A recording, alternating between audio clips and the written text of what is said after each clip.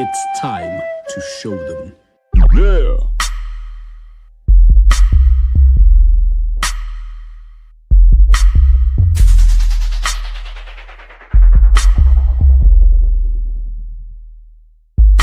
You call it, smoke breathing on the flames. You like it, tattooed on the brain. So I'll be here for you, whether you want me to be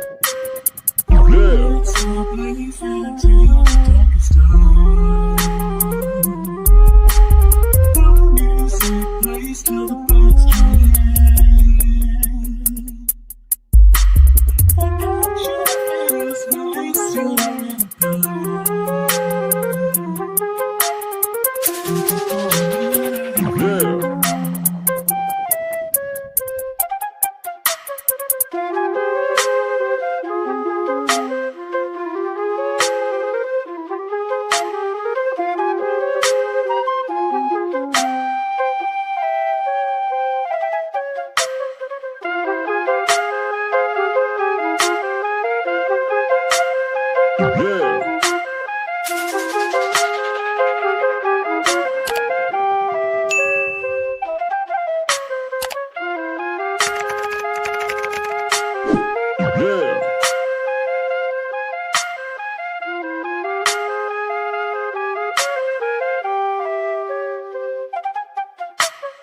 You have now mastered the basic skills. It's time for your first challenge.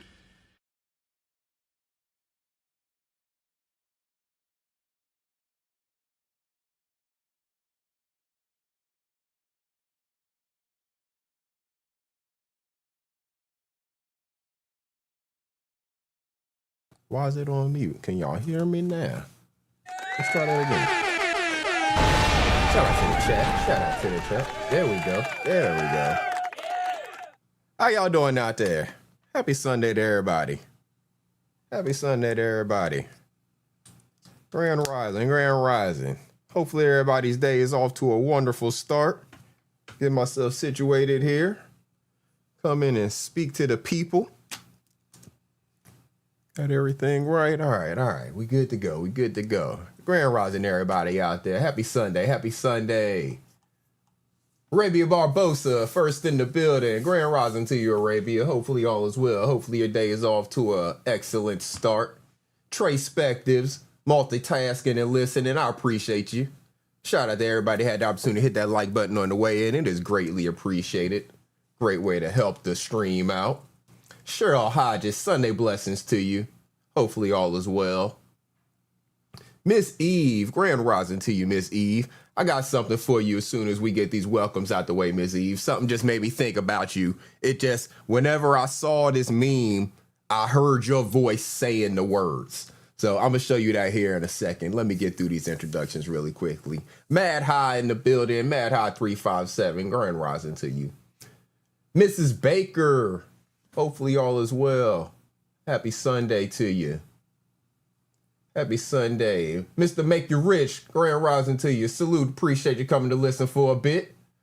Y'all make sure y'all subscribe to Mr. Make You Rich. He over there doing the artwork. over there telling a story with the artwork. Not only is it artwork, it's artwork that's has a message behind it. You know, it's telling a story with the artwork. So y'all make sure y'all subscribe to Mr. Make You Rich out there, making that artwork out there. We got Lovelace in the building. Grand rising and blessings to you, Lovelace. Oh, hell is hot. Ain't no water there. Hell is hot. Ain't no water there. No ice, no tea, no lemonade, no Coke, no Sprite, no Gatorade. Hell is hot.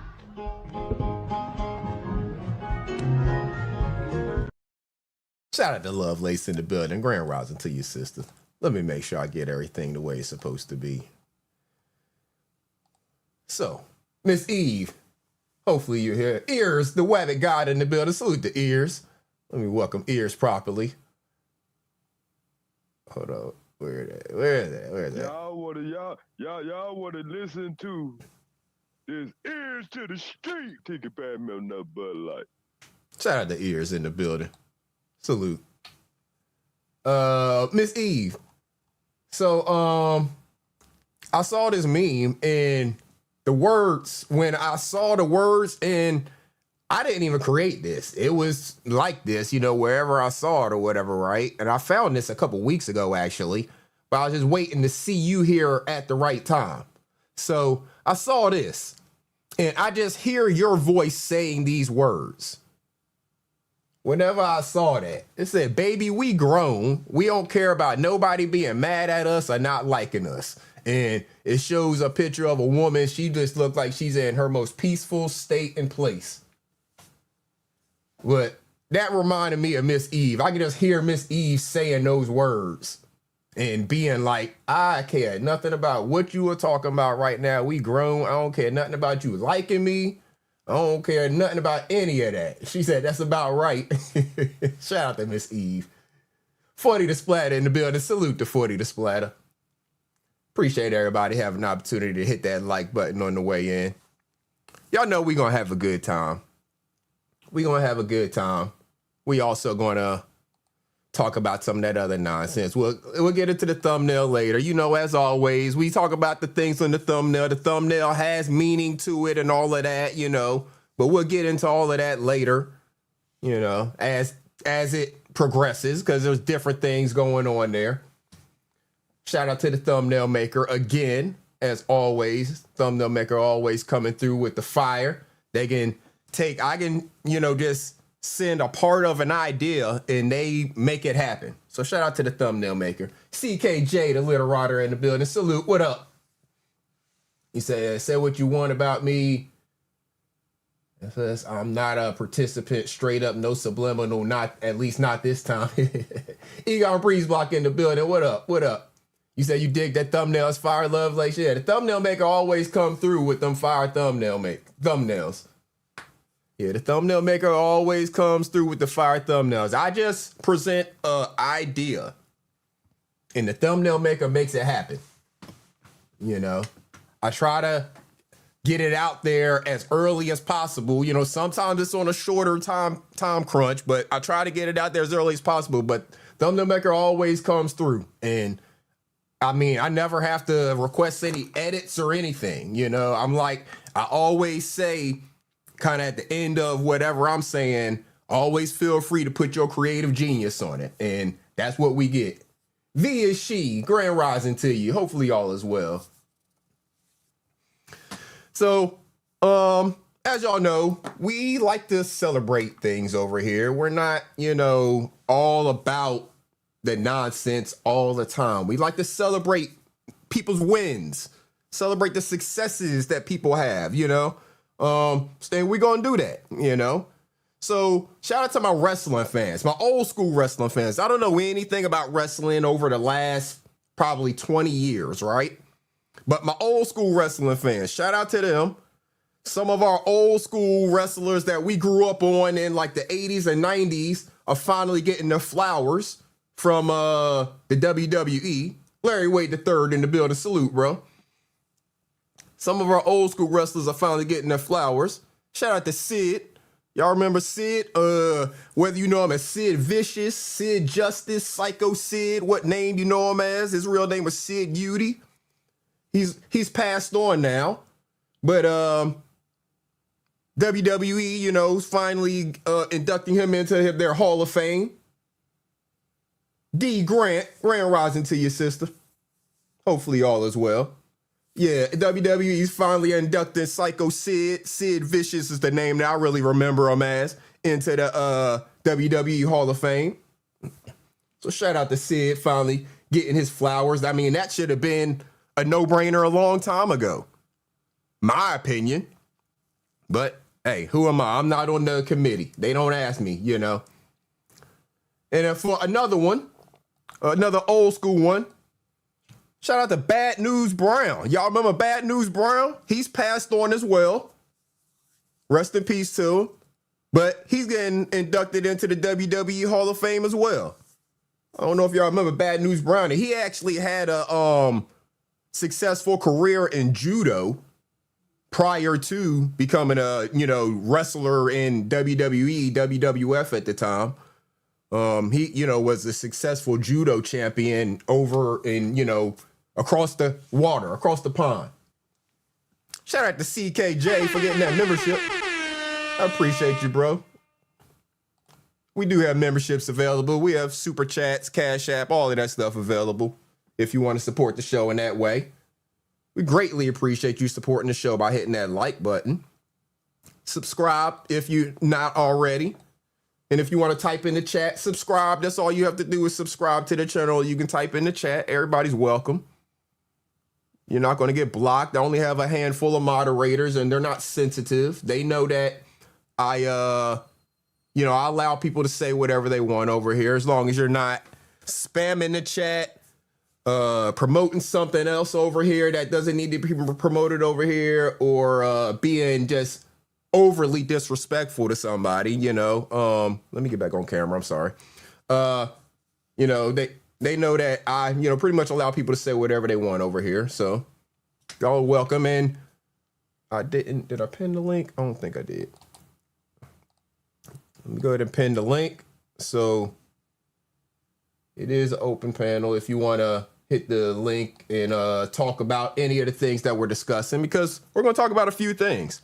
I mean, again, y'all know I'm not here just to talk about the nonsense. So just, it is what it is. That's not the purpose of my channel, just to talk about the nonsense. Yeah, I will talk about that. We'll get into all of that, but that's not the only reason we're here. You said, did I check out Tabitha and Chase Brown? No, was I supposed to check out Tabitha and Chase Brown? I apologize if I was supposed to. I don't recall that, but let me write it down now.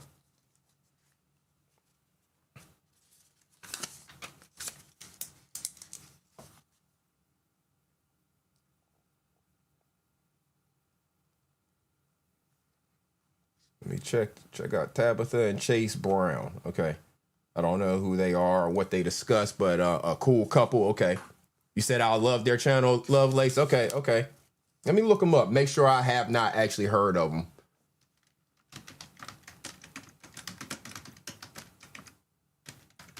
Make sure. No, I'm not familiar with them. I don't recognize their faces or anything like that. Well, the guy kind of looks familiar, but I'll check out their channel this week, and you know, probably find some of their videos that we can review over here. My apologies for not checking it out already, but I got a note now, so I'll definitely check out some of their videos this week and probably find something that we can review and talk about over here. Have a good time talking about some of their content and mix some of that in. Because I definitely love a good couples channel. Definitely love a good couples channel. I see people. NC Lady B1 in the building. Shout out to NC Lady. I appreciate you being here. Hey, and y'all make sure y'all watch out when y'all around them North Carolina people, because, hey, you might not know who you messing with. I realize that a lot of people from New York is moving to North Carolina, and I just want y'all to know and be aware that they don't give a fuck that you're from New York. They crazy out here, too. So this is the top 3 cities that y'all need to be aware of. The people from these cities is not to be fucked with. Listen up. Coming in hot. Durham, North Carolina. If somebody tell you, I don't care where you at in North Carolina, if somebody tell you they're from Durham, don't do anything to piss these people off. They don't care. They all had the same water. Understand me when I say these people are literally the definition of 0 to 100. There's no gray area with these people. They either fuck with you or they don't. Don't get them to the side where they don't fuck with you. If you don't talk to them, just don't talk to them. But once you piss them off, they're gonna catch a charge. Moving on. Coming in second, High Point. High Point, North Carolina.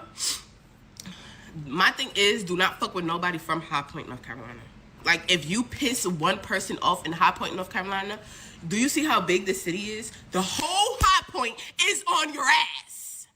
They might not get along with each other, but that's for them to figure out. Once you fuck with one person from High Point, the whole entire city is on your ass. Coming in third, this, I took it to the country because these people, look. Clinton, North Carolina, I had to throw them in there because Clinton is not a place that you, listen, if you go to Clinton for whatever reason, just do whatever you gotta do and get the hell out of there. So many people never made it home coming from Clinton. Clinton is not one of them places to fuck around in. And this is just like if you are in Clinton. Because them people out there are really like, it's so country. It's like everybody know each other and you just probably won't even make it home coming from the city. So just beware. They don't care that you're from New York. They will fuck you up and you will not make it home. Trust me.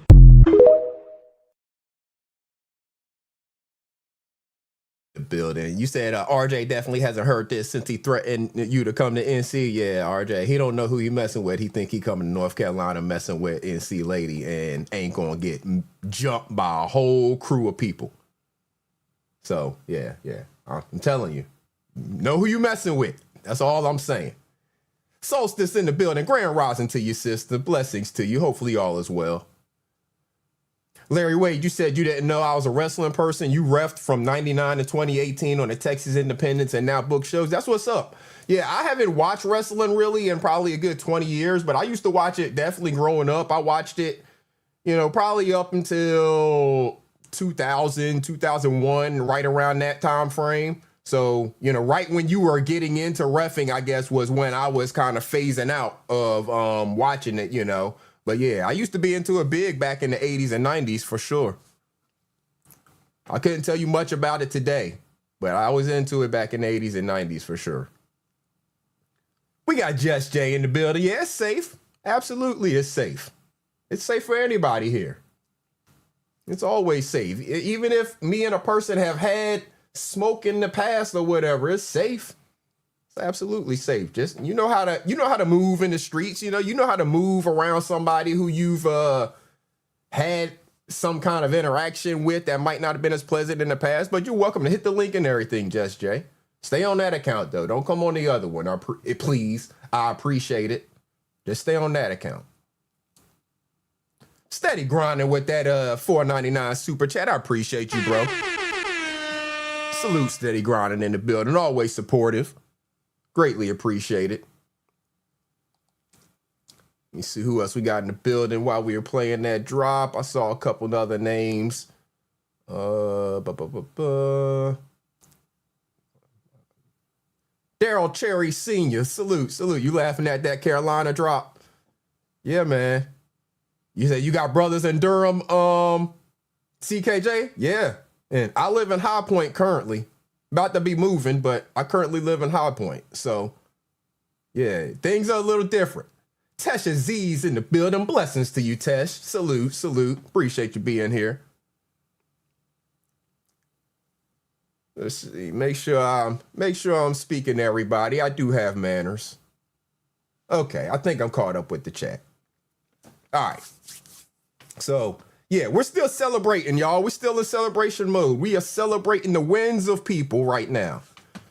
There's a lot of wins going on, and we celebrate. We are not just about misery and being mad at the world and all that. No, we celebrate other people's wins over here just as much as we celebrate our own wins.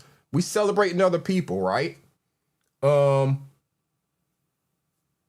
So right now we're gonna transition. It's still celebration, right? But y'all will understand what I mean. So we have a brother here, and when a brother is just a man, you know, he's a white man, but we got a man here who is pissed off at the city council meeting, at the mayor and the city councilors and stuff like that.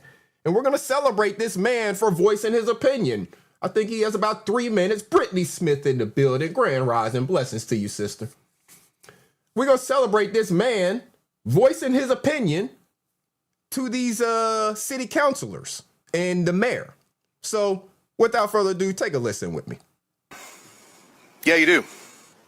License plate tabs. These are mine from a year ago when I decided to start an experiment to see how long I, as a white dude, could drive around without them and not get pulled over. Last year, working all the way across town 5 days. So if y'all don't understand what he said that he basically started his own experiment where he was going to see how long he as a white guy could go without getting pulled over, basically without renewing his license plate tag. So he's driving around on a dirty license plate as it appears to the cops, any cop that would see it. He drives across town every day as a white guy, seeing how long he could go without getting pulled over. Shout out to Tesha Z's. Tesha Z's understands the assignment, understands the message that's being said in a lot of the streams that I do. A true friend can always call you out on your fuck shit. Simple as that. Simple as that. So let's continue and see what the man had to say. A week, driving through 4 or 5 different police jurisdictions, I was never stopped or questioned once. But please do keep telling us that there's no racial or class bias in policing. I bet if I started riding my bike around with a gun on me, nobody would call. But in the past couple of years, GRPD has killed on 2 out of 3 calls for simply being black and having a firearm. So what this man is saying is that he, as a white man, basically riding around on a dirty license plate, goes through about 4 or 5 different jurisdictions every day across town, never gotten pulled over, never gotten questioned or anything. Knowledge is power TV 1.0 in the building. Salute, salute. He said he's done this as an experiment to see how long it would take for him to get pulled over, questioned, or anything. He said he bet that even if he rode around with a bike with a gun on his hip, nobody would question anything. Yet, the Grand Rapids Police Department, on however many calls he said there, has killed for being black and having a gun. Supposedly, in a state where that in itself is not illegal. Speaking of racism, let's talk about dogs. As a white guy from the South, I gotta say that when I see a black man running away having dogs sicked on them, it's reminiscent of the plantations of the old South, with an E. Delbert, release the hounds, that boy's running. I concur with those who've called for drastic change in the dog policy at GRPD. I also join with those who are very tired of listening to a group who doesn't even rank among the top 15 to 20 most dangerous professions bellyache about how they supposedly feared for their lives while nestled snug in their body armor. So, this man is turning all the way up like Lovelace is saying.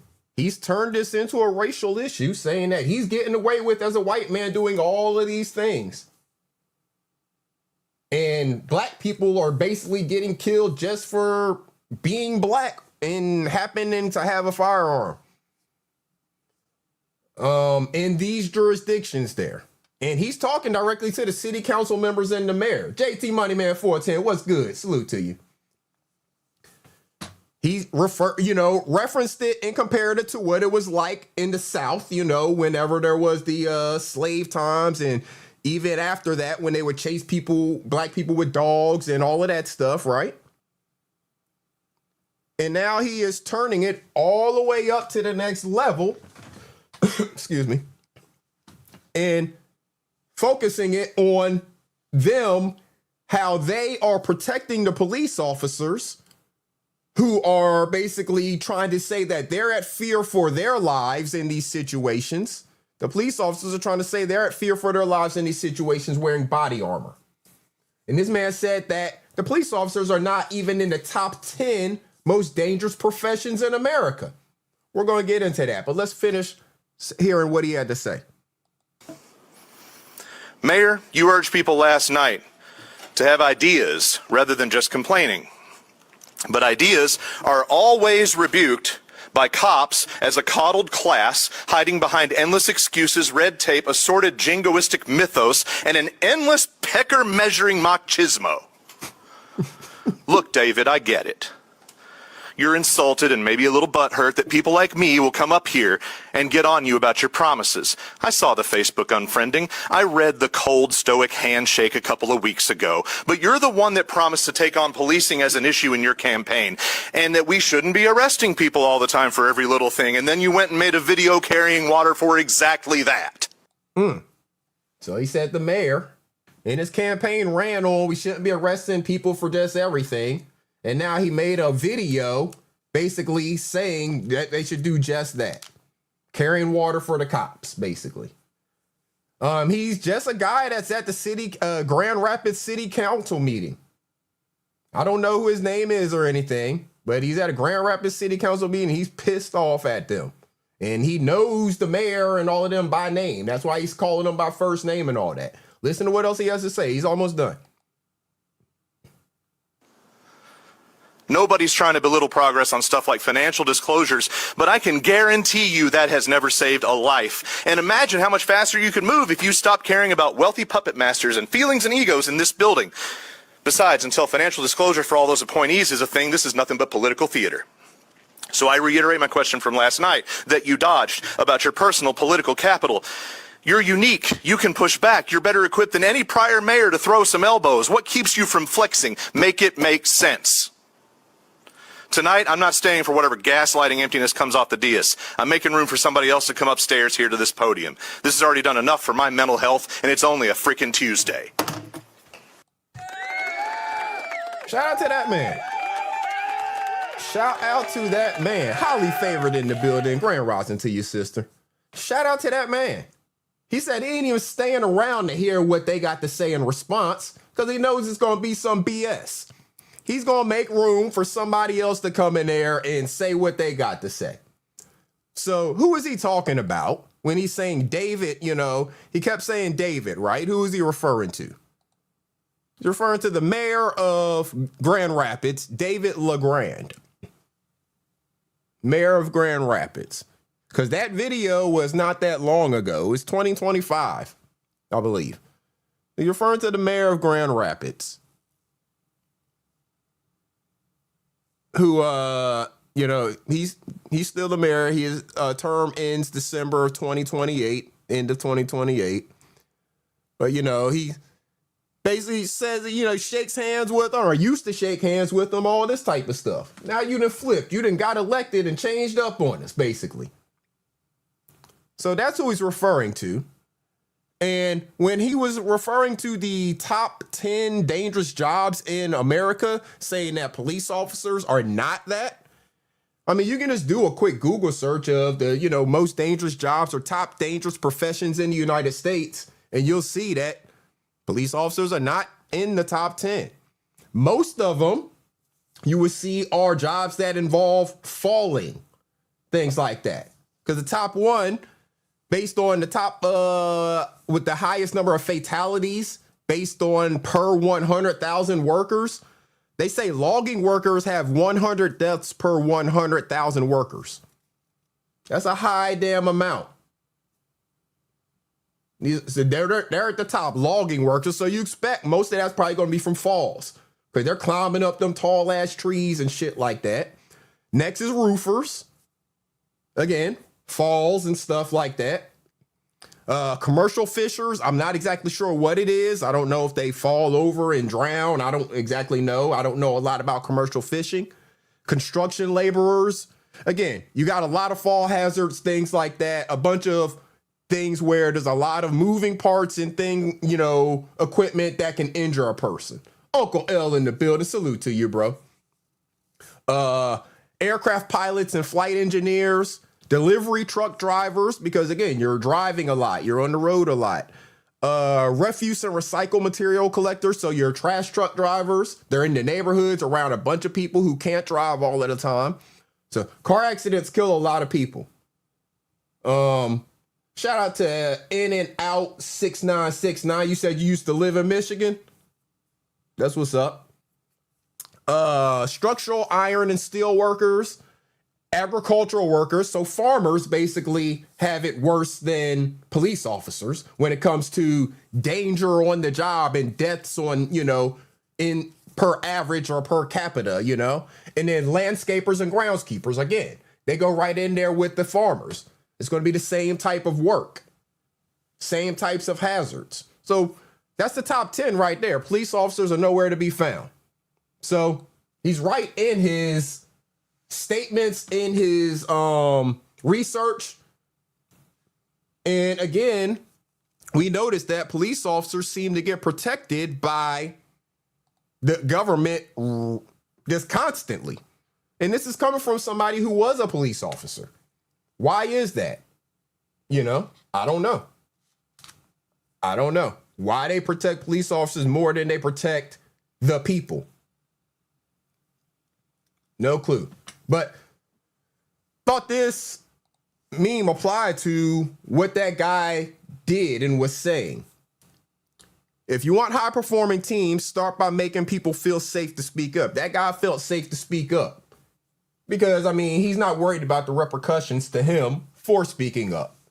But this does apply to any type of team that we're thinking about, or just the people that you have surrounding you. So, for, example, if you have a crew, that you got around you, but all of them are afraid to speak up when you're wrong, as somebody said earlier, it might have been Tesh or somebody said earlier, then you're always going to have low performers around you. You got to have a team that is not afraid to speak up and they feel safe in all ways with speaking up. You can't have people around you that are afraid to speak up when you're in the wrong. How are you ever supposed to get better if nobody can ever tell you anything that will help correct you? We got Musso Bronze in the building. Shout out to Jersey. Now listen, man, we all know West High High School is where all the fugitives went. All the rebels. All the motherfuckers that rob shit. All the hoes. Let's just keep it real, man. West Side had the hoes, man. All the jump offs, the sluts, the skeezers, the scallywags, the trampolines, the diving boards, man. Man, everybody that went to arts, they feel like they was better than everybody. And you grew up to not be shit. Let's just keep it real, man. You know what I'm saying? All y'all got is Michael B. Jordan, man. This is the legendary Barringer High School. And the only reason it's legendary is because y'all had the bitches, man. I'm not gonna lie. Y'all had all the Spanish mommies. You know what I'm saying? That's the only thing y'all was winning in. Y'all wasn't winning in nothing else. Basketball, football. Y'all was trash at that shit. You feel what I'm saying? Most of the Spanish dudes that moved on from here, they became the plug in Mexico. What killed me about science, man, is that y'all never did nothing scientifical here. You never cut a frog open. Y'all never created nothing. Like, what's the point of calling this shit science if y'all don't even do shit here?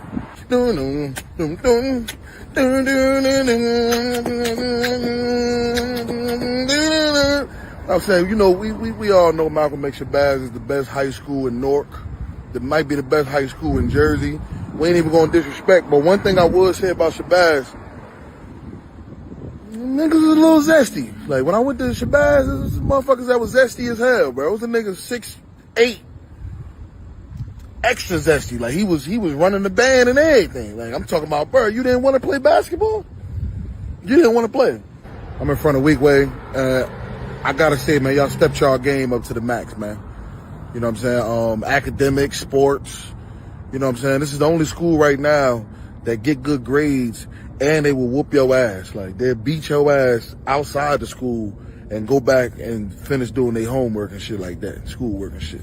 So, you know what I'm saying? Big ups to Weekway. Y'all really stepped y'all game up. I would say y'all the #1 high school in Newark right now. Y'all got it. Newark Tech. Shout out to Musso Bronze, Jersey stand up. In and out. No, I'm not in Michigan. We got Roll Rich in the building. What a Roll Rich. What's the word, Capo? Salute. Capo in the building. I'm apprehended. That's what's up. We chilling. We got Roll Rich in the building. Let's get the official welcome. C is for chopper, it clear out of set.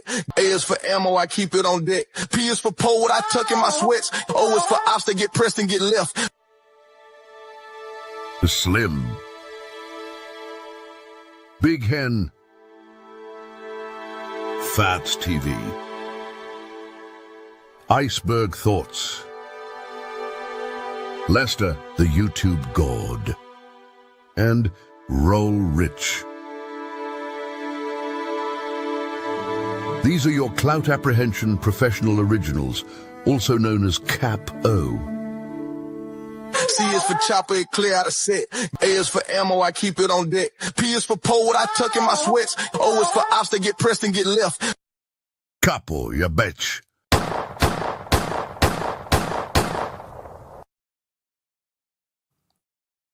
Shout out to Capo in the building. All right. So we're gonna continue to celebrate, y'all. Like I said, we're celebrating. We're celebrating things. We ain't all about the misery and all of that over here. We're celebrating. Well, we celebrating. You taking a victory lap? Hey, we celebrate all the time. We celebrate other people's wins. We celebrate our own wins. All of that. We celebrate all the things. I'm here for it. Yes, sir. We doing all the celebration. Without further ado, I'm going to celebrate my cousin who has won her 3rd Emmy. She's a broadcaster, and she's won her 3rd Emmy, my beautiful cousin. Shout out to her. Some of y'all may recognize her, if depending on where you are, depending on where you're located. Shout out to her. We celebrate people's wins. 3 years, 3 Emmys. Hey, what can you say? What more can you ask for, right? Yo, that 9 definitely is not UPN. Nah. UPN is the 9, Channel 9 out here, you heard. Nah. Yeah, so congratulations to her. We celebrating wins, y'all. Celebrating wins.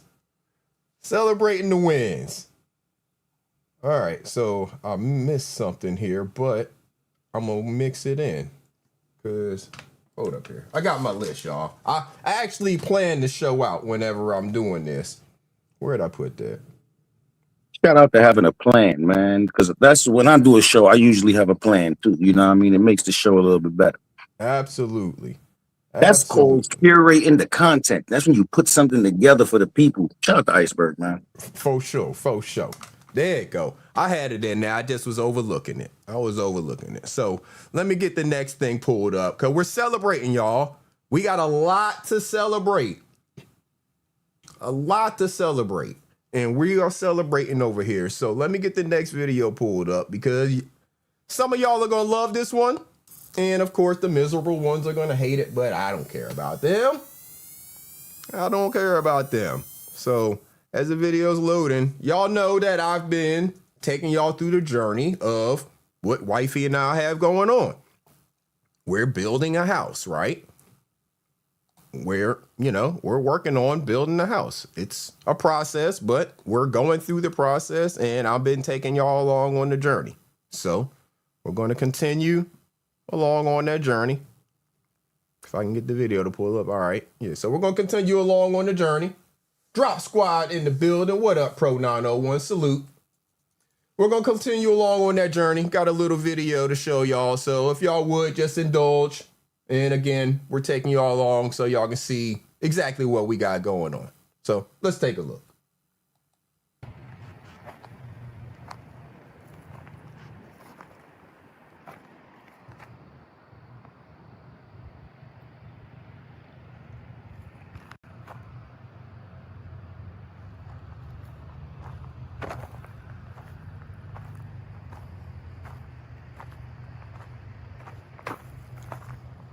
So as you can see, the footings are poured here. That's all I'm showing really, because I showed y'all last week where they had dug out for the footings. Well, here it is where they're poured and they're curing and all of that. So, okay, it's gonna continue on. I'm just taking y'all, like I said, I'm taking y'all all the way around, trying to give you the full picture.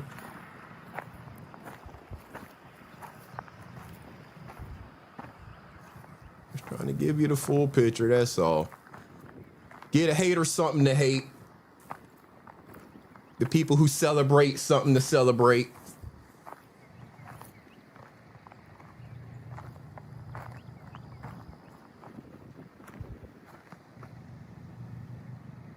So, just making progress. And in the background, you see a neighbor coming up to check on us. The neighbors out there already love us. They've been so helpful with just all types of things.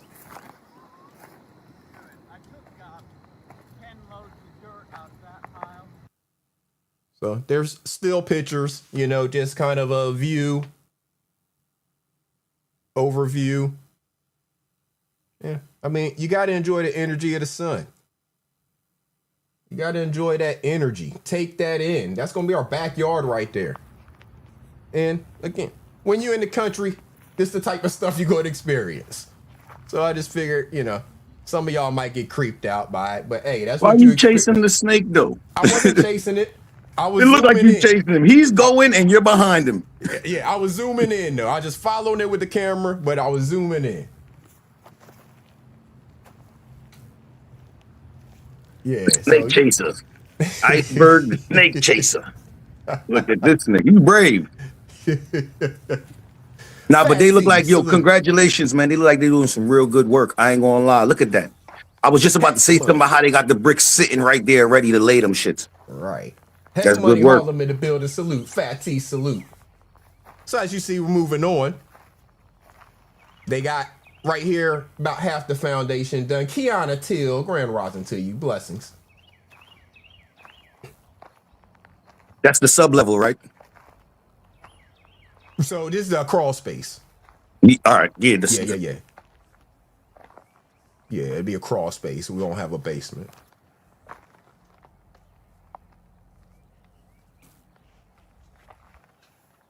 So, again, just taking y'all along on the journey. That's all. You said you scared of worms, Miss Eve. You city slicker, Miss Eve. We got Kiana Teal in the building. Yo, what is this? This is the house that my wife and I are building. Oh, okay. Yeah. Yep. So just taking people along on a journey. Okay. I just got here. I didn't hear all of it. Understood. Well, yeah, y'all do y'all thing. I love it. Love to see it. Appreciate it. Yeah, we're celebrating. We're in a celebration mode right now. We're celebrating people's wins. That's what we're doing. So we celebrating. I celebrated some other people a little bit earlier. Now I'm celebrating myself a little bit. As you should. Okay. Absolutely. Work hard, play hard. That's right. All of these things. That's right. That's what. So heck that's what money. we're doing. Boom, boom, boom, doom. Heck. Hey, heck. Shout out to heck money. So let's continue looking at this foundation work. Okay. Yeah, I'm wasting time. I just wanted to come holler at you. Love what you do. Much respect. I appreciate I'm gonna get on up out of here. Okay. Much love. Appreciate you, Kiana, for pulling up as always. Like I said, the link is pinned. It's an open panel for anybody to pull up. Push through. Y'all come through. Shout out to Kiana. Fats TV, Capo in the building. Salute. Shout out to the trader Capo, Fats.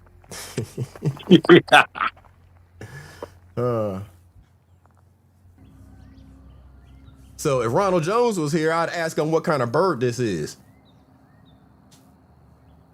I don't know. Ronald Jones don't only know the swallow. Pause. That's a bird, right? A I swallow? think so. Yeah, yeah. I I've heard it believe so. before. Yeah. Shit. Appreciate you, Solstice. I appreciate everybody saying congratulations. Again, you got to enjoy the beauty of the sun. Yeah, it was some clouds coming in this day. You know, but again, just enjoying the beauty of nature, being out there in nature. Just a week ago, this was grass and, you know, not even disturbed dirt yet. Rachel Banks, good morning to you. Not only gotten the footings poured and cured and all of that, foundation is here in place.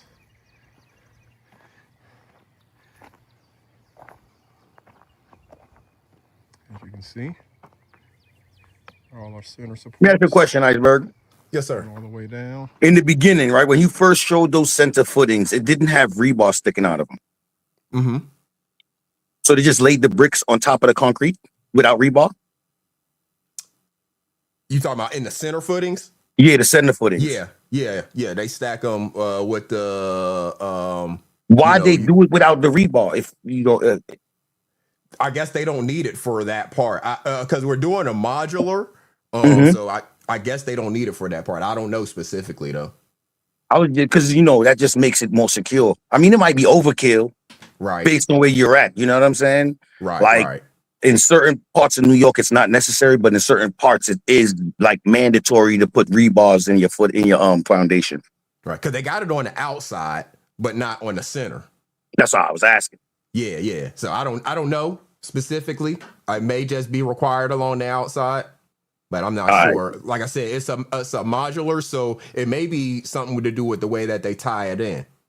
You know, I work with my hands, so I got these questions. I'm looking, and it's like.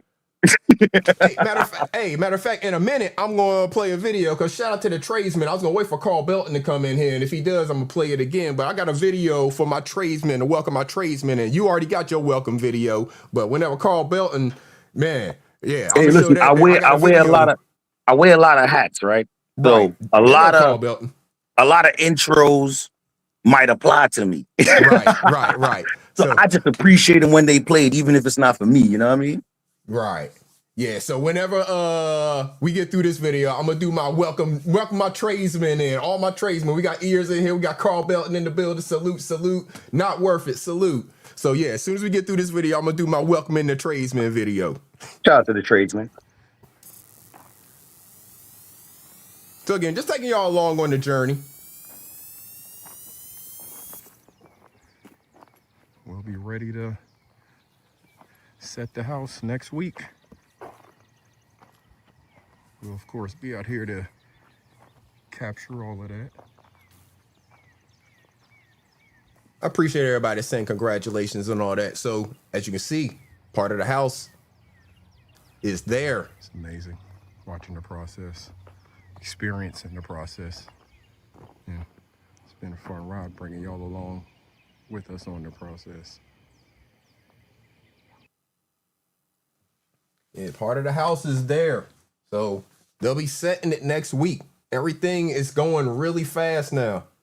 I mean, about a week ago, that field was grass. Didn't have any of the digging out or any of the footings or anything. And then on our way home, I mean, we're being blessed with rainbows because it started to storm as y'all saw the clouds rolling in. But we're being blessed with rainbows on the way home. You know, so just again, bringing y'all along on the journey. Shout out to all the tradesmen out there. Let me welcome in my tradesmen really quickly. I think y'all will get a kick out of this video. What did I name it? Yeah. I was gonna use this video to welcome in Carl Belton and all the tradesmen. But Carl Belton was the one I was thinking about whenever I saw this video. For whatever reason, I was like, yeah, I think the tradesmen will get a kick out of this one. Come on, damn thing.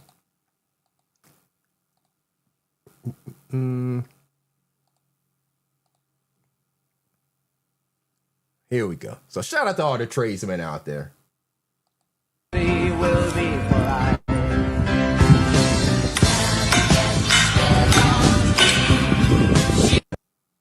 I mean, I'm just saying. Come on, y'all. What we doing? What we doing? This joker got screws. He then backed the nut off to a certain spot and then hammered that motherfucker in there. What are we doing?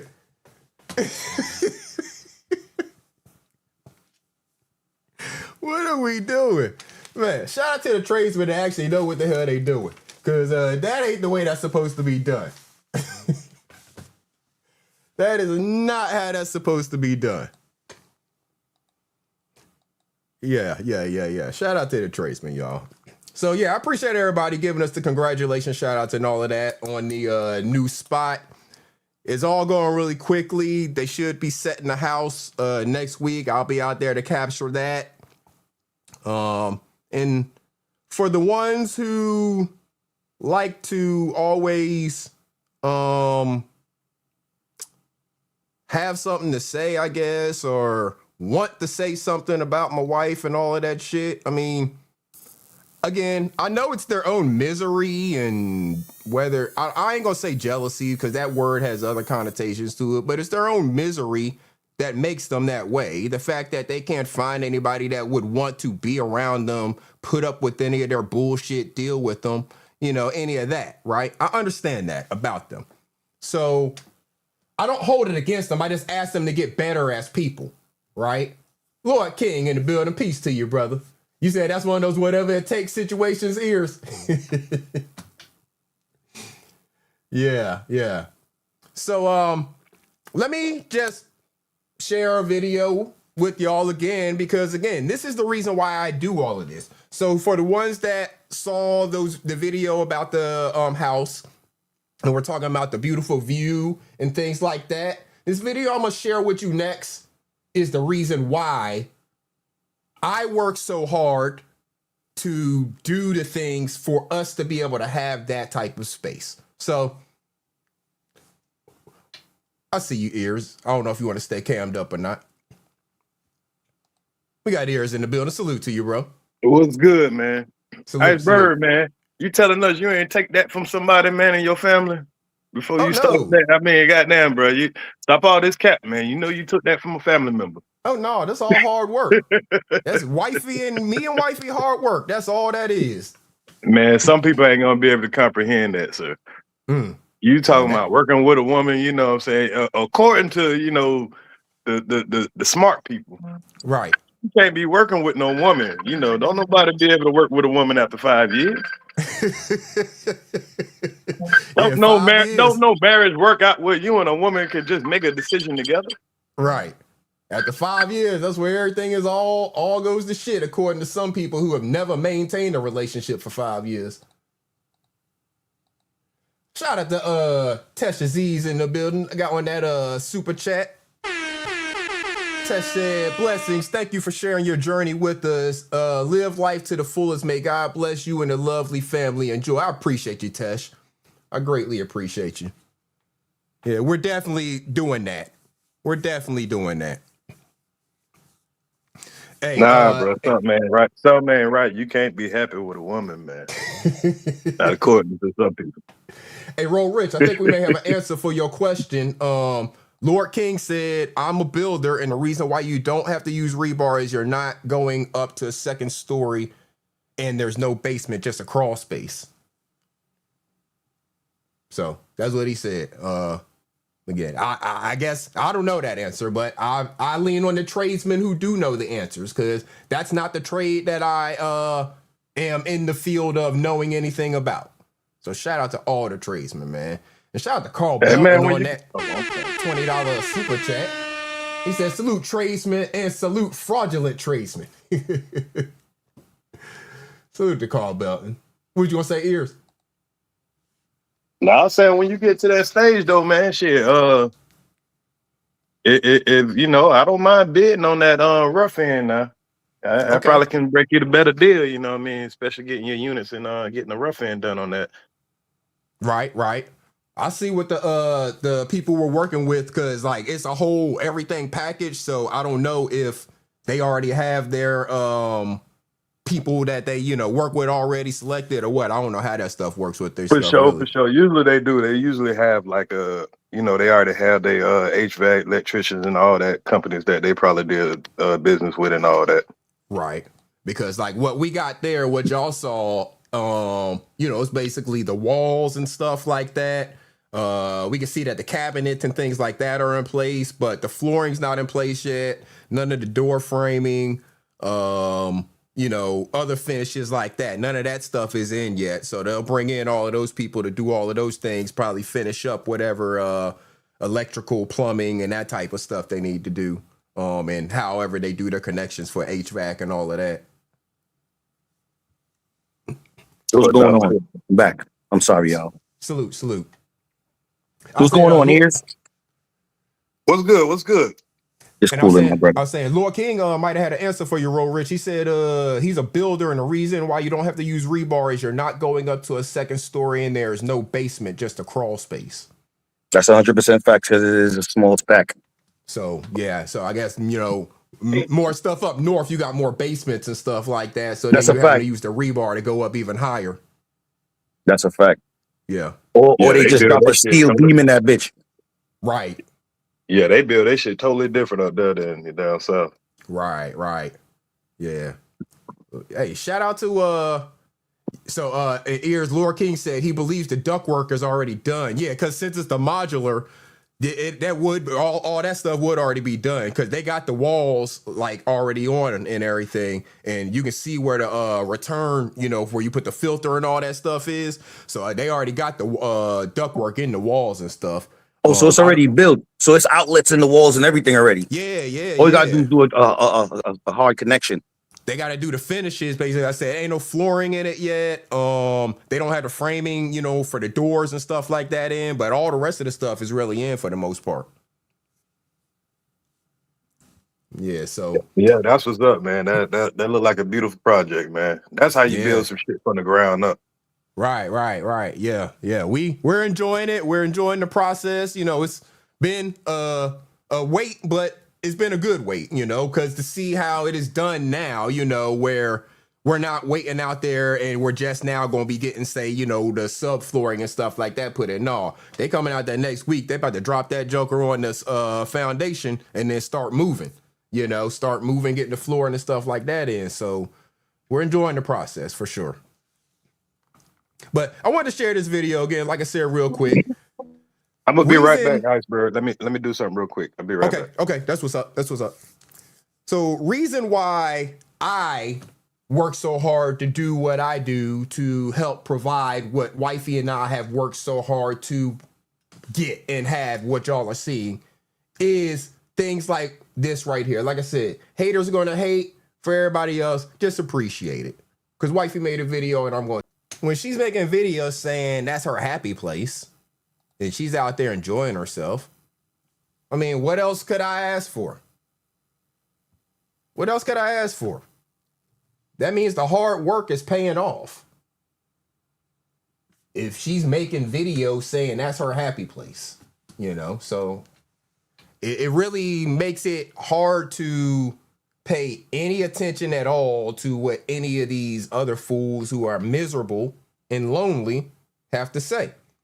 Again, I understand you're miserable, lonely, and all of that, and it is what it is. You know, you are who you are. Fine. But I need you to understand who you are and stop taking it out on other people. That's what I need these people to understand. So, transitioning a little bit, you know, sort of, kind of, we're not so much celebrating anymore. We're moving on from the celebration, right? But we are going to still talk about some relationship things a little bit. You say I'm speaking Chinese to Bus Life right now? Well, I mean, maybe just one each week will understand a little bit more of what I'm saying. That's all I'm getting at. I ain't asking for all of them to understand it. I'm definitely not asking for the miserable giraffe to understand it because he's trying to spread his misery to more people than he's actually trying to help anybody with anything, you know? So, you said, pat myself on the back. She's beautiful. I appreciate y'all. I think she's beautiful as well.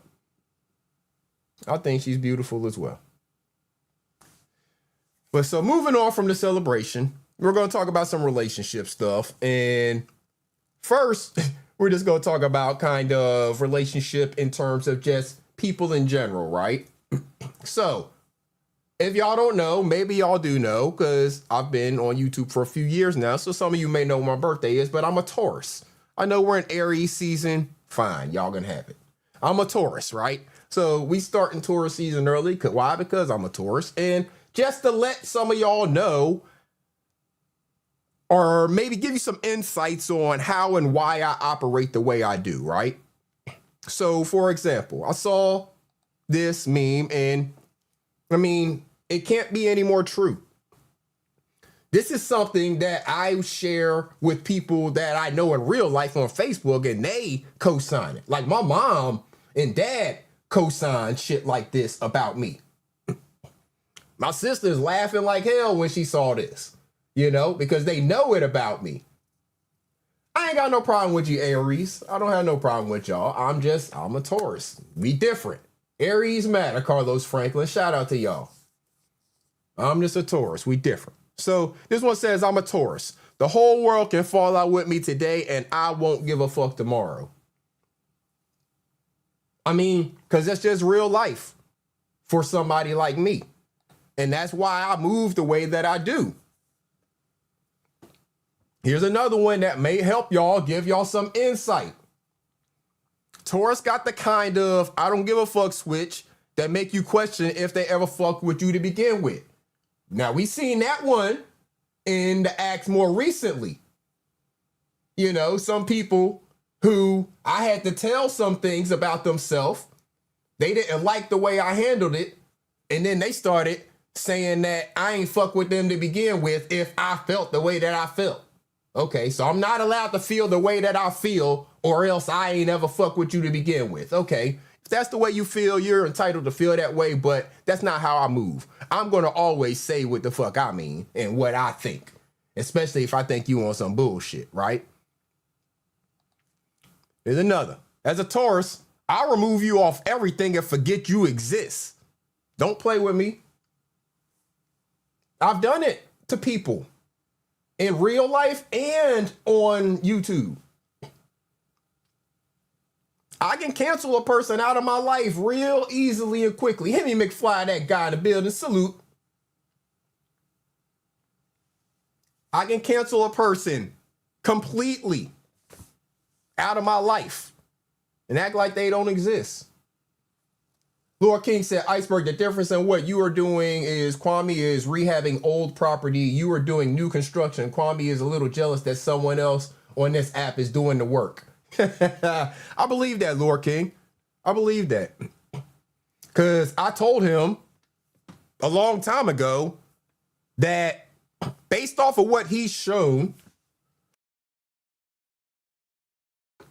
in these like 5 or 6 years that he's been on YouTube, I believe that I have more in terms of assets and control over assets than he does. And he had access to over $60 million. I've never had anywhere near access to $60 million. I'm working my way there, but I have not had access to it to this point in my life. So he's shown people how to piss away money and now be down here on YouTube arguing with people, trying to take money from YouTube people to live off of. Meanwhile, y'all see me out there building, and y'all know I can no way in hell be making enough money off of YouTube the one day a week I go live to be building what I'm building out there. Come on now. Y'all know I don't make anywhere near. I'm not live every day of the week on multiple channels like the miserable giraffe. Just so I can get money from people off of YouTube to live my life. That life y'all see us building out there comes from our hard work that ain't got a damn thing to do with YouTube. Matter of fact, we spend more money out of our pockets for me to do this YouTube shit. Because, again, he's gotten equipment given to him over the years and made significantly more money off of YouTube than I have over the years, right? But how much has he invested back into his platform? I got all types of equipment. I got damn near top of the line microphone. I got a Rodecaster right here. I got a nice camera. I just got a new tripod. I got a Stream Deck that as soon as I get a new computer, I'm gonna use. I just can't use it right now. My computer that's not fast enough. So as soon as I get a new computer, which again, I'm investing money from YouTube into that. What has he invested back into his platform? He will still have people looking at this all damn day. The damn ghost of Kwame Brown speaking behind an avatar with little white shit moving from around his avatar. He would sit on YouTube all day having people look at that. Not putting on a show, just, oh, I'm miserable. And, oh, this person talked about me, so I'm going to talk about them all day. All from behind an avatar. And expect people to donate to that as if that's a show. And then drop the link, expect people to come up and carry the show for him. People who don't have a grievance with somebody, but they'll jump up on the link to try to carry the show for him. Like, it don't make any sense. Mob ain't got no issues with me. I don't know what all they said. We'll get into that later because I didn't actually watch that live stream. Somebody, I think it was Daughter of Zion or somebody told me that he was live crying about me. So I just downloaded it, but I haven't even watched it, so I don't even know what all he said. But I saw Mob was on there. I kind of scrolled through and saw who was all on there. He ain't got no problem with me. He just mad because I've clowned him multiple times. Clowned him for hanging out with Garrett. Clowned him for being around Biz. That's all that is. So people donate to him to keep him alive and actually surviving in the world. Y'all know there's no way in hell that I'm living off of YouTube donations and able to be building what we're building out there. Y'all don't see me all week. Y'all see me once a week. So, anyways. Another one that I saw, and this is not specific to Taurus, but I think this applied to a lot of y'all out there. Or y'all will believe it. You saying something, Roll Rich? I'm about to after you finish with that. Go ahead. Trying to make me feel bad, bro. About what? I don't even go live once a week. No, what I'm saying I'm sorry, is, y'all. Listen to me. I've been chasing the bag. Let me say this right now to y'all. I apologize for my tardiness and my absence on this on YouTube, you heard. But I got a lot of good things happening to me, you feel me? And it requires my presence to be present live in real life. Bro. So this is what you get from me is a couple of panels and I got to run and do things. Wrong. You heard me all wrong. If you don't have time to go live and you don't go live but once a month, I salute you because that means you're doing other shit. My point is, he don't have anything to do, so he's live all day, every day on multiple channels, complaining about people, expecting the people from YouTube to pay for his life. That's my point about the miserable giraffe. If you're a person like me, who I don't have time to go live every day, all day, I'm not a full-time YouTuber, and you'll see the type of shows I try to put on, so I don't have time to do this every single day because I actually have a job. You know what I'm saying? You know why he be complaining? I think it's because he wants you to go live more so he could come talk. You know, he always want to come over here and talk to you, bro. I know. And I don't have a desire to talk to him. That's the problem. He wants to talk to me. I have zero desire to talk to him. So, yeah. Lord King, I already got that done, brother. That's already in the bag, brother. That's old news. I appreciate you. Salute to you on that knowledge. That is old news, brother. But salute to you for knowing that. And salute to you for sharing that with everybody that you share that with. Because the miserable giraffe doesn't share anything with his damn audience. Anything at all. He doesn't share anything that he's building. He doesn't share any information like how to set up a family trust. Most of his audience doesn't even know what the hell that is or how it would benefit them. But he talks about white boy tactics. These are things that he should know if he's been around all these white boys. But he won't actually share any of the information with his audience. He wants to keep them dumb So they continue to donate to him so he can continue to survive. Because he has no talent, no ability to do anything productive. Nobody wants to sponsor him or put him on their show, pay him to actually show up anywhere. So he has to be out here miserable. He's like a panhandler, basically. The people you see on the corner begging for money, just sitting there expecting people to give them money. They're not doing anything to deserve it or anything. They're just sitting there hoping you give them money. That's what he is basically doing. Is he begging because he's a bum? He's a bum. Absolutely, he's a bum. Shout out to Let's Talk About It. $10 super chat. Sharing is caring. Appreciate you. You got to share the information, man. Like, it's not even about the money. Absolutely. Like you talking about, it's the information that you got, these tactics that you acquired from the people that you were able to be around, that you should share with the people so that they can have the skills to, like, you know, profit off of life like you are. You know what I mean? Absolutely. But he rather profit off of them niggas instead of help them. Exactly. He would rather profit off of them, and he is jealous of anybody who actually knows something that he either knows or has been told or knows something that shares with people. I don't understand it. And Lord King, that's what I told him, Lord King. That's why I told him that I feel like I probably have more than he's ever had. Because he don't understand simple concepts like what a family trust can do for you.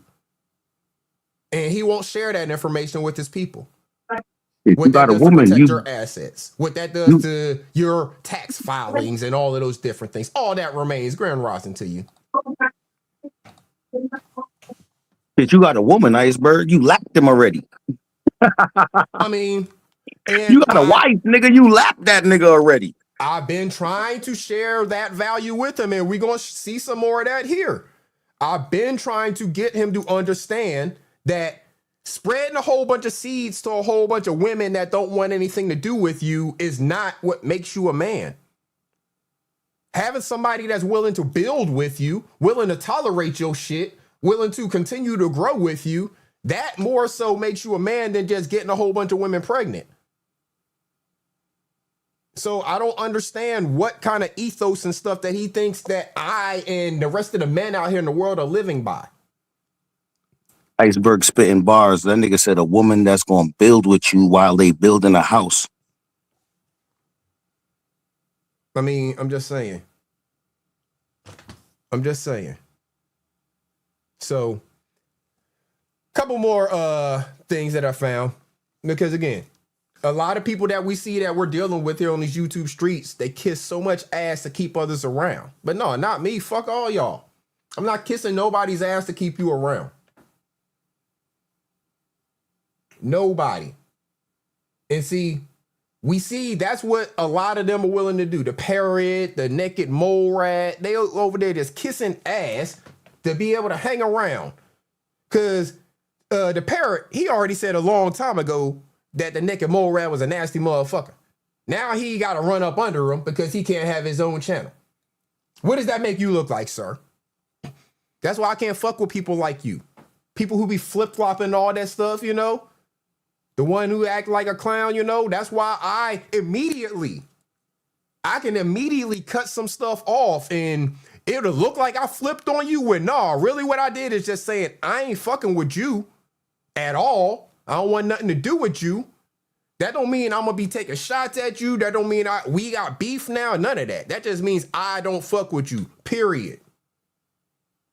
That's all that means.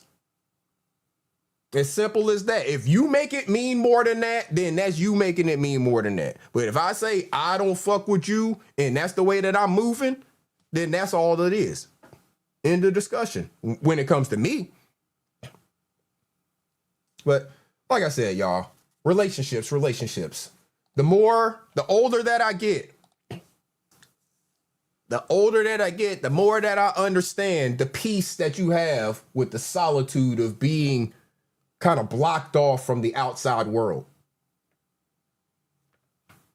The outside world just creates so much noise and nonsense and just it blocks your peace. And it doesn't have to be that way. Like, You just don't have to. That's why what y'all are seeing us build now is just the start. That's the start.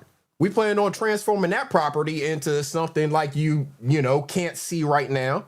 And we plan on acquiring additional properties. So that's just the start of the portfolio.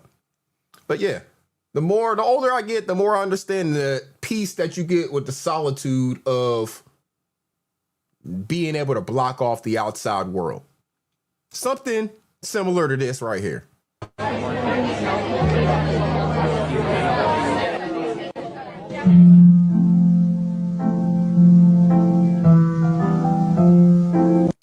See, they don't understand that. And that's why they can't calm all of the noise that they have in their heads, all of the hate that they have in their heart. That's why they can't calm any of that, because they don't have that in their life. So they don't understand what it means to have that in their life and what it can do in your life to have someone like that constantly in your space. Someone who understands the craziness that you go through during the day. You understand the craziness that they go through during the day. And you understand that just the embrace and touch of that person can block out all of that noise. For those of you who didn't get it, let me show you again.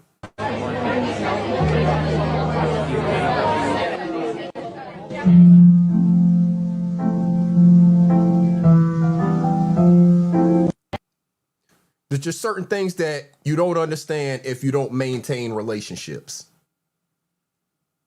Especially if you're not mature about maintaining a relationship. If you're just trying to have a relationship with somebody because you think you're going to control the woman and you're going to go do all of the dumb shit that you did before and not change anything about yourself, then good luck. But if you allow her to have her dreams, you help and support and build her dreams. You are allowed to have your own dreams. She helps, supports, and builds those together. Y'all are both working towards dreams together. Then, yeah, you don't have any of these dumbass 5-year issues that giraffe likes to make up. Thinking that every marriage after 5 years becomes the woman wearing bonnets and no sex and just all types of problems and shit like that. So, you know that, again, I've said on multiple occasions, my marriage will be 25 years this year. Right? Old enough to buy liquor and shit. Old enough to buy liquor and houses and shit. Old enough to have kids out this motherfucker.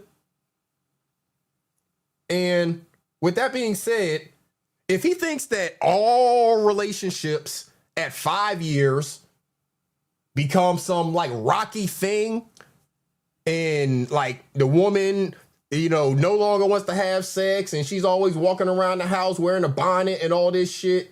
If he thinks all relationships become that, how does he think any relationship makes it past 5 years? And what does he think is happening in the relationships that have made it past that 5 years? Not only past the 5 years, but to a 5-year multiple of that 5 years. What do you think is happening in those relationships?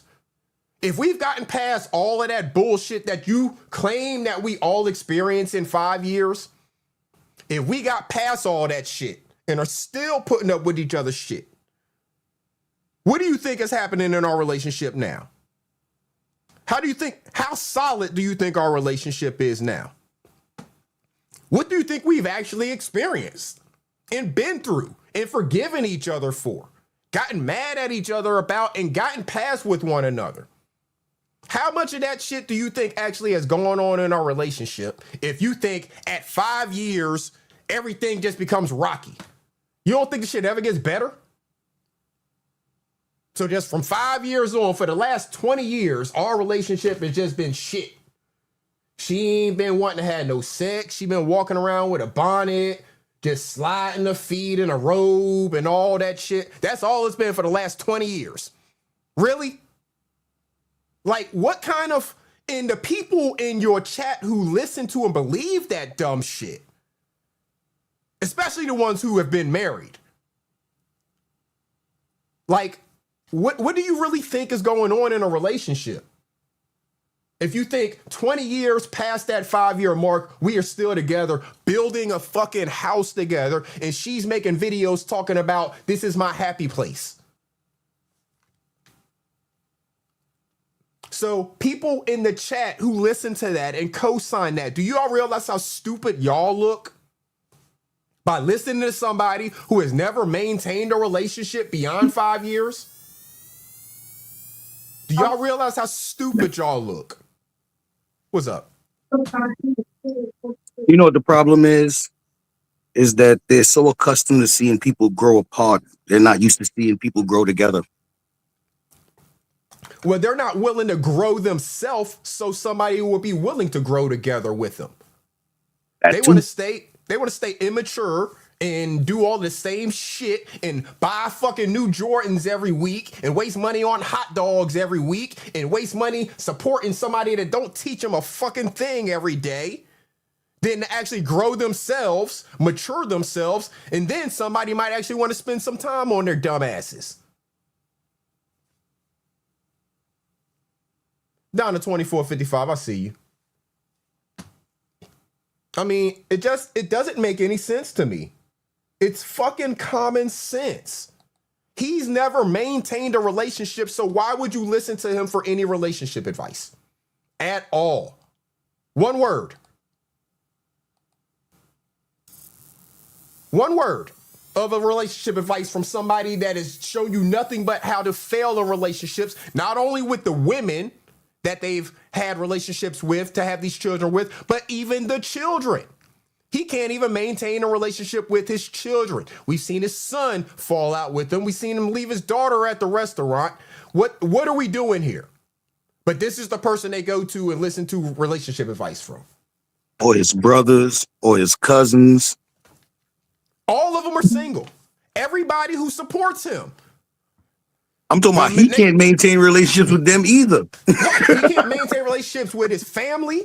They all fall out with him. His cousins, his family, and all of the people who surround him, none of them can maintain relationships. They all lonely too.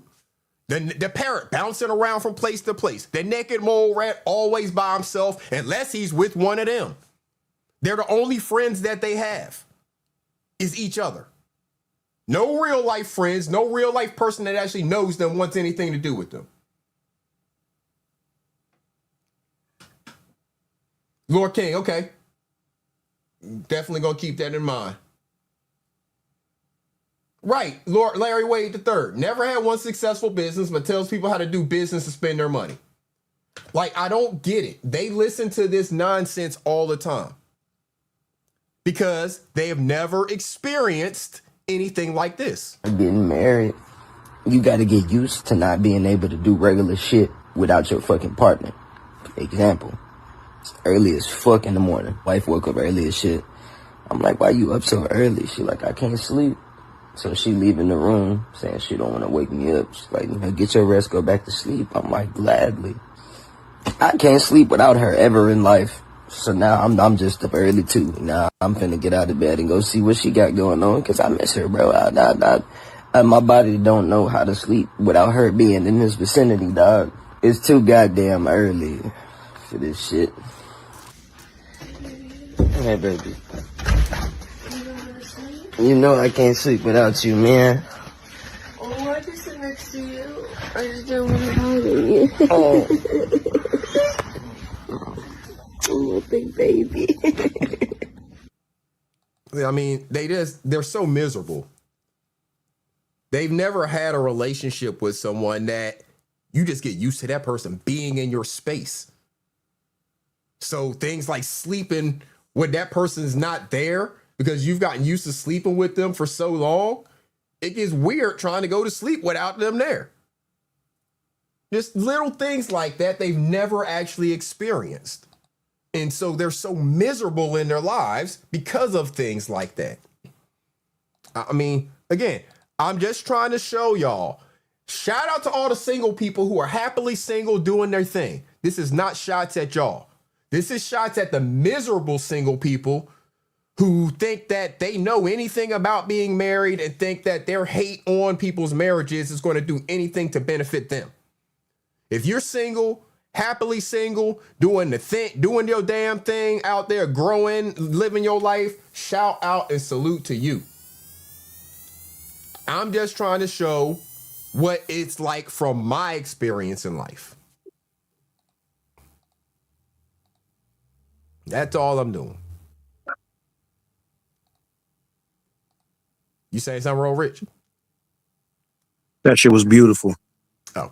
Hey yo, hey yo, you ever seen that that little meme where the guy was like, I might be a gangster, but I ain't too gangster to acknowledge a motherfucking rainbow. You ain't never seen that shit? The nigga showed the rainbow and shit. And he's like, damn. He said, my baby mama probably at the end of that shit with her gold digging ass. But that's how that shit made me feel. That shit made me feel good on the inside, you heard? You got to see the meme. That shit funny as hell. But nah, that shit was beautiful just now, though. That shit made me feel warm on the inside, you heard? Pause. Right. Yeah. That's love, man. Yo, when you got love, you like to see people in love too. Yes. You know what I'm saying? Because it'd be beautiful. I don't know. Maybe I'm like, because that's what you just did. You just showed other people in love because you got your situation good. You feel me? So it's like, when I see other people in love, when I'm out or just watching that little meme, that little video right there, it's like, that shit is beautiful, my nigga. Because I got that. Right. I got that. That shit beautiful than the motherfucker. Right. That's what I'm trying to explain to them miserable fools, is that them hating on people who got love is not going to do anything to benefit them. Celebrating other people's success might actually help you see some success in your life. But walking around miserable and hating on people who got things ain't getting you nowhere in life. Yeah, I'm Sandman in the building. Salute. So I got another one for y'all. Again, this is the type of things that, look, I experienced this morning, y'all. And she didn't know that I was going to play this video specifically or whatever, but she just naturally did this morning, right? So this is, again, what you experience regularly when you got that person in your life. I'm just saying. When she's there and, you know, it be the morning time or something, and, you know, you move around during the night or whatever. But when she recognized that there's that space there and then she backed that thing up on you, I'm just saying. It's a different experience. It's a different experience, y'all. If you don't have it, you don't understand it. So, but don't hate on it. Why don't you go out there, work on yourself? And then you might be able to actually run into the person who is willing to deal with your shit, put up with your shit, and grow with you, to want to do things like that with you or to you, you know, have those experiences with you. You know, you just really got to get that hate out of your heart. It does something different to you when you have a woman's energy constantly in your world. And when you got a wife that you do things and you provide for and you just be a good all around man to, sometimes you come home to things like this.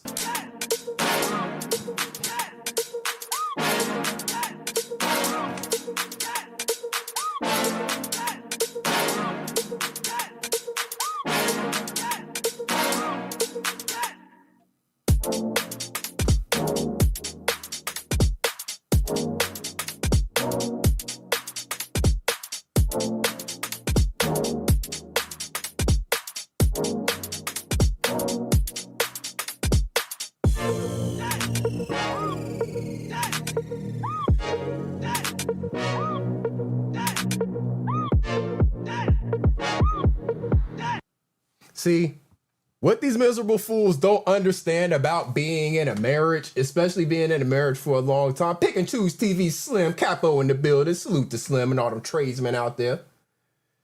What a lot of these miserable fools don't understand is that when you've been married, and especially when you've been married for as long as we have, my wife just does stuff like that naturally. She didn't even realize it, right? So I showed her this video clip, and she didn't even realize that she does that just naturally out of the blue all the time. she flashes me, like pulls her shirt up and flashes me just all the time. She don't even be knowing, like, she knows she does it, but she just naturally does it. It just happens. She walks around, you know, naked or half naked all the time. You know, this is what you get to experience when you have that in your life. Shout out to Donna. Appreciate you on that super sticker. Thank you so much. I appreciate the support. Shout out to everybody who hit that like button. It is greatly appreciated as well.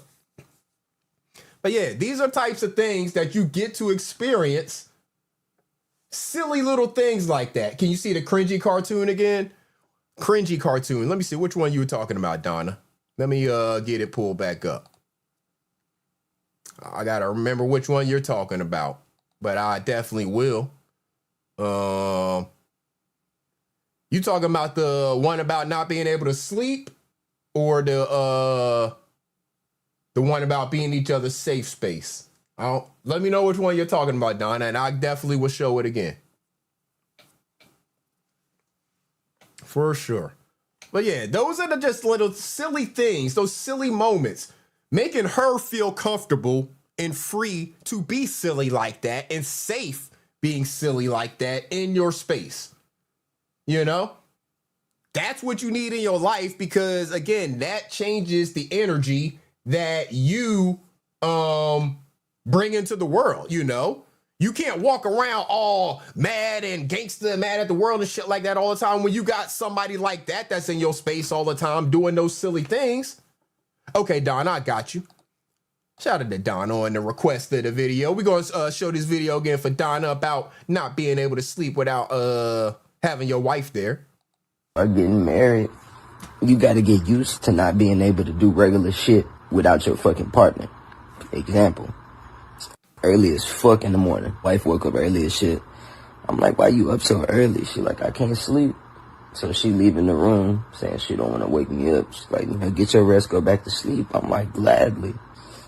I can't sleep without her ever in life. So now I'm just up early too. Now I'm finna get out of bed and go see what she got going on, because I miss her, bro. My body don't know how to sleep without her being in this vicinity, dog.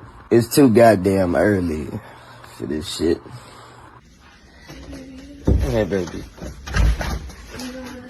You know I can't sleep without you, man. Oh, I just sit next to you. I just don't want to bother you. Oh, big baby. Shout out to Donna. I appreciate you.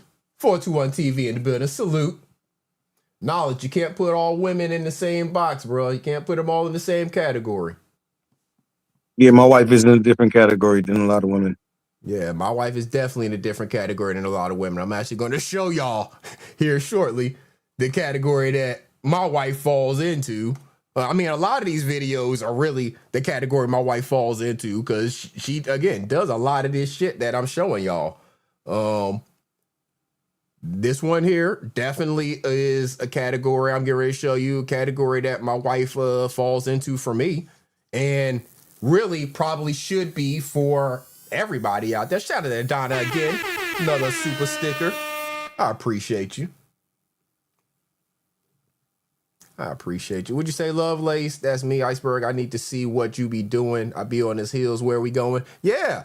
I mean, again, when you are happy with your partner, you want to be in each other's space all the time. It's just natural. I mean, they're your person. So you want to be in each other's space. You know, this one right here definitely applies to me and my wife. Best friend. Seriously, find the strongest, happiest friendship in the person you fall in love with. Someone who speaks highly of you. Someone you could laugh with. The kind of laughs that makes your belly ache.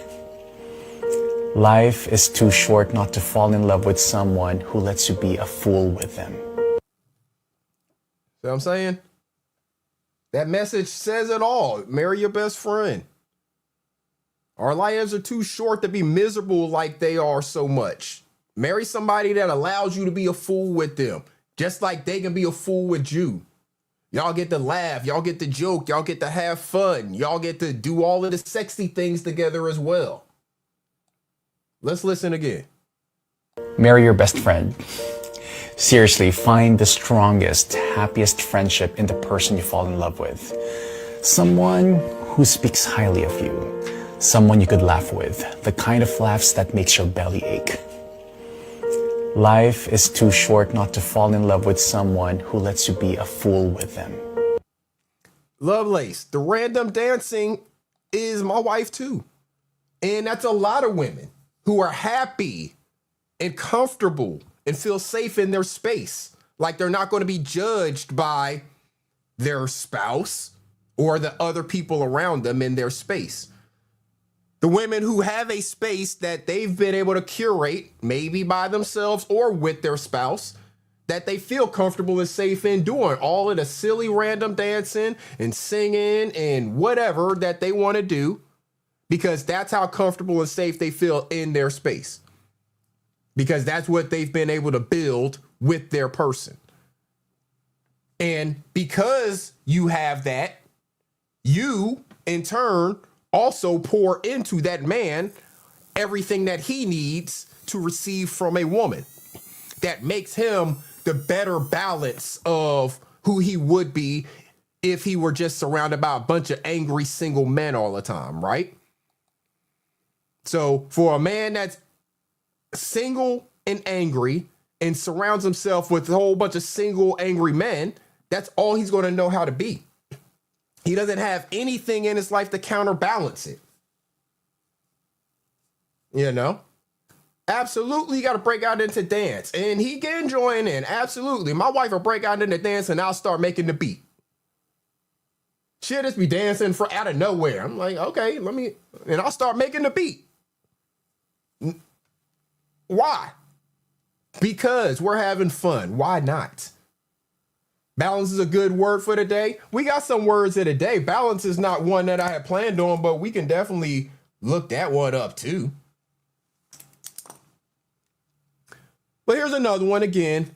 I'm just trying to help one person understand. It doesn't have to be all of them. I just want one person to understand that you can learn something from somebody who's had a different experience than you, especially if you want to experience some different things in your life.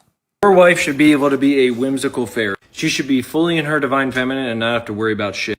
My wife, all freaking morning, all day, she's been doing her gardening. My wife never has to worry. She never has to do anything. When you fully cherish and provide for your wife, your girlfriend, the divine feminine, your life will be better than you can imagine. And I'm not just saying this. I mean, honestly, it's the greatest feeling knowing that she's always happy, that she's just doing her thing. She can be at peace. She can be whimsical. She goes to bed 8:30, 9 o'clock, maybe 10. I can't remember the last time I went to bed before midnight. I'm always up late working. I work all throughout the day. I'm constantly going. And honestly, too, in this day and age where men are the most selfish they've ever been, yeah, bro, get yourself the Rolex, get yourself the car, whatever you want, but you need to make sure your girl is taken care of first. I get more excited about getting my wife something than I ever have about any car I've ever gotten. So again, like I tell y'all in reference to our whole land journey and building that, I'm more excited about seeing how she's responding to it. Let me give y'all an example. Yesterday, we were just sitting downstairs. Oh, so shout out to everybody who went live yesterday. I missed everybody's live yesterday. I missed Meal Tickets live. I missed Ears live. Anybody that went live yesterday, I missed it. Why? Because what were the wife and I out doing? We were out, again, dream building. We were looking for appliances for the new house. We wanted to go see them actually in person, see, what they look like as opposed to just looking at them online. We can come back online and do our research, find the best place to purchase them. But we wanted to actually narrow down what specific things we wanted, right? So we were out doing that. Jamie, Jules, Grand Rising to you, sister. Blessings. So we're out looking at that stuff, right? Came home, we're looking at some things online, stuff like that. We're doing the work.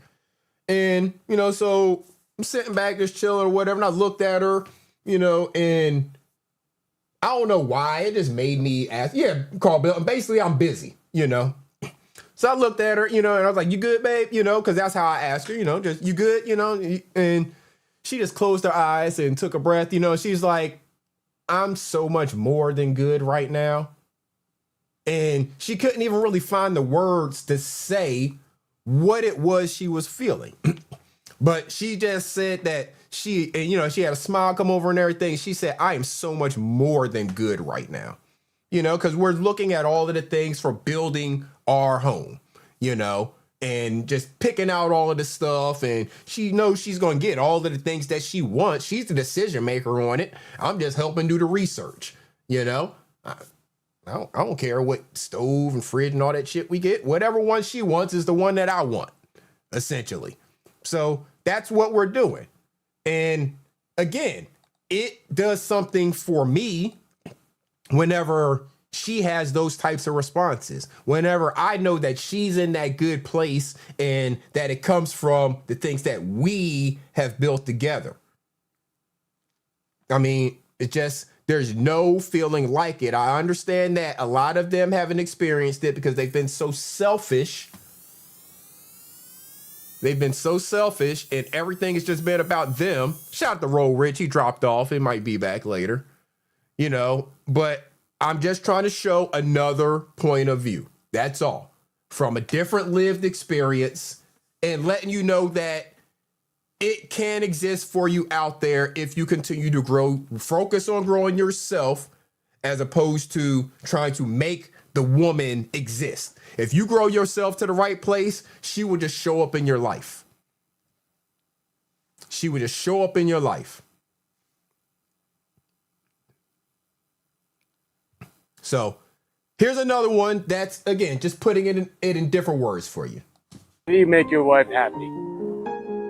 Build her a garden. Give her some trellises. Buy her some plants. Offer to help plant her new plants. Take photos of her with her plants. Never question her plant buying habits. Admire her plants. And lastly, ask her how many more plants she needs to be happy. That's how you make your wife happy. He's not wrong if you have a wife like mine. We did go to the little garden center yesterday. We're looking at plants, of course. We'll probably be back there today, actually, because we got to replot some things. Know your wife, know your person, know what makes them happy, and then do those things. It's not very complicated. It's not very complicated at all. And it's not even about liking every single thing about that person at every single point of the relationship.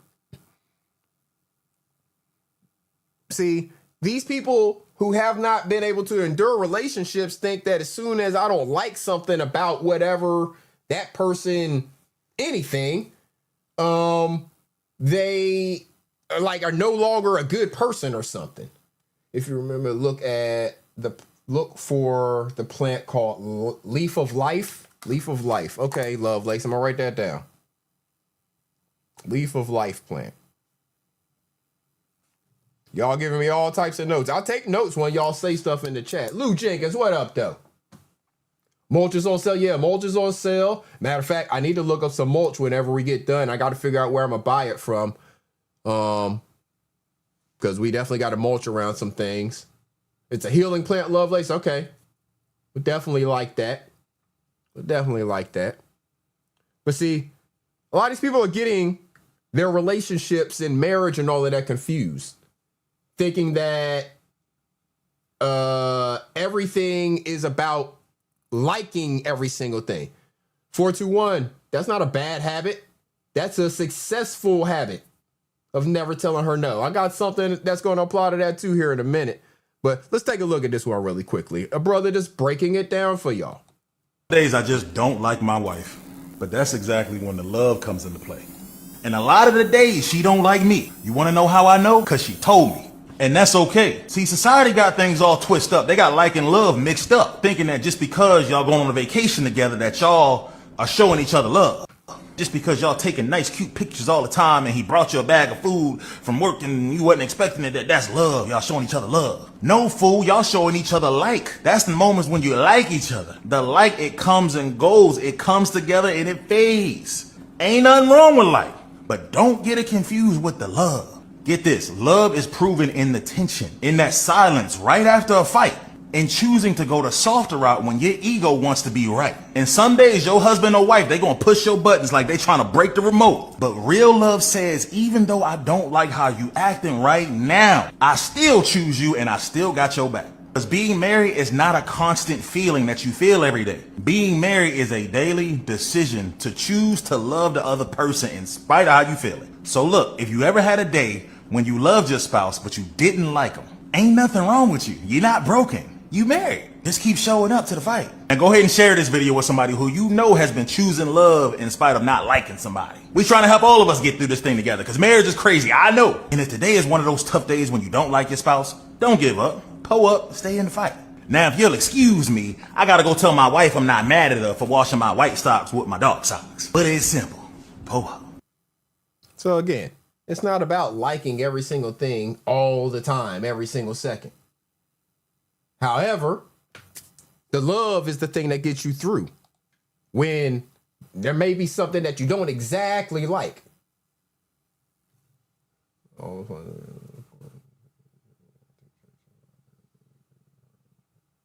Yeah. We're doing all of our research for sure. We've been doing research for a while on all of the appliances and all of those things. Seeing what y'all saying about mulch and all of that stuff. Yeah, so, okay, yeah. Yeah, we're definitely doing our research. We're definitely doing our research for sure. We don't just go out and impulsively buy anything. You know, we buy with the purpose, and we definitely do research, make sure we're finding the best deals on whatever it is we're looking for, or best quality. I mean, we put quality over price first.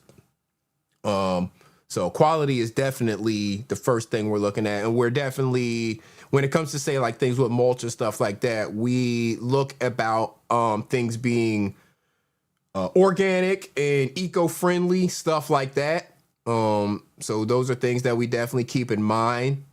So we know that we may have to pay a little bit more to get what we want, but we're going to do what we feel is best for the environment, you know, trying to avoid putting chemicals into our soil, stuff like that. You know, as much as we can. As much as we can. So continuing, talking about relationships and understanding relationships, understanding how relationships work. This is one that I find is funny because it's very true. Sunshine, I don't know if I spoke to you, but if not, Grand Rising to you. Salute. I appreciate you being here.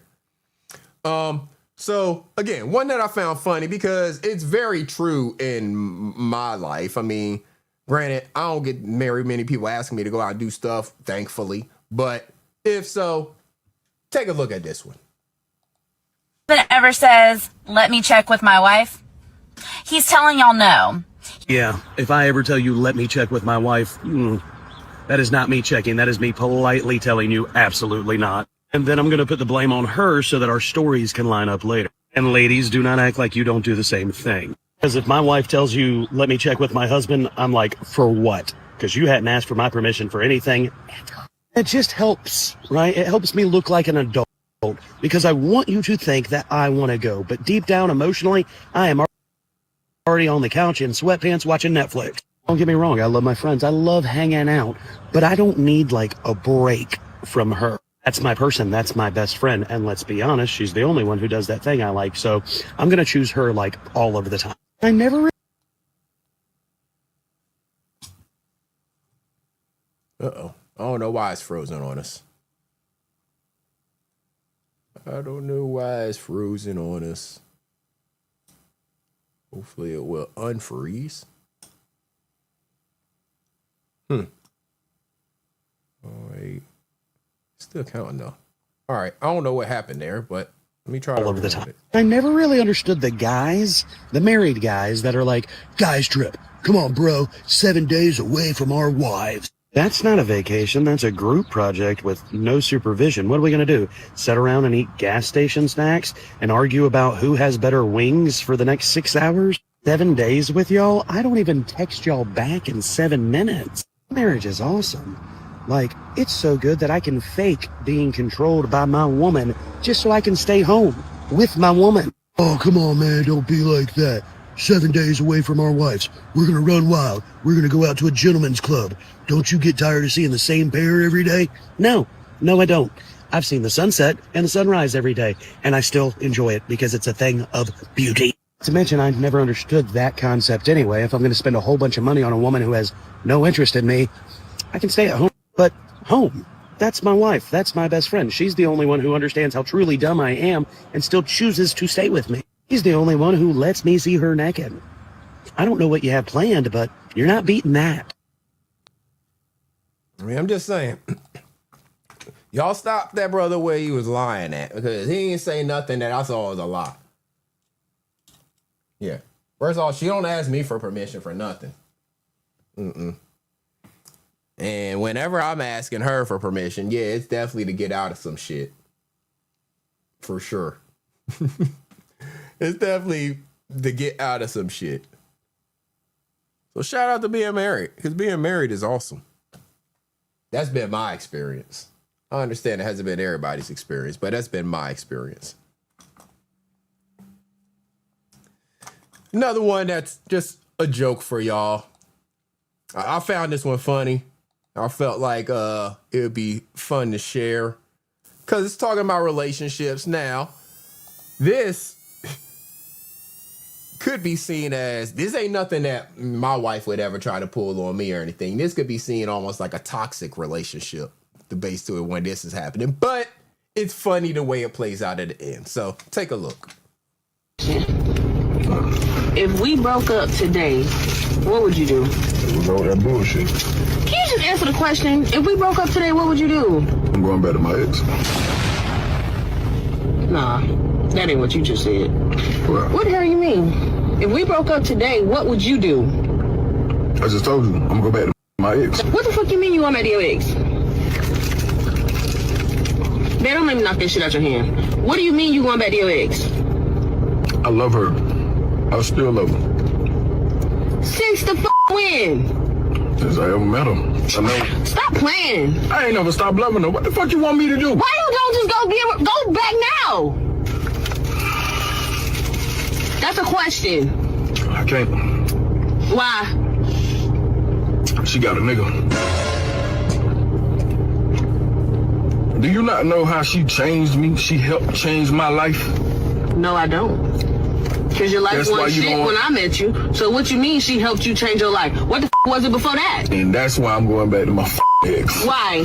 Because of shit like that. Why do you want to go back to your ex? She got good and she got some fight. Never mind. You wouldn't understand. I know you fucking lying. Now I'm gonna ask you again. If we broke up, what would you do? And you back to my ex. She fine as fuck. She thick. She brown skin, dark skin shit. She fine as fuck. Who the fuck wouldn't go back to my ex? My ex finds a motherfucker, and you know it. That's my baby. So why you just don't go now? That makes no sense. Like, I'm not understanding. You know why it don't make no damn sense? It makes no damn sense. Because you're not using your brain. How? How I'm not using my brain? It's my question. If we break up, yes. Who is my ex? It's my question. If we break up, no, you just had all that goddamn air in your chest. If we break up, who the fuck is my ex? Me. So who the fuck you think I'm going back to? The Lord.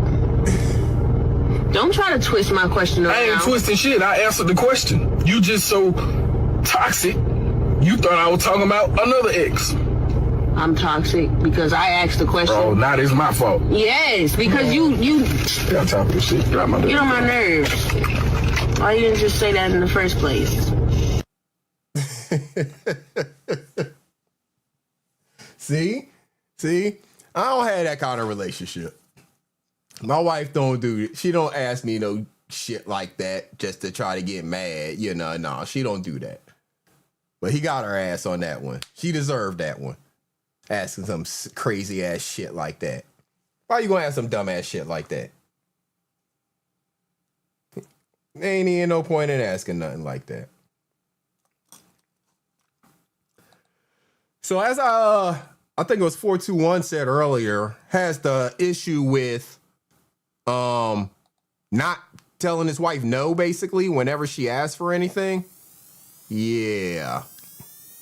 So I'm pretty much got that too. So some of us have wives. Again, y'all know my wife is a plant lady. And we're getting ready to move out to all of this land. And we definitely have plans for it with, you know, all types of things. So I'm imagining, she sent me this video that I'm about to show y'all, by the way. I'm imagining in my future, I'm probably going to see her come home and it'd be something like this. Their wife and been like, damn it. Damn it. And she gave no fucks.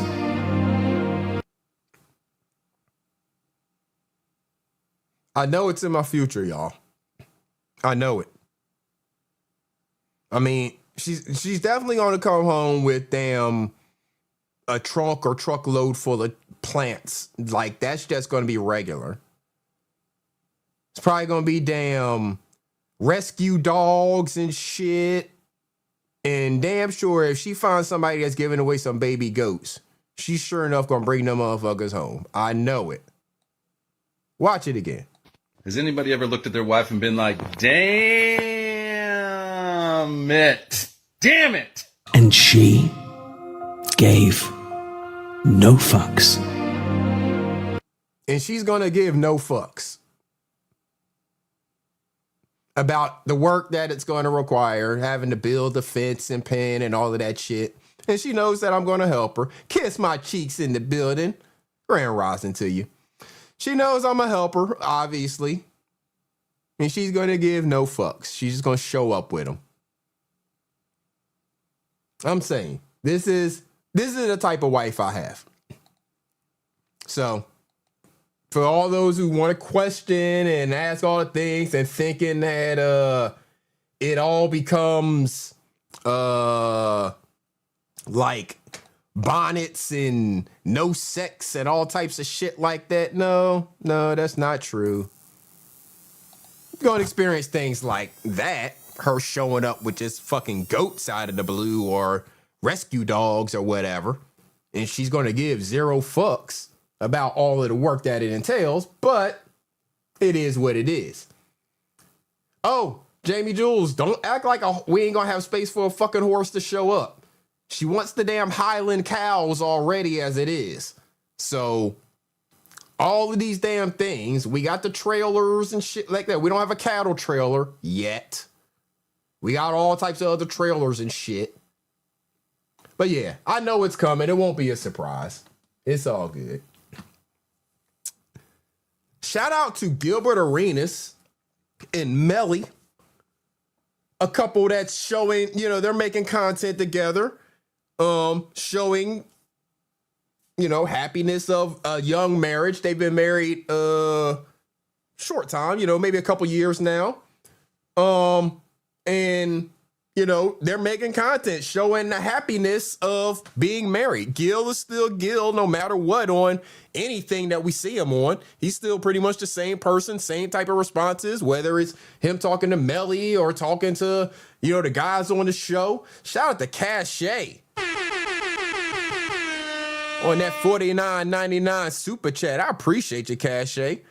She said, Iceberg, salute to men like you who's man enough to hold down a marriage. Good morning. I appreciate you, Cache. Yes. Shout out to all the people out there that are holding down relationships. Whether you make it official and call it a marriage or whether it's something else, but you're holding down a successful relationship. Shout out to all of the people who are doing that. Y'all said she pushed his boy hairline back a couple inches, but it's all love. Hey, but knowledge. Guess what? We about to watch that video, right? And I don't care whether she did or not, right? But he don't give a fuck. Why? Because she don't give a fuck. And that's his wife, and she's the only one that's important to make happy. Fuck what the rest of anybody else got to say out here. That's why it's always weird to me when the miserable giraffe and his brother and all of them want to talk about how I look. Talk about my freckles and shit like that. My wife ain't got no problem with my freckles. So why would I give a fuck about what they think about it? You know? So shout out to Gil and Melly. Let's get into this video real quick. Melly's Barbershop Part 2. Melly's Barber, gang up. Hello. We're going to Sally's Beauty. Y'all told me my clippers were not good. Y'all told me I didn't have a cape. He said I didn't have... Why you tell her that? Because now she wants to get stuff. See how that works? See how that works? So they had a part 1 where and y'all can go over there, follow them on IG. Follow Gil, No Chill Gil and Melly Monaco on IG. That's where I saw this. I think they may have put it up on YouTube as well, but I found it on IG. That's where I first saw it. So you see what happens. The first one, she did it, you know, she was using the clippers and everything. And, you know, people in the chat was like, them clippers are trash. You need some better clippers, stuff like that. So, of course, now she wants to go buy stuff. You know, Gil's like, why? Y'all tell her that. Now she wants to buy stuff.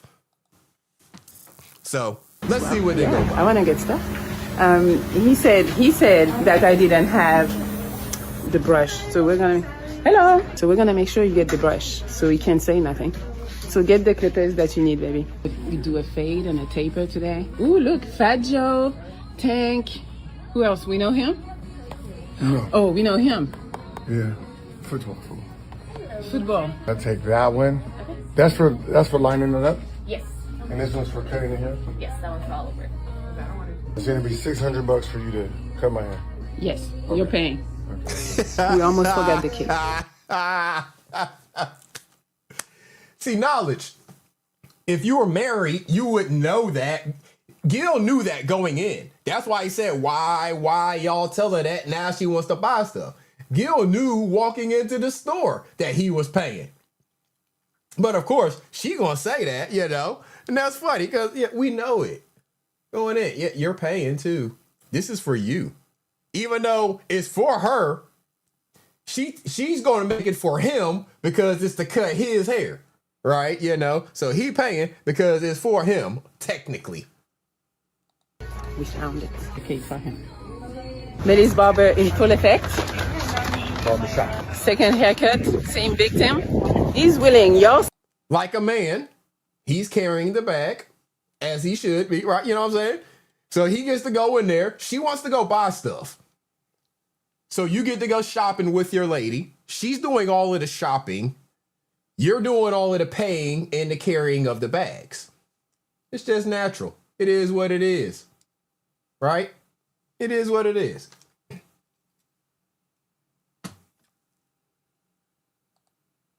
Said that I had a gun behind his back and that's why he was doing it. Tell the truth. Yes. Yes, no, you didn't have a gun. No. No. I didn't have one, you have one. I didn't have a fucking gun. Welcome back to Melly's Barber. Yo, we're talking shit. We bought some stuff. I mean, he bought them for me. So we got a real one. We're gonna do a The last one was a real one. No, they said it was a T something. They said it wasn't good. Said that wasn't good. So we have a real clippers. We're gonna go super low. And then we're gonna do the beard. Just the sides. You know, we're gonna leave the goatee in unless I mess up, and then we gotta take care of that and y'all go with nothing. Very important. We got this today. The mini broom. The mini broom you were talking about.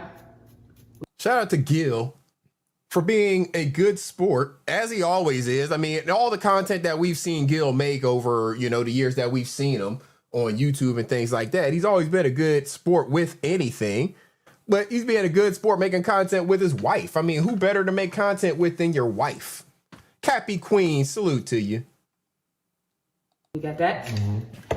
We got a real brush too, because the zeros, see, it looks way better. You just need to brush your hair for real. It's a basketball thing, baby. To brush? No, but how it looks. Unless you're like a Jason Tatum and you got really good hair. Good hair. If you have waves, like real waves, like your shit wavy. What that means? Trash. Oh, you're not good at basketball. Not really.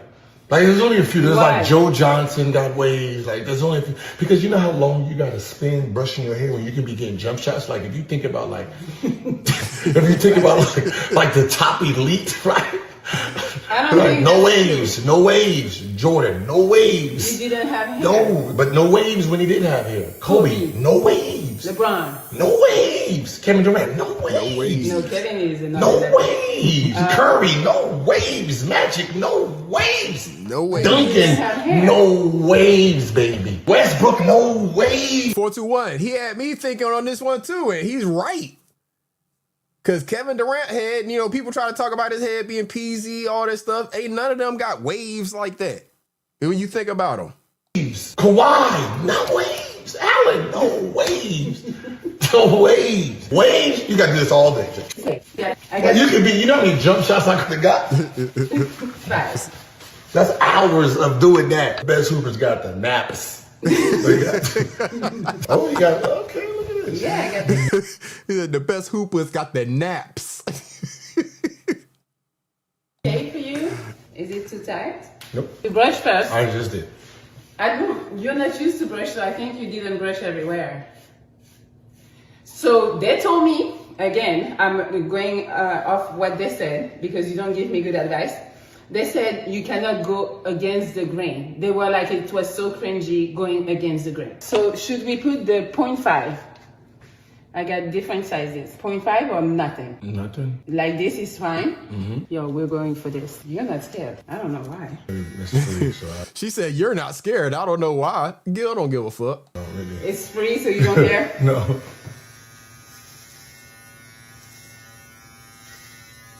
Okay. That's cutting way better than the other time. Is that as low as you want? No, I want lower. And then put it. So, and see, here's the thing. Again, the reason I'm showing this is not so we can watch Melly cut Gil's hair. I'm showing this because Gil this is a new marriage, right? But you see how he's responding to her? He's asking her because this whole thing is her idea, you know? Isla Milligan, salute. So he's asking, is that as low as you want it? You know? And she's like, no, I want it lower. He's like, all right. He don't care. He's like, you do whatever you like. Whatever you want my hair to look like, that's all I give a fuck about. I don't care what none of the rest of these people out here in the world got to say. You know, whatever you want my hair to look like, that's what it needs. That's what it's going to look like. They know you did it. So who cares? I'm scared. Up. More? Yes. I want low, baby. Like this. That's like bald head. Is it? Mm-hmm. It's good. Yeah, I want bald head. I like, not bald, but I like when it's very tiny. So Melly's basically saying is she likes, you know, the low fade, you know, where it's just a little bit of hair on there, you know. Basically, that's what she's saying she likes. So that's what she's looking for. It's not bald head, baby. Look at that. You still have it right. You okay? I mean, it's too late. It's too late if you're not okay now. It's too late now. You took it down low, so you got to even it out. Cute already. Okay, so now that we're at Melly's barber, I want to have the same conversations you are having at the barber shop. Okay. So we pretend I'm not your wife. Okay. So what's going on with the bitches lately? How many you got?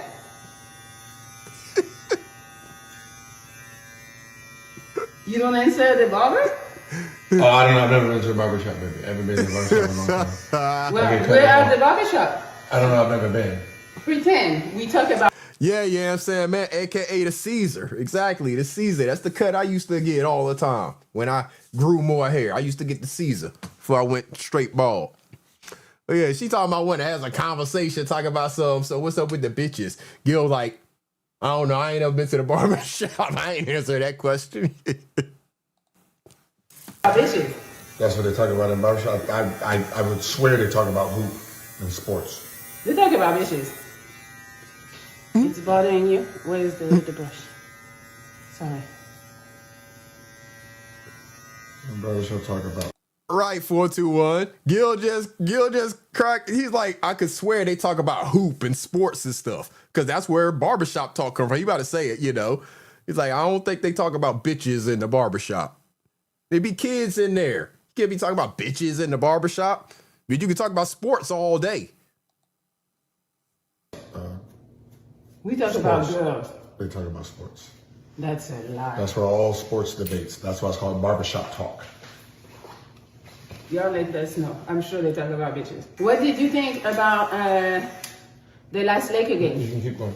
Right. Don't now you acting like a real barber. Like, no, don't cut them goddamn clippers off. Don't cut them clippers You off. gotta hear me. No, I can hear you. You gotta hear me. Don't be like the regular barbershop and actually no. Keep them shits going. Cut my hair.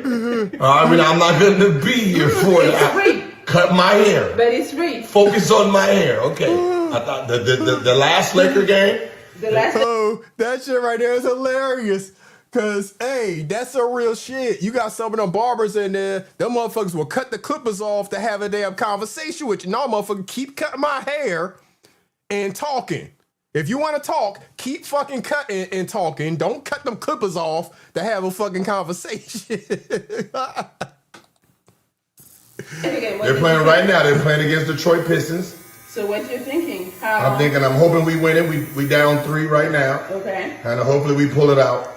LeBron thing? Yep, of course. Right now he has 12. Luka? 32. Shit. Yeah, LeBron about to have a triple-double. Okay. So the Lakers doing good. Baby, those are so much better. Yo, I'm the new barber in town. This is what you need.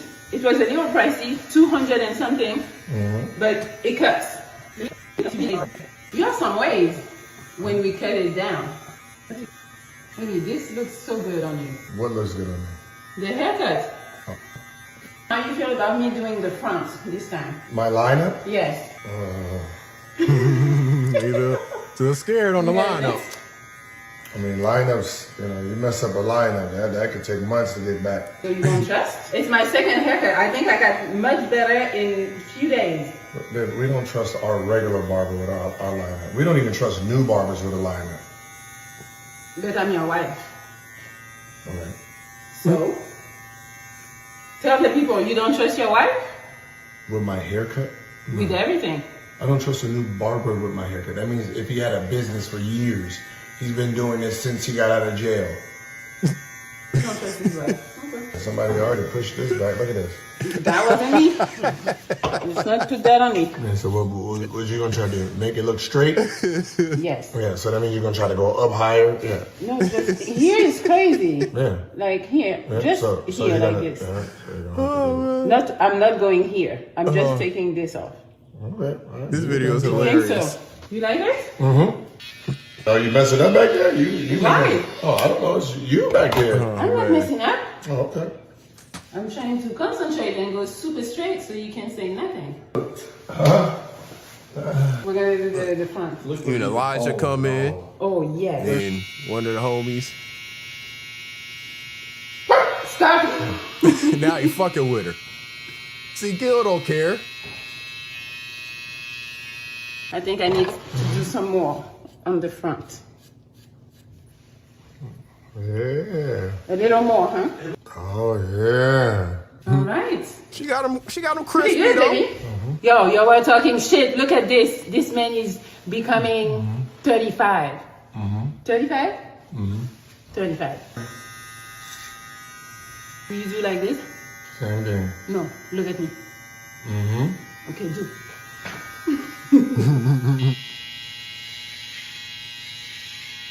Don't do my job. Don't do my job. So we're gonna lose. Focus on my cut. I need to do the thing too. Clean me up. Look at it first. You gotta like it. I'm looking in the phone, not a mirror. Can I take off the little hair in your ears? Yeah.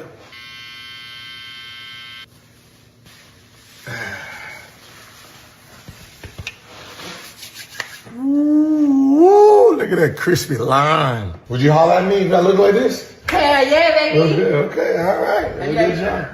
Yeah, good job. Who is this man? It was a Melis barber. If you want your haircut, you already know. Call me. I'm getting better by the haircut, so it's only number 2. Hit me. Shout out to Melly and Gil, man. Shout out to Melly and Gil. Shout out to successful relationships. I should have put that in the celebration section, but it's here with the relationship stuff, man. Shout out to Melly and Gil. That I enjoyed watching that video. It was funny, laughing at them, you know, seeing how they interact with one another and seeing their relationship grow, you know.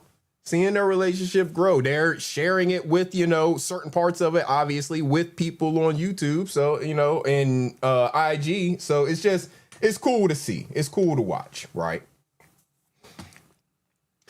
All right. One more thing before we transition, y'all. One more thing before we transition. I talk a lot about dream building and some of the dreams, you know, I like to share some of the dreams with y'all that, you know, the wife and I have and things like that. And this here is not a specific dream that we are trying to do, but however, more of an idea, let's say, of something similar to something that we look to do in the future, right?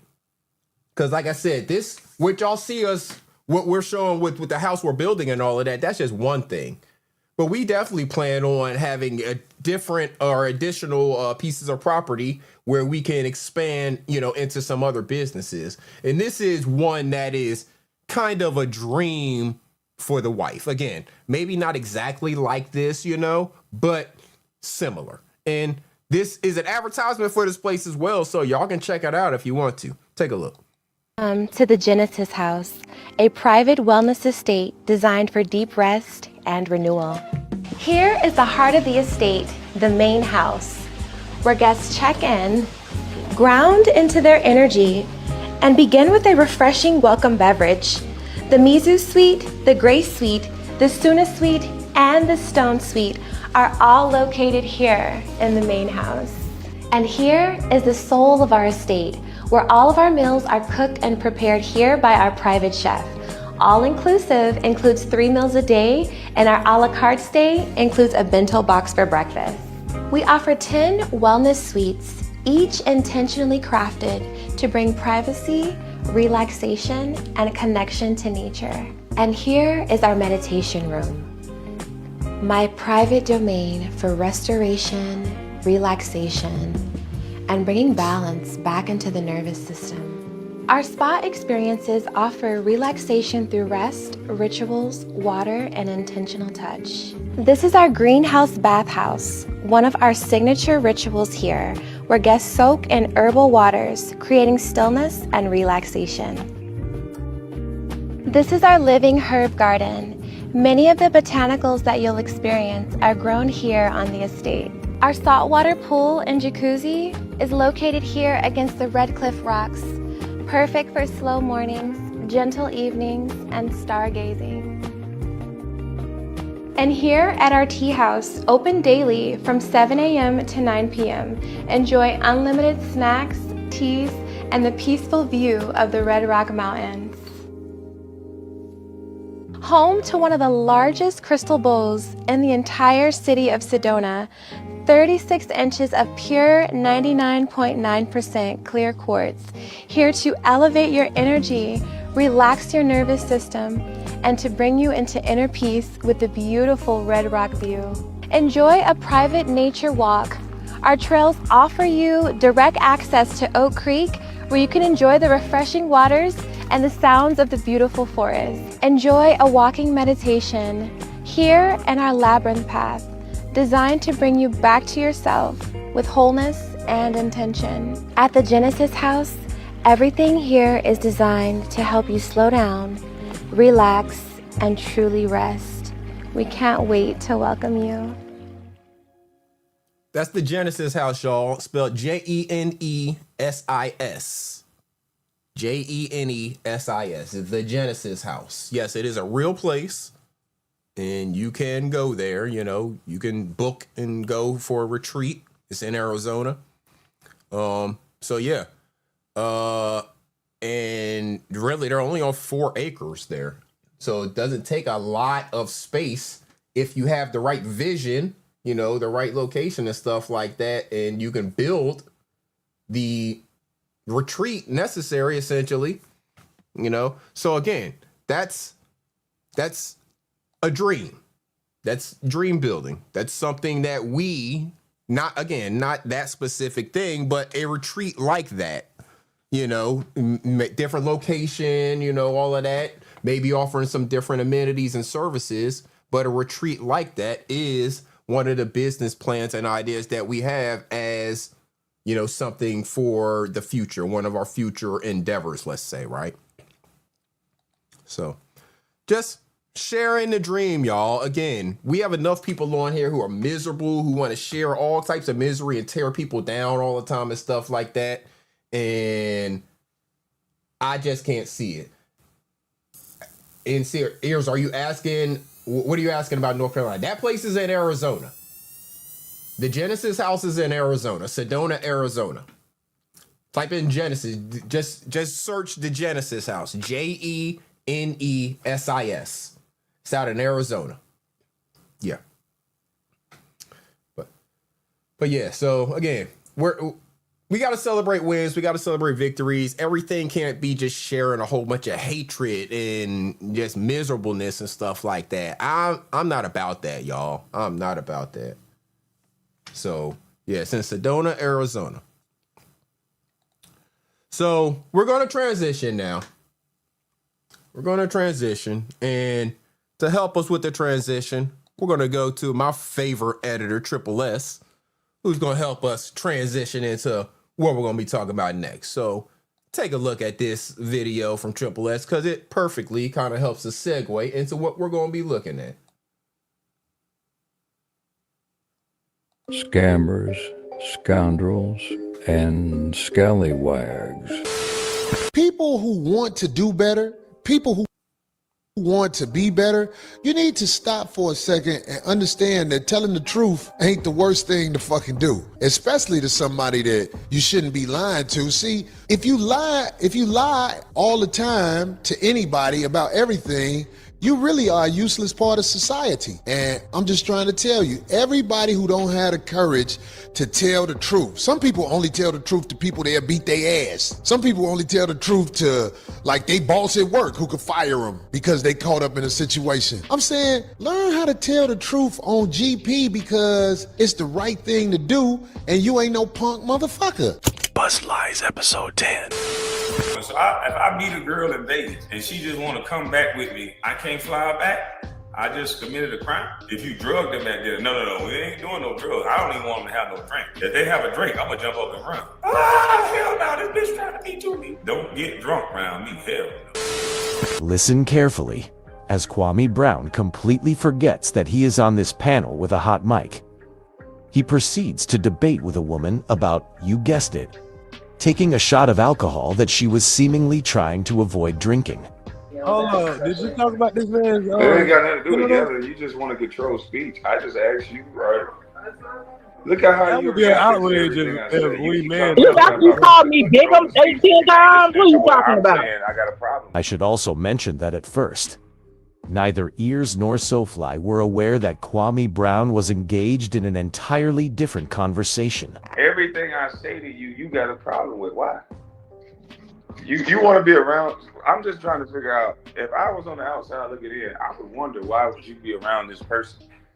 If you react every day to everything I say and the way that you're reacting, if I'm a stranger in the room, I would be like, why is she around this dude? What are you talking about? My perspective. You came over here. You are the one that's always You came over here and questioning my character in front of other people, and then I get silent. Hey, somebody got to mute their mic. We hearing something. What does your character have anything to do with you doing the same?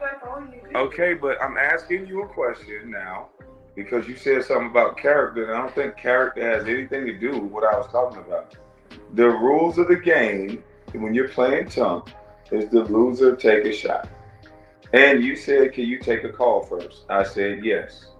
After the call, you went up and did whatever. You still didn't take the shot. I asked about my shot. What does that have to do with character? It doesn't, because that's all that happened. And then all of a sudden, I just got upset. That's where it started. This is what I'm asking. So If all I did was ask you to do the same rules I would ask Tiki or Scrooge, why am I having this issue with you and not them? You don't have an issue. I'm just have an issue. I'm just asking simple questions on how it got to about character when the same rules apply. This is the moment Kwame Brown knew he fucked up. I don't know, man. If they have a drink, I'm gonna jump up and run. Ah, hell no, this bitch trying to be to me. Don't get drunk around me. Hell no. You gotta tell Diddy no. Don't worry about Diddy. You gotta tell Kwame no. How about that? Shout out to Triple S. Shout out to Triple S on that drop there. And one more from Triple S real quick. Right, real quick. I don't know if y'all saw the new banger from Triple S. Y'all make sure y'all catch this new banger.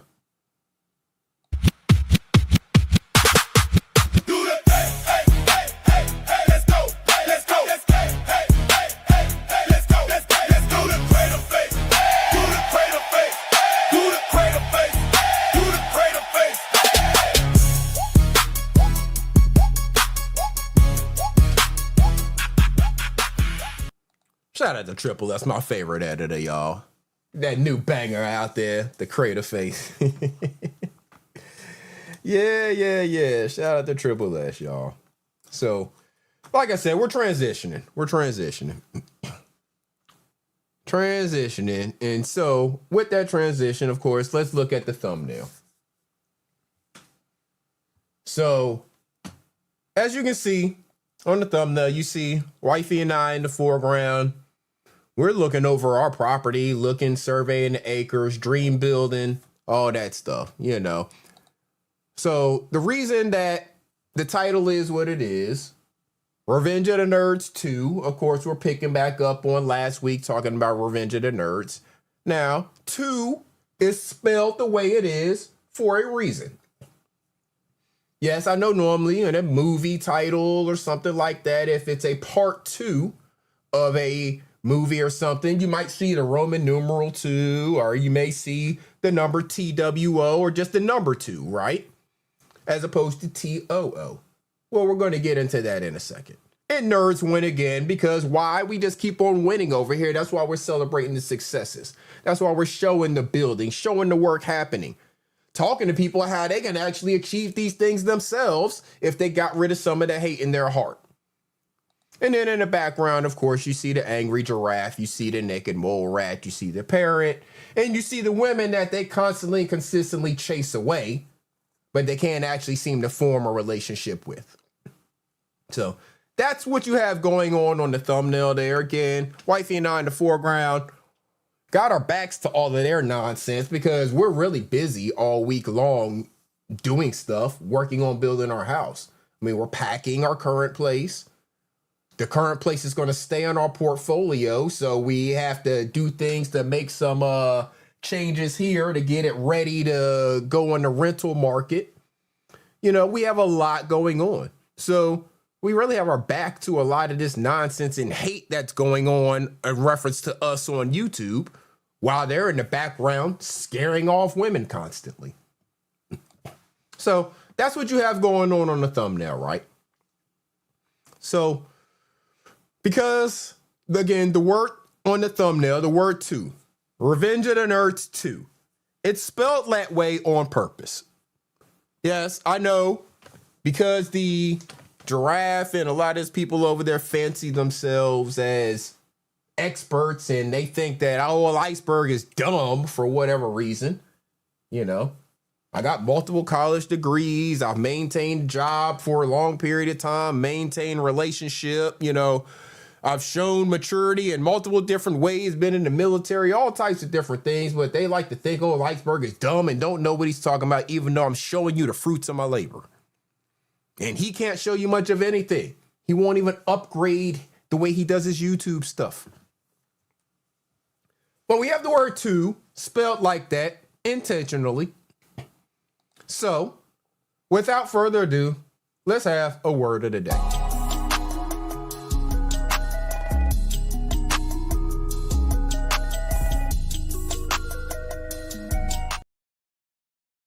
Word of the day March 29th, 2026. We have multiple today. And the first word of the day we have is to. From the thumbnail, T-O-O.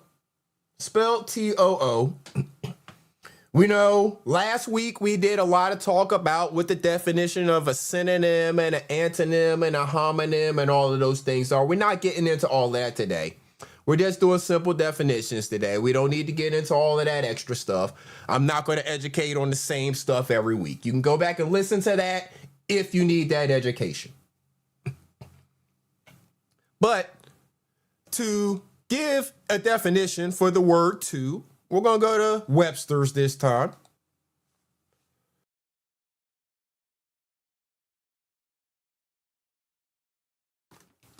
And looking at Webster's, we see that the definition of the word. You had a live about ads. Now you send us the ads. I didn't send y'all the ads. If you ended up getting sent to an ad, that's YouTube doing that. I don't press any button to send you to an ad. That's YouTube doing that. So if you don't have premium and you see an ad, that's YouTube doing that to you. But they think this video is good enough to put ads on because we're a monetized channel. So that's a good sign, right? That means YouTube is helping to pay for the brother's work. But yeah, I didn't send you to an ad. But so to, the word to, it's an adverb. And what does it mean? Besides or also? Also. So that's what I'm using it to mean on my thumbnail. Also. So now, for anybody that wants to act like they're the grammar police on old nerdy Iceberg, thinking Iceberg doesn't know the meaning of words before he sends it to you. The word to. If you look at the thumbnail now, knowing that the word to means also, now read it. Revenge of the Nerds. Also, nerds win again. So when you do a play on words, know that words have multiple meanings, and you can use that word to mean the multiple things. Some people may not comprehend it. And I understand you have to break it down for them. So that's what we're doing here. Again, when we make these thumbnails, we're not just throwing stuff out there, seeing what sticks. We actually have some thought and effort and meaning that goes into it. So if you're using the word to mean also, it fits for you. It works for you. Revenge of the Nerds. Also, the nerds win again because we're showing you the work. We're showing you the house. We're showing you everything come together. Meanwhile, you got the miserable giraffe over there hating and talking about all the things he claims to be doing. Not showing you anything, but talking about a whole bunch of things that he claims to be doing. So for those who don't understand, the word to means also. So to sell the house and the furniture to the furniture also. Just to help y'all out. So, to. That was our word of the day. Our first word of the day for the day. Right? Yeah, we ain't got time to be weighted down by negativity. So, we got a second word of the day today. Second word of the day is associate. Because, again, I don't think that some of these people understand what it means to associate with somebody or to be the associate of somebody. And what that means to you when you claim this person as an associate or you put yourself in association with said person. You know, so we talk about the giraffe, the naked mole rat, the parrot. The giraffe and the parrot continue to choose to associate themselves with the naked mole rat. One we know for sure out of necessity. Garrick just don't have a chance. He ain't got a YouTube channel unless he can associate with the naked mole rat. The giraffe, it may be out of necessity as well, but they're keeping that secret. But there's absolutely a reason that the giraffe continues to associate himself with the naked mole rat. So, Word of the day number 2, associate. What does it mean?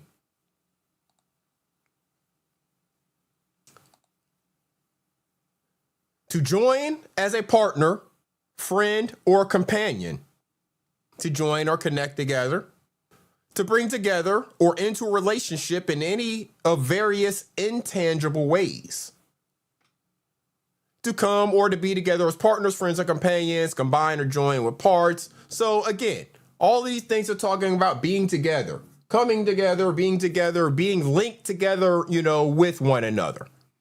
And they choose to associate themselves and be associates with the naked mole rat. So as long as they continue to do that, they're going to continue to get the responses that they get from people like me, who understand that naked mole rat is evil, that he's not good for society, and why anybody would look at him as a man and continue to associate themselves with him when they have a choice to do otherwise, makes me start to question you. So that's why we ask the questions to you. Because you choose to associate yourself with this person. We all know that this person is not good for society, but you link yourself with them. So you get everything that comes with that. You get everything that comes with that.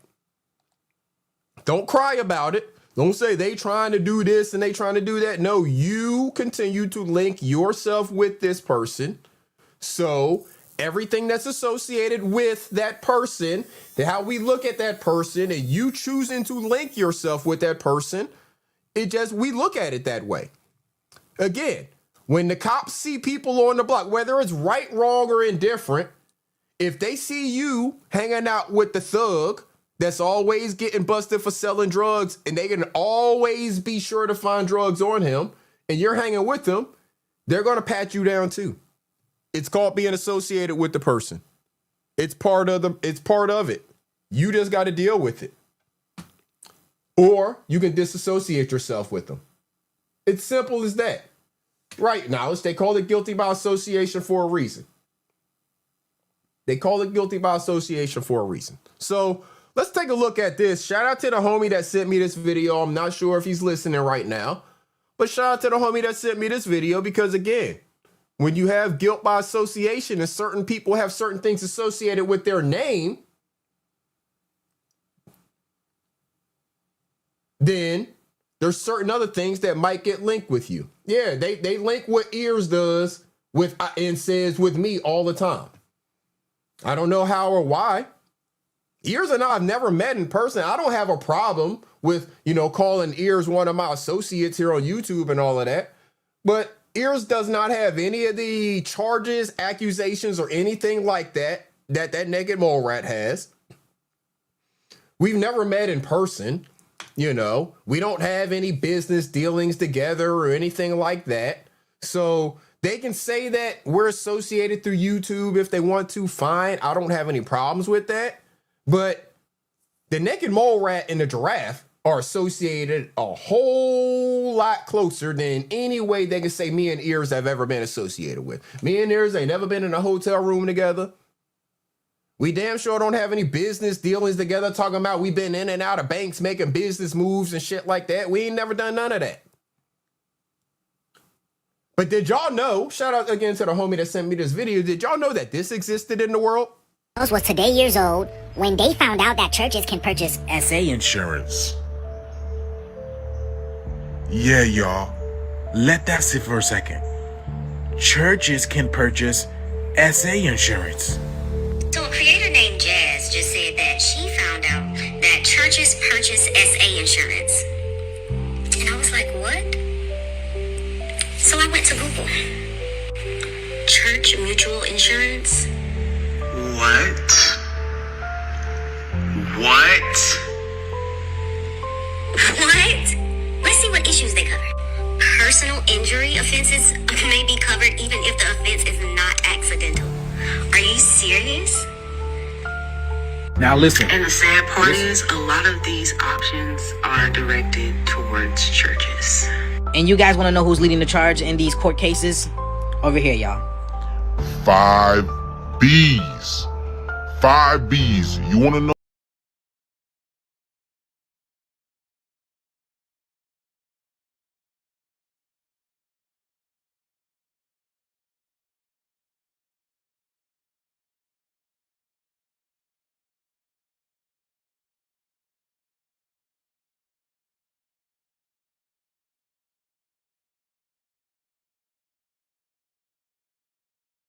I'm sorry. So churches, they purchase insurance for sexual assault. Churches. Insurance for sexual assault. To protect themselves if a sexual assault case is brought against them, or if someone, is accused of sexual assault within their clergy or whatever, right? It's a real thing. You can look it up yourself. So all these people who want to feel safe taking themselves and their families to the church, taking their kids to the church and just letting them run around and acting like it's just the safest place in the world to be and everybody there is holier than thou and nobody's going to be hurt or touched. Why would that place need to have insurance to protect themselves against a sexual assault happening there? Here's something else for all of you who go there and take off you just put down all of your thought process of anything ever happening, right? Think about you going to church, right? Only a percentage of the congregation is even claiming to be saved. That's why you have an altar call every week. Because you have people in your congregation who are not even claiming that they are saved or any of these things that you're claiming to be, which makes you think that you are holier than thou and therefore automatically protected from all of the harm in the world. You got to remember that there's a percentage of the people in the congregation who have not gone up there and given their lives and followed all of the doctrines and all of that stuff. Those people still exist in all of the classes and everything. Not saying anybody's better or worse than the other. Saying that you going to this place that you've indoctrinated yourself into believing is safe and holier than thou. And your kids can run around freely and go over there in that room with such and such as their teacher and think nothing's going to happen to them. Why would that same place need to purchase insurance against a sexual assault occurring? Why would that insurance even exist for them to purchase? Could it be that you're believing some doctrine that is not necessarily true and you don't necessarily need that place or anybody in that place to have access to all of the healing and energy and blessings and all of that you need? Could it just be? I'm just asking questions here, y'all. Just asking questions. I'm not telling anybody to believe or not believe anything. I'm just asking questions. Because there's a lot of people who blindly believe all of the things that are told to them, whether it's by the government, by a church, or whoever. They just blindly believe it because it's what they were told to believe. They have nothing to actually show them real proof or value that that's something they should believe. And they go through a long portion of their life believing it. And then something happens to open their eyes. Well, maybe hearing my words is going to open their eyes to maybe make them do their own research about the things they believe. Because you are allowed to and have the power to change your mind anytime you want. Nobody can stop you from doing that. Not even the creator or whoever it is that you say you gave your life to at some point in time. They can't even stop you from changing your mind. Associations. People like to associate themselves with predators. This is what I think should happen with predators. Shit again, you hear me? You hear me? No, don't touch her again. Don't touch her again. Record this. No. He was touching a little girl. No. Yes! This is today's King of the Day. This happened on a New York City bus. A passenger saw a man touching on a little girl who was terrified And he went over there and swelled up his fucking face. I love it. It's hands. He even got arrested. Didn't care. They ended up letting him go when they finally realized what happened. But this is the only response, man. You see a fucking predator touching one of our princesses, one of our queens. You go there. You don't talk. There's no talking at that point. The talking stage is done. You go hands the fuck on until you swell him up so he can't see out of his eyes anymore. That's the only acceptable response for this man. Standing up for this little princess, protecting her when a predator was on the prowl. I salute you, sir, and you are our king of the motherfucking day. Shout out to Big Old Texan Family on IG. That's where I follow him.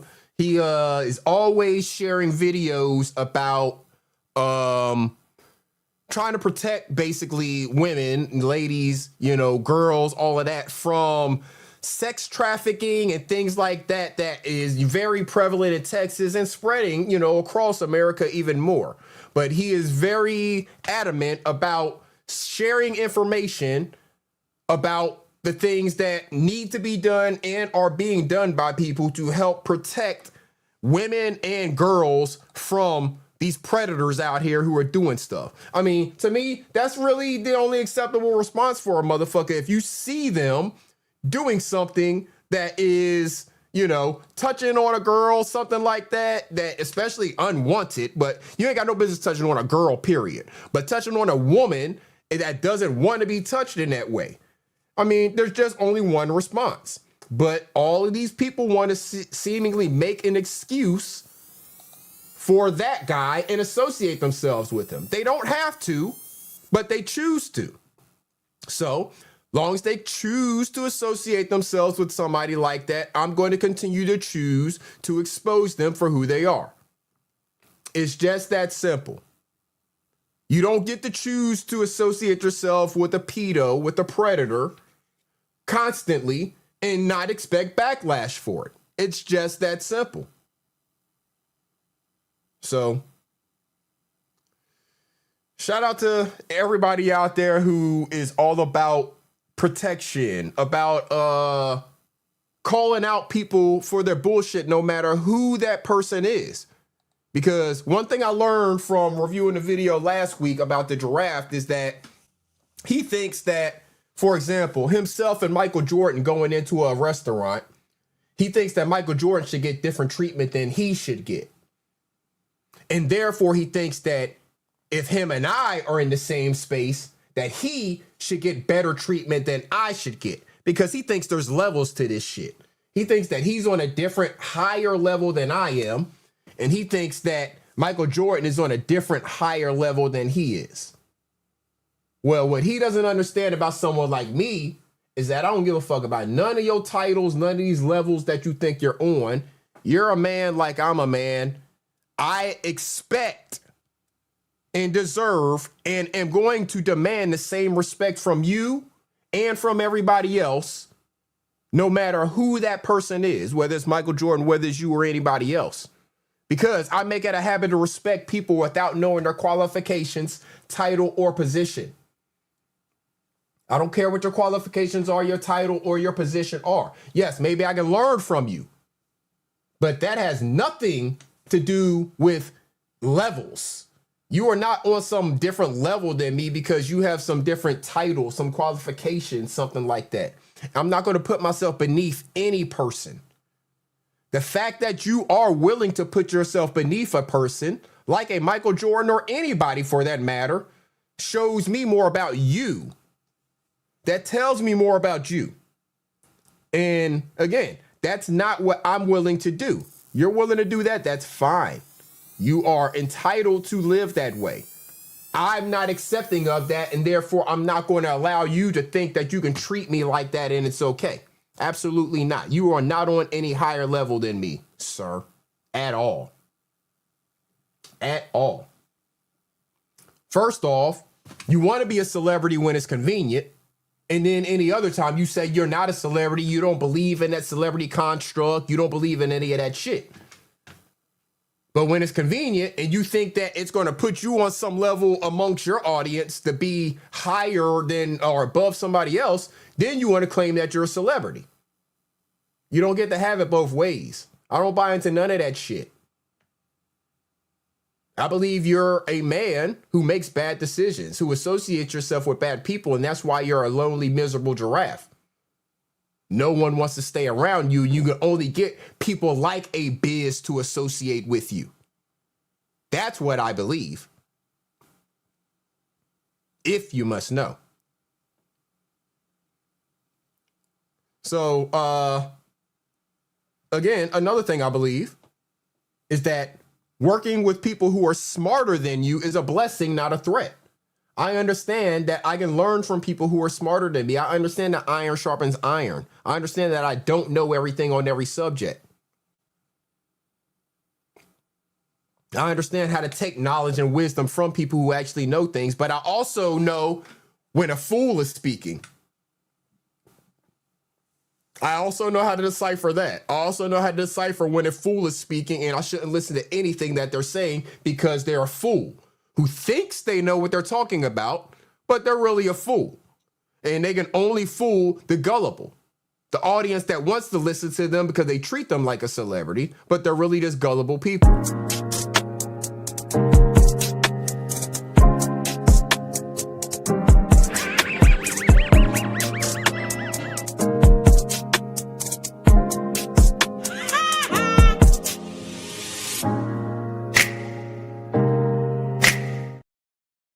I understand there's a lot of gullible people out there in the world, and I understand that there are basically another form of predators like the miserable giraffe who look for those people to prey upon. Again, he is funding his life off of these YouTube donations and people on YouTube. The miserable giraffe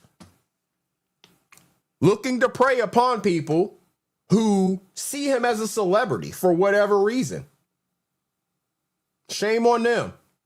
But maybe something old Iceberg says will open their eyes, and that's why he's so mad at me. That's why he doesn't like me so much, because I point this stuff out, and maybe just one by one, somebody gets their eyes open that, damn, he really isn't building anything. He's not showing anything. He's not reinvesting into his streaming. He's not putting on a show. He's not doing anything but coming on here and expecting other people to hit his link, help him get through a show, he receive all of the donations so he can live off of. But he's not showing himself actually turning those donations into anything he's building. He's not upgrading his equipment, anything. Maybe there's people to see that. But he wants people that are going to keep that nigga mentality. Because, there's a bunch of mentalities out here. And he wants people that are going to maintain that nigga mentality with the dumb shit. I hate when niggas say niggas with jobs can't survive in the streets. That's why they got a job. Nigga, shut your bitch ass up. I know plenty of niggas with a motherfucking job that'll get off at 5 o'clock and smoke your dumb ass. Y'all niggas don't even be getting money any fucking way. Nigga bust a little play for an eighth and shit like that. Now he a street nigga. Now he a hustler. Shut your hoe ass up. One play a day ass nigga. Fuck wrong with y'all? Since when was having a job not cool? You know what I'm saying? A lot of you niggas that be hustling, when shit moving slow, your bitch ass go get a job. So shut your bitch ass up. Always talking about how niggas can't survive in the streets. You niggas don't be surviving. Y'all ass be getting put the fuck up out there. Then had a nerve to say, oh, Pookie was a good person. Pookie was a bitch. That's why he got his ass put in the motherfucking flow. Thought he was too tough for a goddamn job. Fuck out of here, nigga. Shit. Y'all street niggas be getting beside yourselves, nigga. The objective was to get out. You niggas acting like that shit a fucking career. Fucking rats. I mean, I'm just saying. When you surround yourself with people who have the mentality of that street nigga shit, thinking that it's cool to show shoes and dumb shit like that, and they 40 or approaching 40, if they're not already 40 or 50, and every day they just being miserable and showing sneakers and dumb shit like that, those are the people you want to keep around you. I understand, because you're trying to keep the dumb people around you who will continue to donate to you so you can continue to maintain your miserable ass lifestyle. Because you just don't expect better. You don't want better, you know.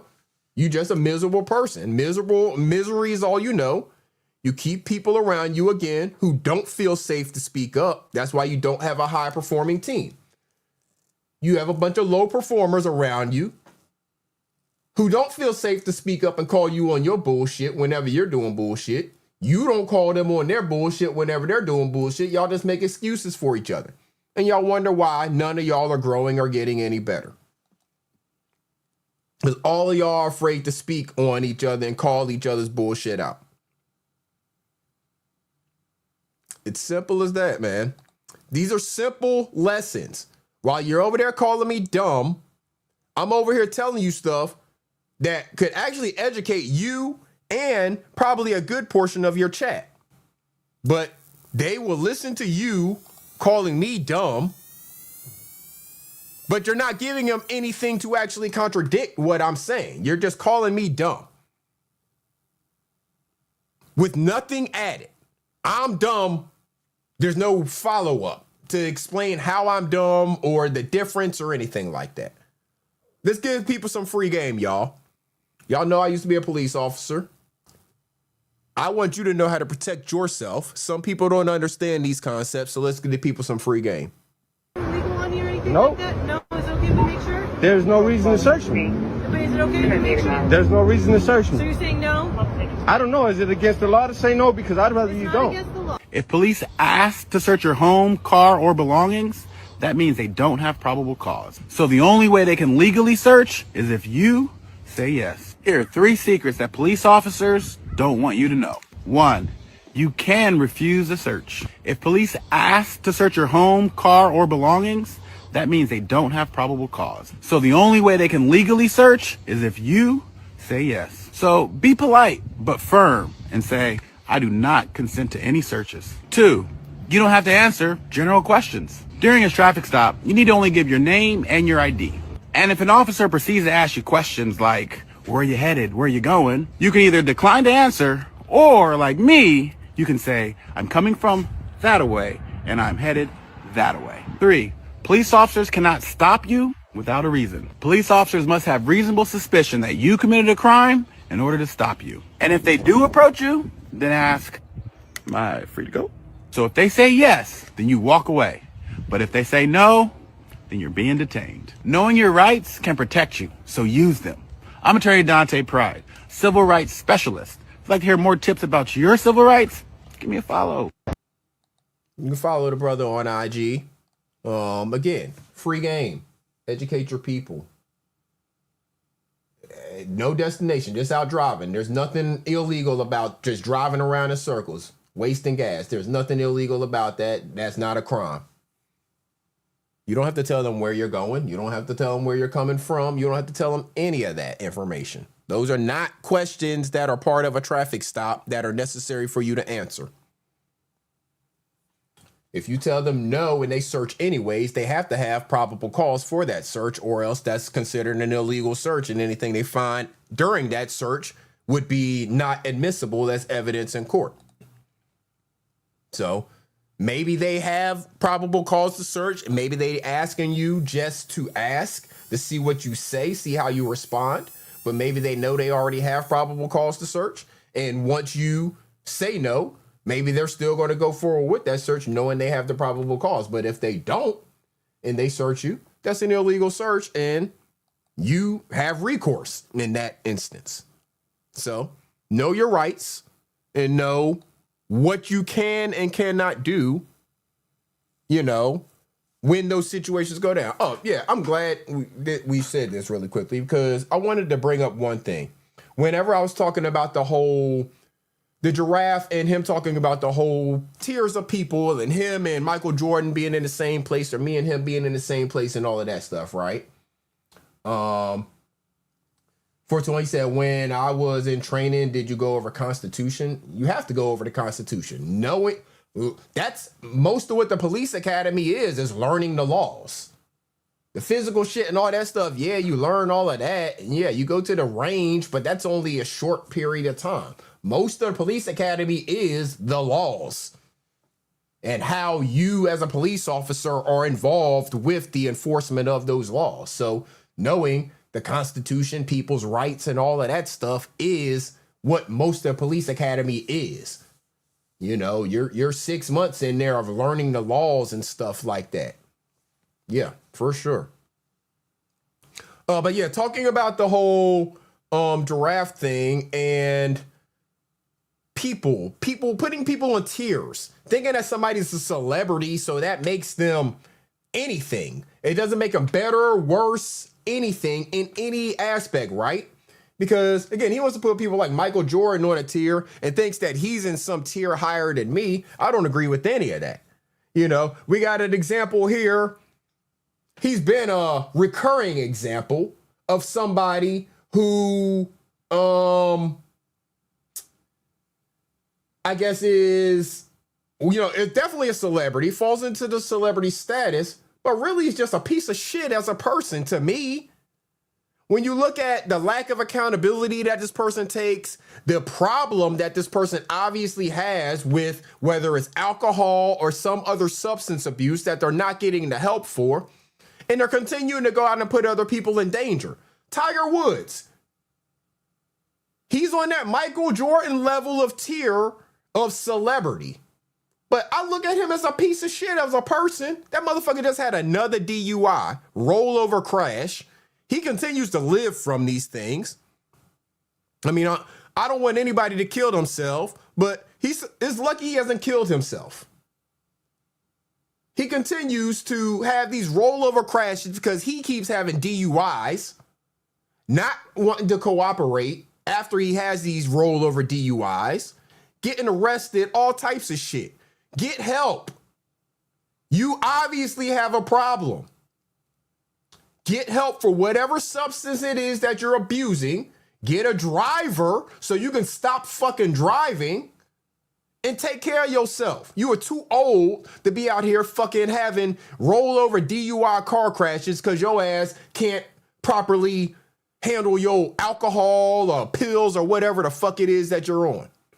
You're a piece of shit as a person, sir. I don't care how much money you have access to. You are a piece of shit as a person. Because you're going to fucking kill somebody out here. If you don't kill yourself, you're going to kill somebody else. Because you won't get the fucking help you need. And you got access to all the resources in the world. But you riding around drunk driving piece of shit as a person. So don't tell me that there's tiers out here that you're putting people on because they've accomplished a certain amount of celebrity or money or success in sports or anything like that. I don't want to fucking hear it. At all.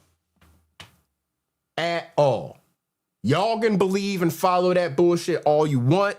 I don't subscribe to that bullshit.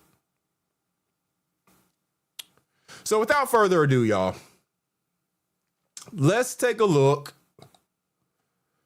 because the thumbnail speaks for itself and we are definitely not about to spend all day going over this shit because why would I? I got better things to do in my life. I told y'all I'm busy. Y'all know I got shit going on, but the miserable giraffe decided to spend all damn day on Thursday, I believe it was, talking about Iceberg. What's going on, bro? Decided to spend all day talking about Iceberg. So you see this video here, it just says Kwame Brown is alive. 2 days ago, 7 hours and 42 minutes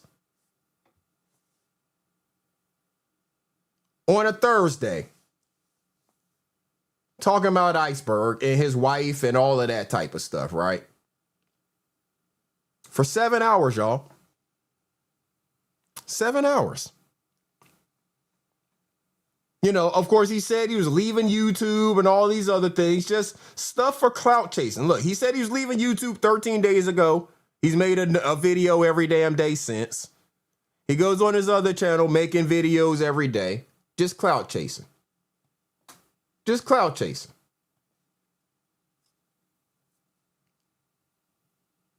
Y'all can block Chauncey if you want.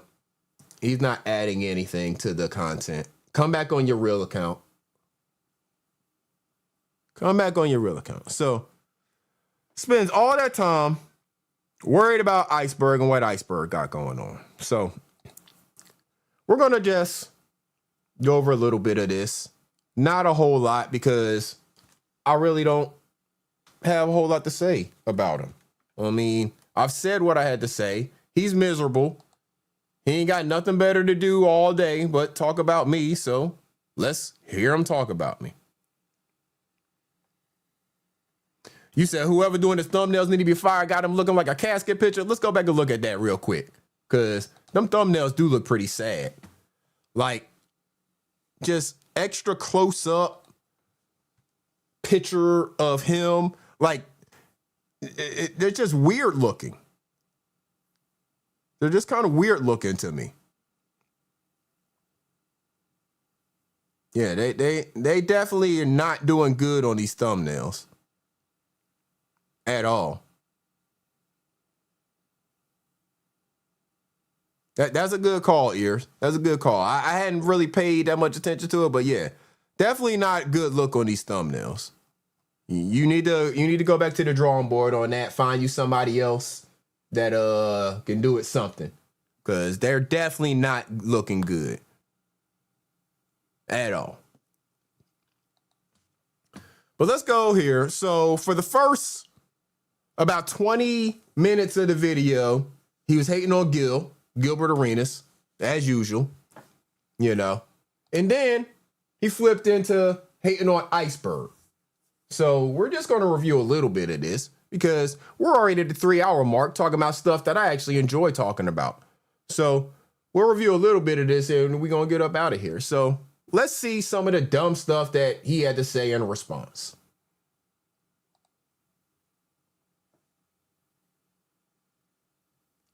These damn big ass trucks, something else, man. Y'all need to cut the bullshit driving people off the street. Oh, it's refreshing, y'all. Hold up. Let me get the refresh. But yeah, he's going to spend 7 hours worried about Iceberg. Worried about what I'm doing, worried about what I got going on. All right, I'll pull it up from the video file. I got it downloaded. I was going to play it from YouTube, but I can play it from the video. That's fine.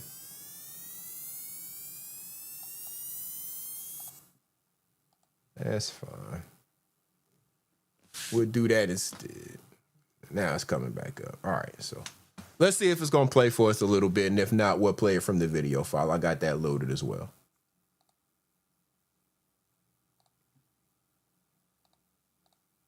These damn big ass trucks, something else, man. Y'all need to cut the bullshit driving people off the street. Damn.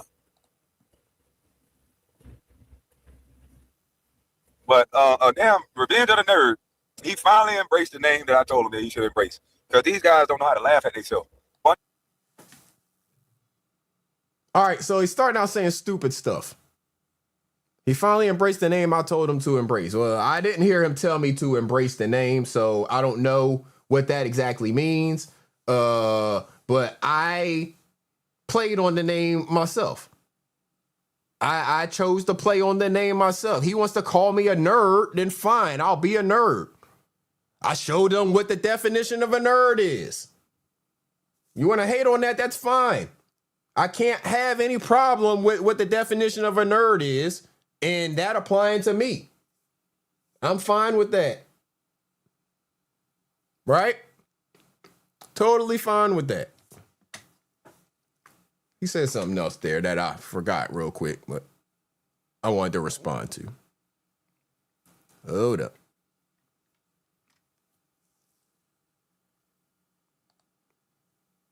Come on, damn thing.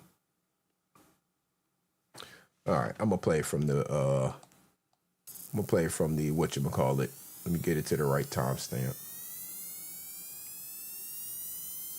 The video on YouTube is tripping, so.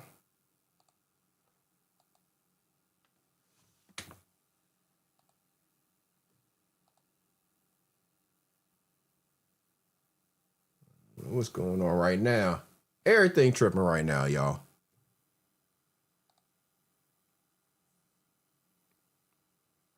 Everything tripping right now. Hold up. Yeah, everything just spinning and shit. All right. But I ain't gonna do you like that. Let me get it back to where I want it.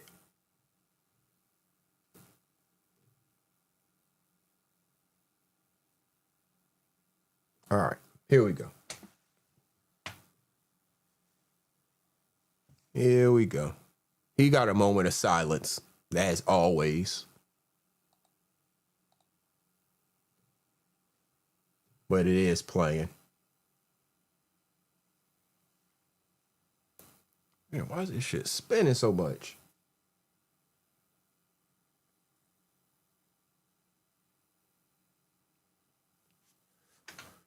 What in the hell?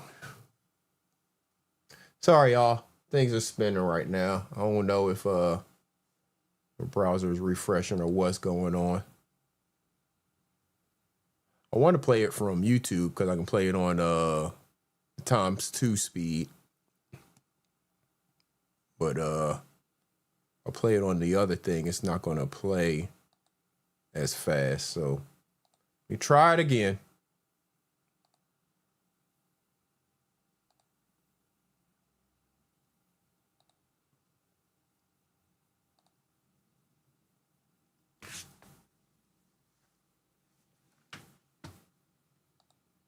These damn big ass trucks, something else, man. Y'all need to cut the bullshit driving people off the street. Damn. But damn, Revenge of the Nerd, he finally embraced the name that I told him that he should embrace. Because these guys don't know how to laugh at themselves. Bunch of tightwads. Oh, don't know how to laugh at themselves. That was the thing. Don't know how to laugh at themselves. Like, who's not laughing? Again, you call me a nerd, fine. I look up that I named my stream last week Revenge of the Nerds. He calls me a nerd. I renamed my stream Revenge of the Nerds, and then he says I don't know how to laugh at myself. And I got Revenge of the Nerds Part 2. But I don't know how to laugh at myself as he says a whole bunch of miserable things about me. Always mad all the time. That's not funny. That's not funny. That's what make it funny. Always. Who said it wasn't funny? I used it at, like, y'all make that make sense. Who's mad? He called me a nerd. I made my thumbnail Revenge of the Nerds. Made myself the nerd in this. Who is mad? You see the narrative he already starts to try to steer on his audience from the very beginning? Because you don't think it's funny. That's what make it funny.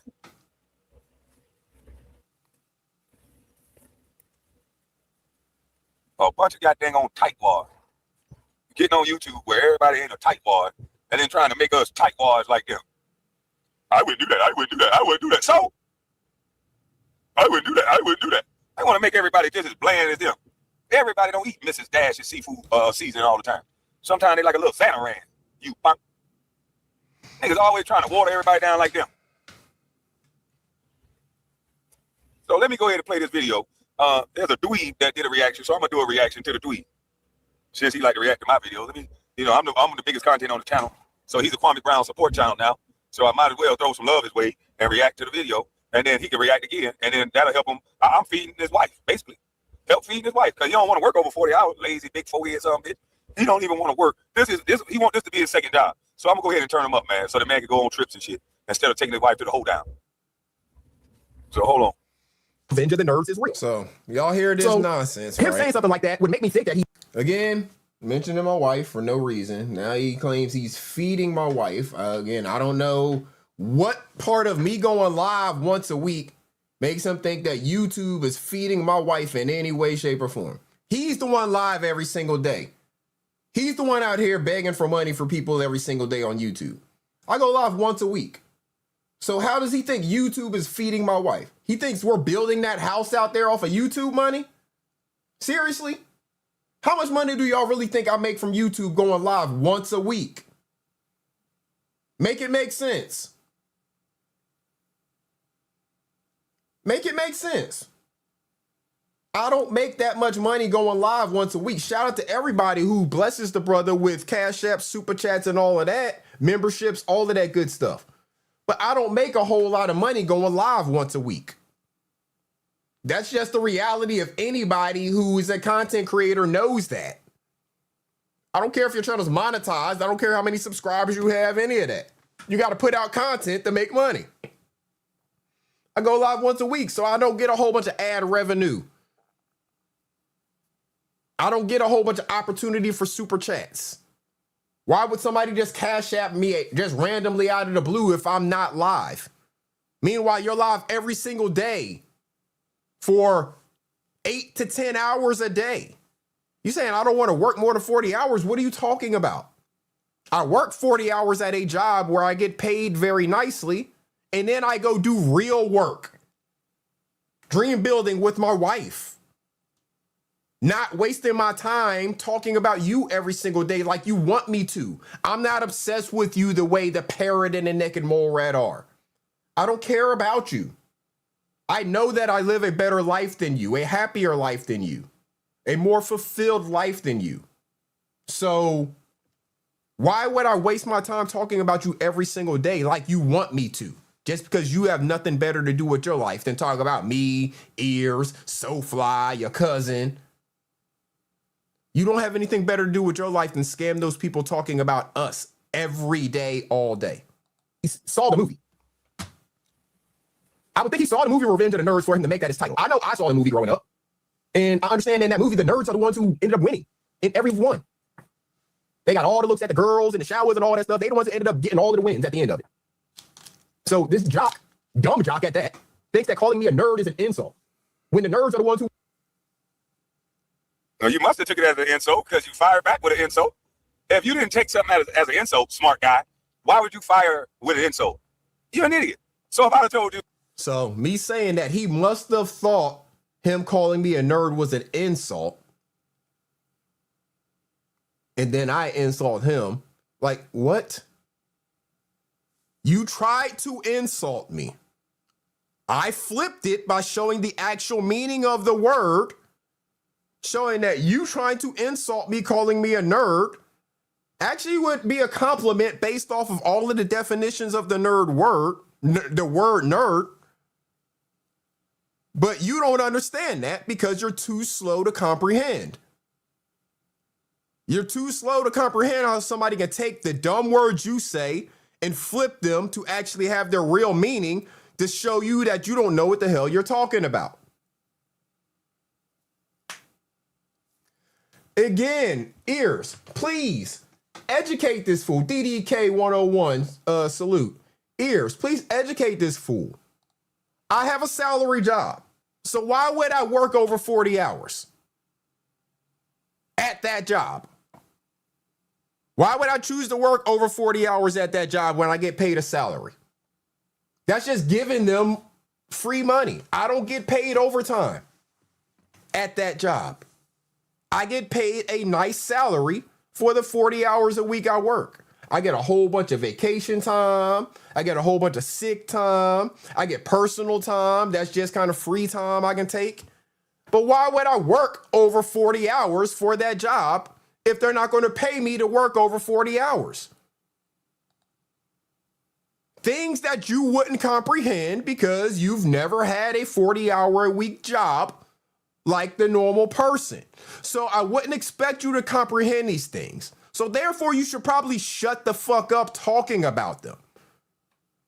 Because you don't understand them. I've said for years, so since before I started coming on YouTube, since before Kwame came on YouTube, I've had a salary job. So it wouldn't have made sense for me to work a minute over 40 hours for any of the years that y'all have known me on YouTube. Simba01, salute, homie. Appreciate you listening at work, brother.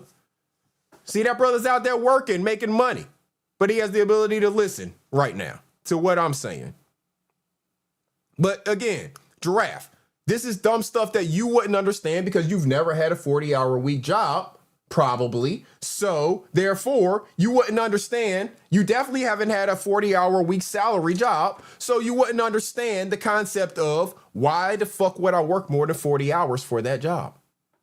It wouldn't make sense. That would be dumb. I got better things to do with my time. I know my time is more valuably used elsewhere than giving that job more than 40 hours. Hey, man, I like your shoes. You would have called me a dumb jock? No, because you wouldn't have took it as an insult. So if you knew that the nerds won and you thought it was a movie, because I never watched no motherfucking movie, Revenge of the Nerds, jackass. Just to let you know, I never saw no motherfucking movie, Revenge of the Nerds. All right?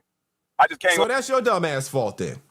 So you were unoriginal, because he's about to think that he came up with something, I guess. So you were unoriginal because Revenge of the Nerds has been a movie.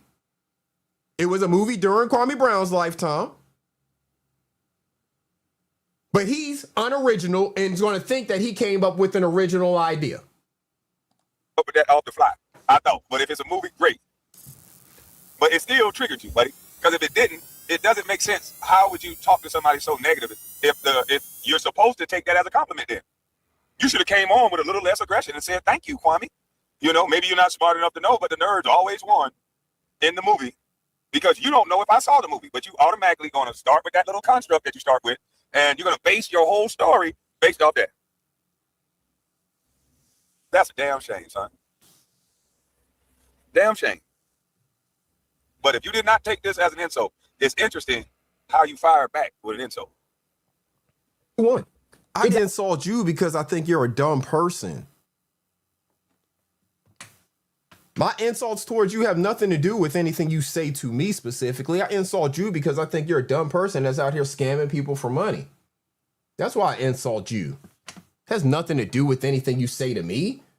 I'm not the person that's that tit for tat, response for response like that. You see, you went live about me on Thursday. I'm here waiting till Sunday. I don't have to immediately go live out of emotion because you said something about me. I think you're very dumb, so I point that out. Exactly, Mika. Exactly. I got a woman. Bitch, how you know I don't got 5 or 6 women? These niggas is so stupid. I got a woman. Nigga, good for you. What the fuck do you think single guys got? Like, do you niggas hear yourself talk? Like, dude, you got to really get into reality, buddy. You have to really come up out of this bubble, this fake bubble that you got going on to make you think that this life, this married life that you keep speaking about is the only life that exists where a man can have fun and be vibrant. You're stupid. Show us. Show us you growing. Show us you actually building something. Show any of it. Don't talk about it. Show it. So you got 5 or 6 women. That's what you're saying. You got 5 or 6 women and you're keeping all of them happy and you're building and growing with all of them and all of that. That's what you're saying? Because you know, life with women is not just about sex. TY, the Crew Podcast. What up, though? You know, life between men and women is not just about sex. It's not just about penis and vagina. It's about a whole lot more. So you got 5 or 6 women that you're building with, that you're out here experiencing a happy life with and all of that. That's what you're telling me. Nick Lee, salute. That's what you're telling me. Because I'm talking about the happy life that I'm building with my wife, the one that you keep trying to say doesn't exist because we've been married more than 5 years. I'm talking about the dreams that we're building that I'm showing to people.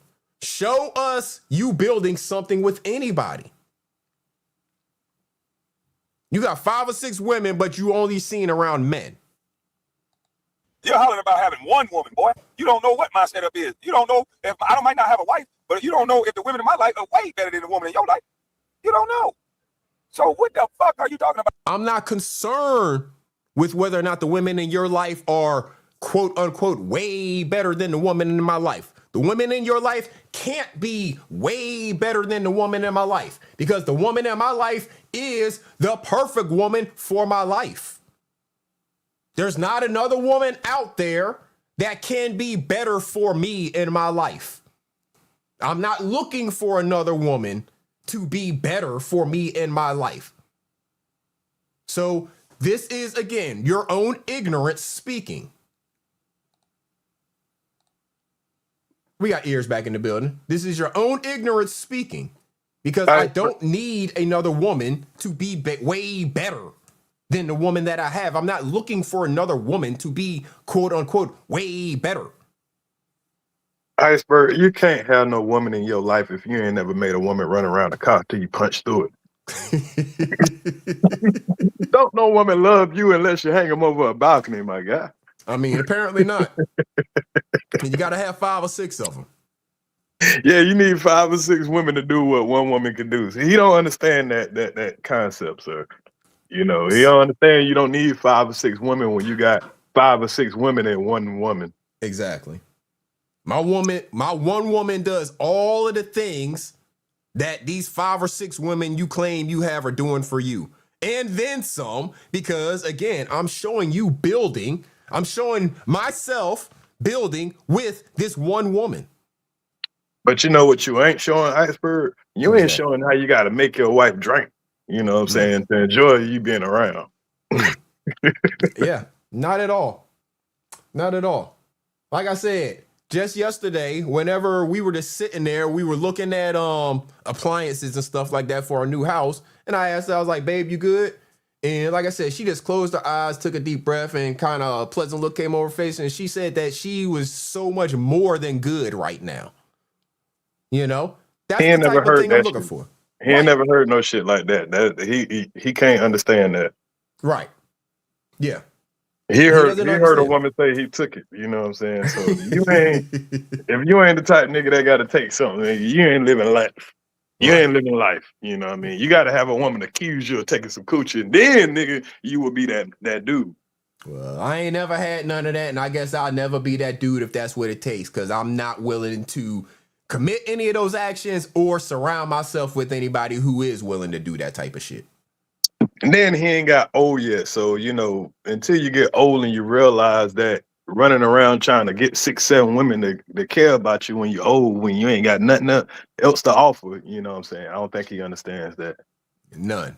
He doesn't understand it at all. He's going to be an old, miserable, lonely man. And he doesn't see that. And you don't understand the concept of having a woman take care of you when you're sick, you know, because when he's sick, he just got to be laid up in the hospital looking crazy by himself. You know? Right. But while he building a home, he got to worry about, you know, the women that's going to come over there and take something from him. He ain't worrying about a woman that has something invested in it along with him. Absolutely. So, I mean, these are things that he can't comprehend. So he's teaching the fool. At all. No, zero comprehension of this. And again, the audience that listens to him say this stuff and takes it in like I'm the one that's dumb and don't know what the hell I'm talking about.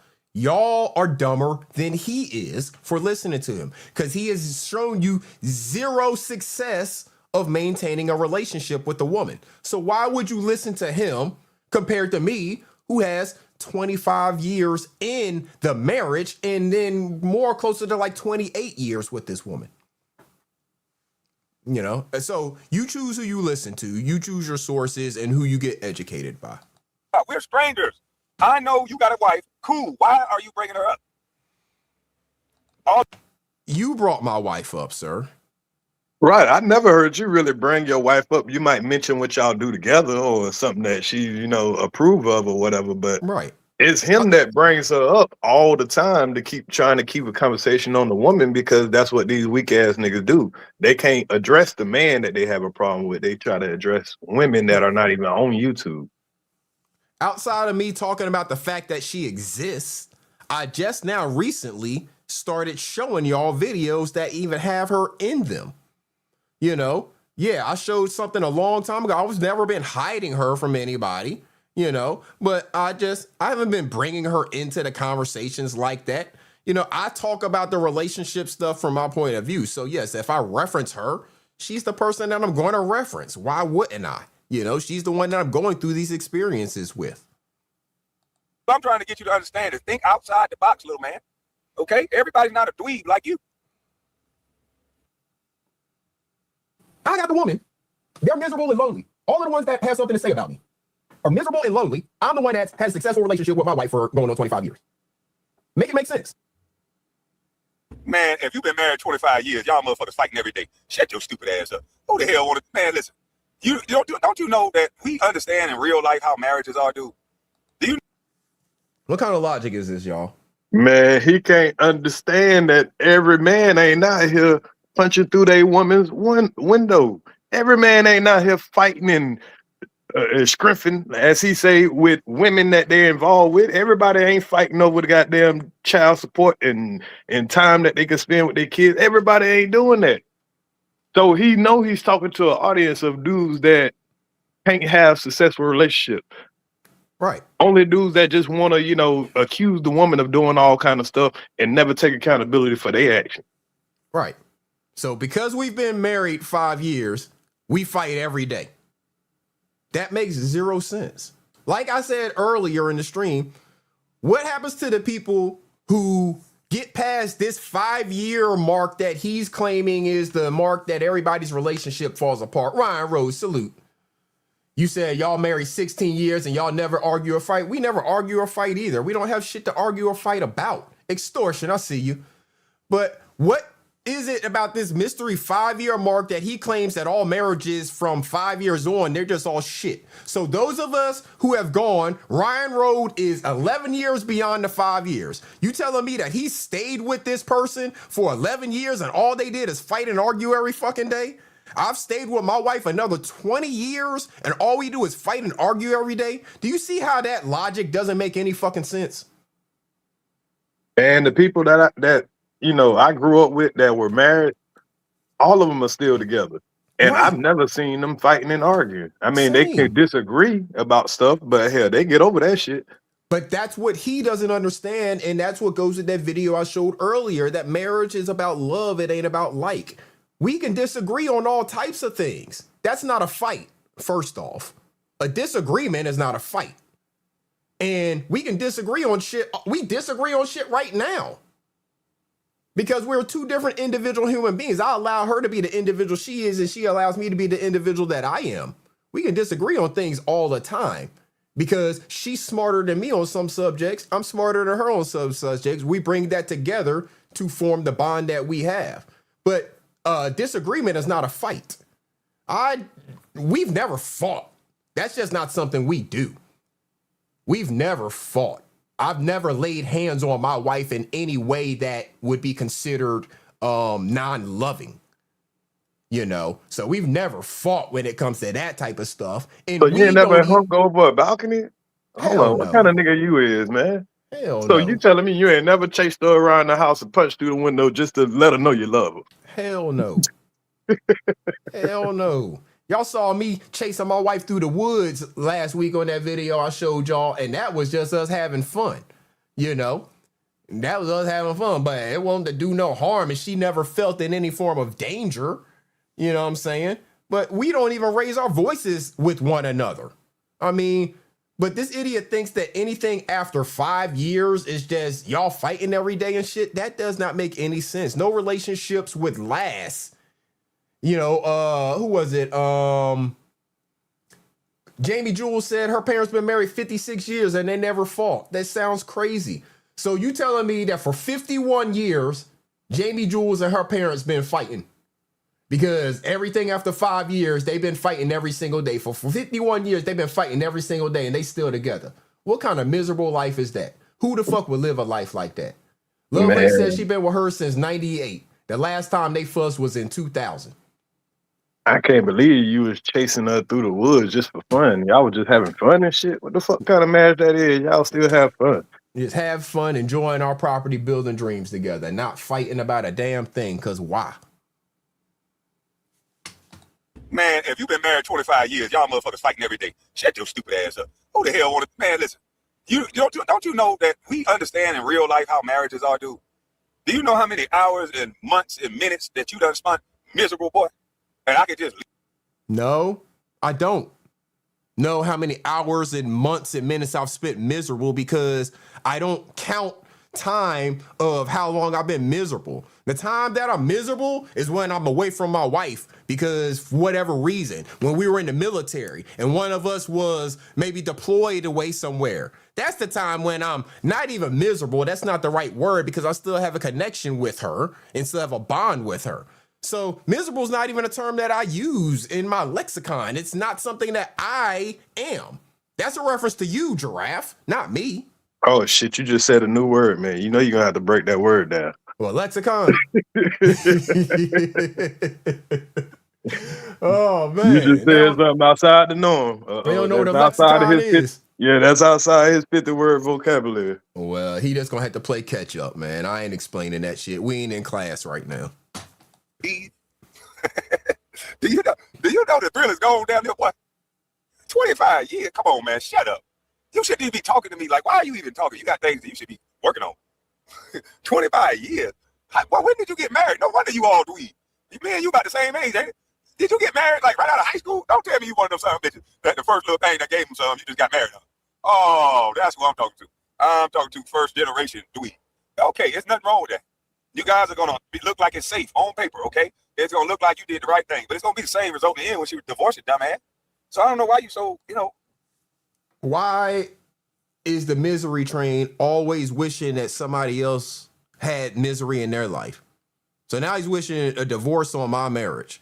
Man, this is the most negativity you can ever find out of one person. I mean, goddamn, bro.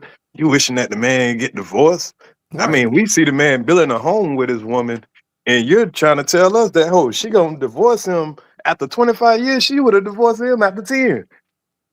I mean 25? She gonna wait to 25 to do that? After building another house with you? Right. I'm showing you, we building houses, we're dream building. I'm showing you dreams of things that we have of building together in the future, and you're wishing divorce upon my marriage. Why? Why are you that miserable?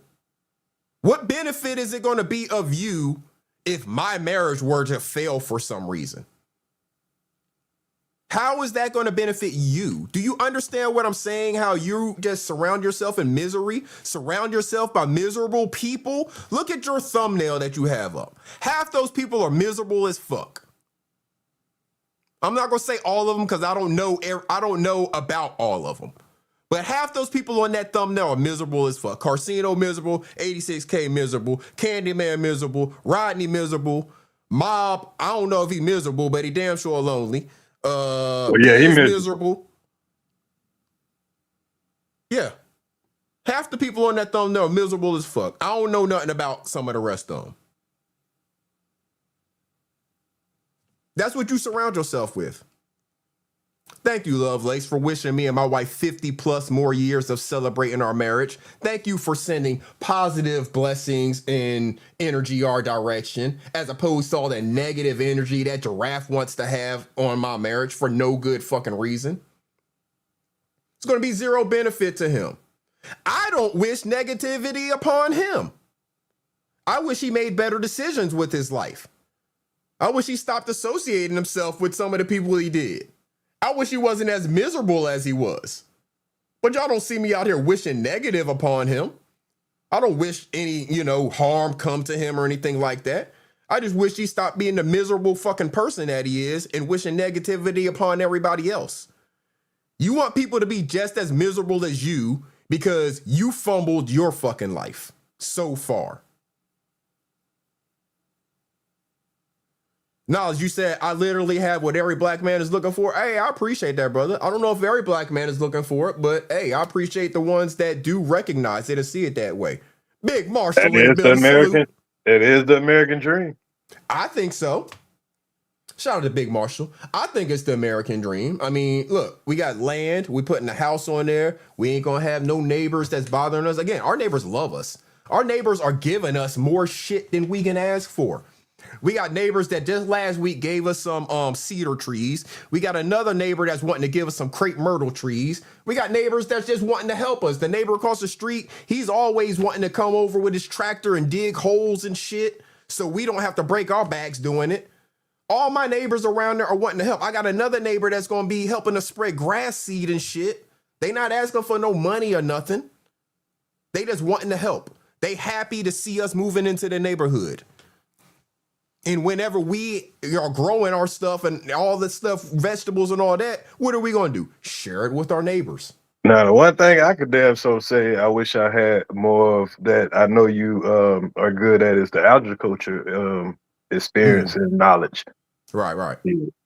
Yeah. And I plan on steering into that. We plan on growing all types of stuff. And we plan on sharing that abundance with our neighbors. You know, because that's what good neighbors do. While the miserable giraffe, I'm not going to go over that video. I know Ears went over it. One of his most recent live streams. Ears been doing them late night live streams, holding it down. So I've been having to catch the replays. I know he went over one where the miserable giraffe was complaining about like a utility person sitting in the damn yard or some shit. Like, this dude is terrified and like always skeptical of his neighbors. Why don't you actually learn who your neighbors are? Build a good relationship with them so you don't have to be so damn sketchy and shit all the time and think that every time somebody shows up, they coming to spy on you. Man, that boy shit a brick if Gil fuck around and buy a property next to him. Right. Gil could buy all the property surrounding him more than likely, and he'd be all types of fucked up, thinking that Gil's spying on him all the time, and Gil probably wouldn't be paying him no mind. Holly Favor, I agree with that. I don't think he has any examples of happiness that he's seen in his life. He's only growing up seeing examples of the miserable stuff, so that's all that he seems to steer into. Kwame, look, you don't have to hate on me, brother. If you actually appreciate the life that I'm living, the happiness that I enjoy, having my wife and all the positive energy that she gives me, seeing what we're building together, if you appreciate that, you don't have to hate on me, brother. You don't have to hate on me at all. I still have zero desire to ever meet you. So that shit you was talking about last week about I paid $50 and we supposed to meet and all that shit, I don't know what the fuck you're talking about. I've never had any desire to meet you. I still have zero desire to meet you. But I will be happy to share knowledge and information with you if you think it'll benefit you on how you can live a less miserable life. How you can actually enjoy some peace and happiness in your life. Because I've had positive examples around me. You know, I've seen positive relationships. I'm surrounded by a whole bunch of people who have long positive relationships, more than 5 years, and none of this fighting shit that you're talking about. So I can show you examples of that.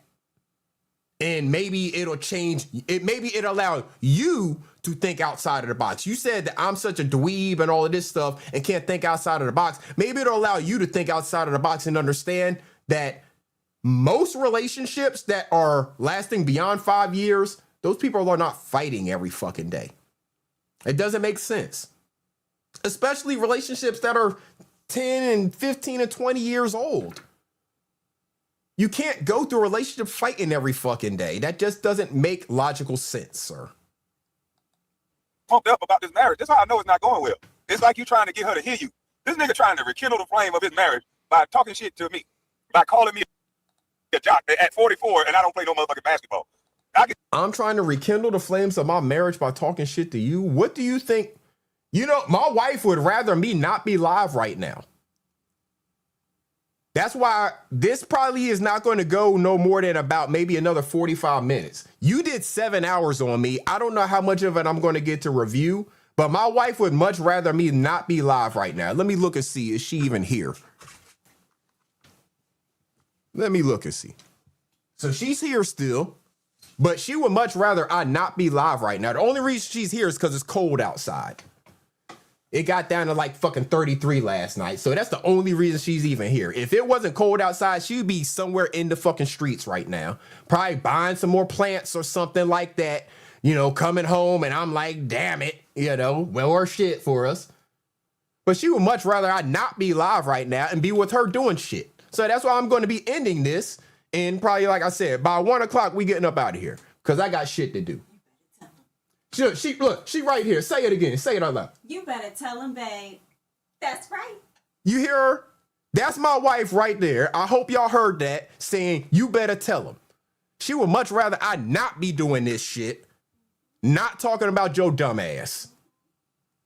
Are you crazy? Right. You think I'm getting any clout in my relationship, rekindling any flames by talking about your stupid ass? No. She laughing at you, fool. Get him, Lady Bird. Get him. She laughing at you. You must be stupid. see if he called me a janitor or a trash guy. You see me fucking with trash and dirt more than you see basketball. But it fits his narrative to call me a dumb jock. It fits his narrative. Maybe his wife likes basketball players or something. I don't know. But he comes with a lot of personal insults towards me. That's kind of, you kind of telling me something. I'm psychoanalyzing you right now. Maybe your wife be chuckling in the background at some of my jokes or something. I don't know. So this boy say we see him in dirt more than he played basketball. Why is it that this fool keep acting like that's what got him in the position that he's in? I don't know. Like he's some kind of real estate guru or just some build it up from the ground contractor or some shit. And I asked him this the other day. I said, bro, you didn't make your millions off of, doing what you claiming that you're doing. So it's not impressing me. Right. I don't know why he thinks he's impressing somebody with the little bit of stuff that he's barely showing. You remodeling some old ass houses in Brunswick does not make you some real estate mogul, bruh. Yeah, some shit you already done had for 20 years and you never decide to do it. But now you're doing it even 10 years after your career. Right. Your dumbass should have had them things as rental properties years ago that are just making money hand over fist right now. You just now deciding to try to have some other people fix up this shit and you showing that as you doing the work. You playing in dirt. Again, I'm showing the work, bro. I'm showing the work we got going on. Yeah, I might not be physically out there doing all of it, but you know that money coming from somewhere. And it ain't coming from YouTube on my 1 day a week. I can guarantee you that. Right. I can guarantee you that. Because something got you all hot round the goddamn collar about me, boy. And I'm trying to figure out where it is, what it is. Because ain't nothing you got me hot round the collar about you. You're a stranger. So I don't understand what you're... So I'm such a stranger and you not hot around the collar around me that you did a 7-hour live stream about me. You talked about Gil for about 20 minutes. Make it make sense. Did you play in the NBA or something? I must have. I got NBA players, former first #1 overall draft picks talking about me for 7 fucking hours. Because I made a live stream because he decided to talk about my wife and my marriage. And I told him how stupid he is. And now he's not hot around the collar, but he made a 7-hour live stream talking about me. Make that shit make sense. I'm telling y'all, logic. That should have been the word of the day, is logic, because none of the stuff he is saying is logical. Issue is, you damn stranger.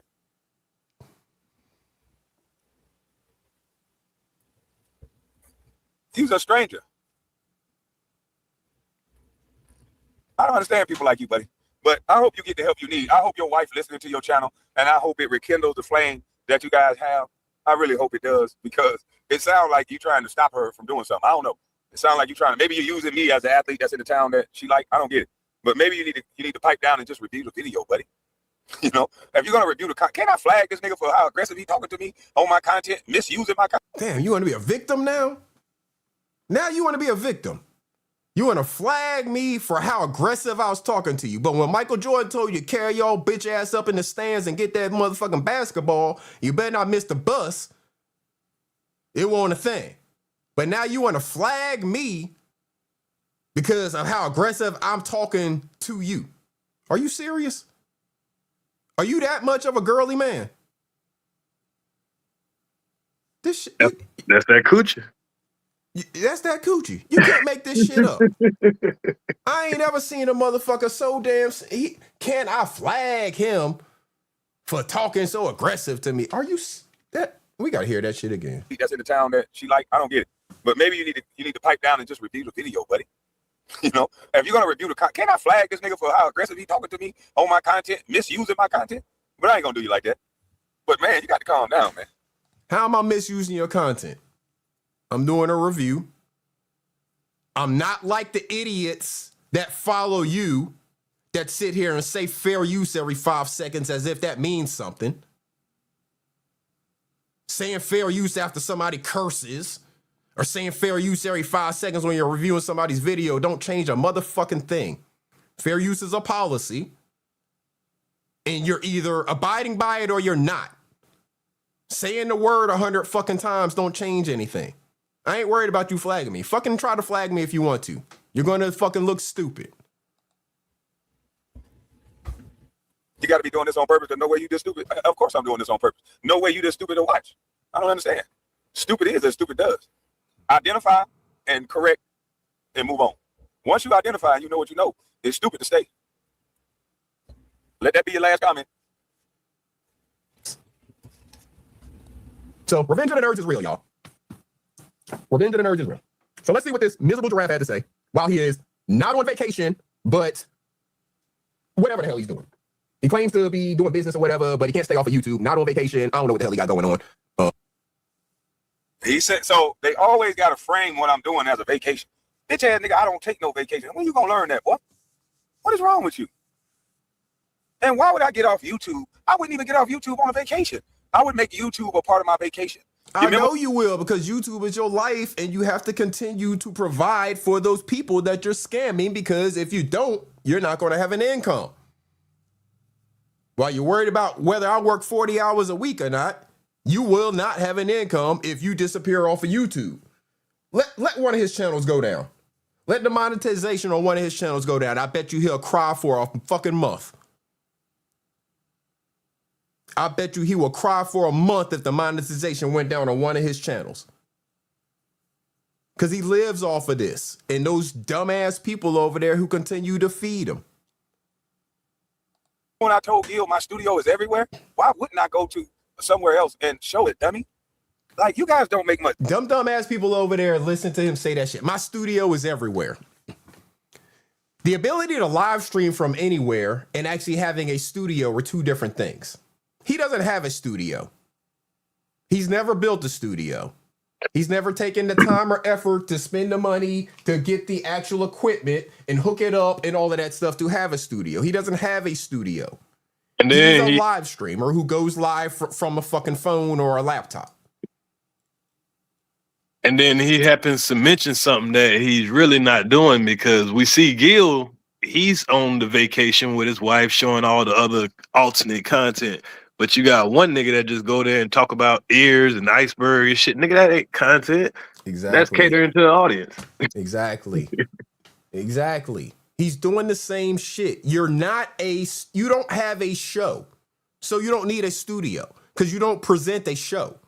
You press go live, you sit behind an avatar, you have people hit your link, and you talk shit about people like Ears, Iceberg, SoFly, and your cousin. That's what you do. That's not a show. Gil is actually putting on a show. Talking about I got an everywhere show. Nigga, that ain't no show. What the right. Fuck? That's pressing go live from a fucking phone. Anybody can do that. Anybody can do that. Take a laptop with you and pull up StreamYard. Anybody can do that. That's not a show. Sitting behind an avatar. Gil has multiple shows. The Arena, that's one show. That's the underdog thing. He also has his gaming channel. That's a show. Melly, his wife, has a show. They actually put on real content shows. Original content. Some people would consider what I was doing earlier a show. This now, what I'm doing, this is a reaction. This is bullshit. Some people would consider the stuff I was talking about earlier, talking about the relationship stuff and all of those different things, a show that I actually pulled together. So that's the difference that you don't understand. You have to actually do some research and pull some things together, present things, show your fucking face to put on a show. You can't just sit behind an avatar talking shit and then bring other people up to talk shit while you're reacting to somebody's video and call that a show. Sis, when he's doing his show, he does shit in the beginning. And then he gets into the reaction. He puts on a show. And then he gets into the reaction and it becomes a part of it. Ears, he goes out and finds topics and does research and puts on an actual show. It's not just, I'm here to talk shit, have a bunch of people hit my link and help me talk shit while I'm responding to one person's damn video for 7 hours. That's not a show. Sense at all. You're sitting up in the house with your wife going over a video of a guy that you think is dumb. And I think that's dumb. Now, hopefully the money that you make off the video, because talking about me is probably going to make you some money. So if you make any money off the video, please stop being a weenie dog. Take your wife on a vacation. Hold on, bro. I gotta I gotta say something to that part. Did this man just say, sitting there listening to somebody that you think is dumb, that is dumb? Yep. But don't he call me dumb and stupid all the time? But the nigga sit here and watch. The nigga just subscribe to me on another channel because somebody blocked him in my chat. So he went and subscribed because you know it shows as soon as you subscribe. Yeah.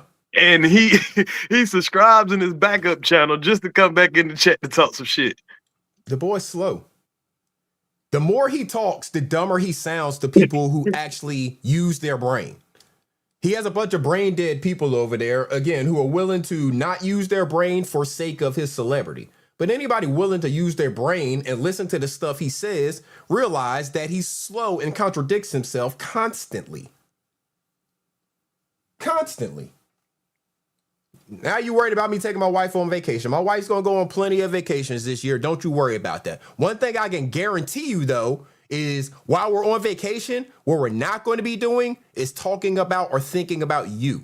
I'm not going to be making any videos about you. If I happen to be on vacation and it goes over on a Sunday, then I will let y'all know that I'm not going to be here that Sunday. Matter of fact, let me look at my calendar for next week because I'm trying to be consistent. I'm trying to come to y'all every Sunday. But if I'm not going to be here a Sunday, I want to make sure I let y'all know. I should be good for next Sunday. But yeah, when I go on vacation, one thing I'm damn sure not going to be doing is going live talking shit about you at all. That is not going to be a thought at all.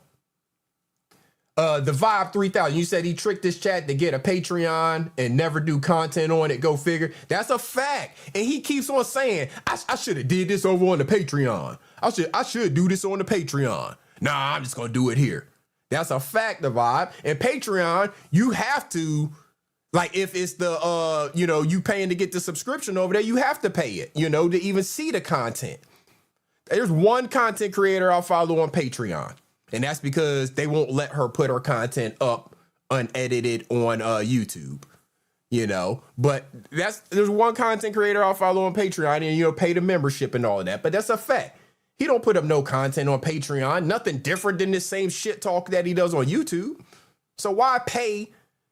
That's the thing. He has these people paying him in multiple places. They pay for a membership on his main channel. They pay for his membership on his backup channel. And then they'll pay for a membership on his Patreon. If he knows he has that coming in every month from these same people who he has fooled, that's enough to pay for his bills. Go figure. I don't make that much off of YouTube. I don't have a Patreon. I don't have any of these other social media things that will be paying me. I don't make enough off of YouTube to in any way, shape, or form pay my bills. And as y'all see, I invest back into my platform from the money that I receive. Now that you have a page, document it. You don't got to show your wife, but show that you're on vacation. Show that you actually living a life instead of just sitting behind a goddamn computer critiquing everybody.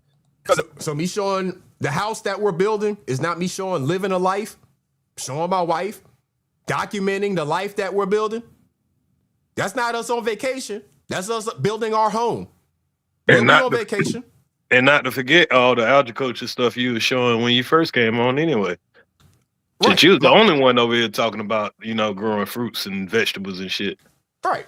That's what I started watching. Sister T. Yeah. Sister T. We're talking about growing the garden and all of that stuff.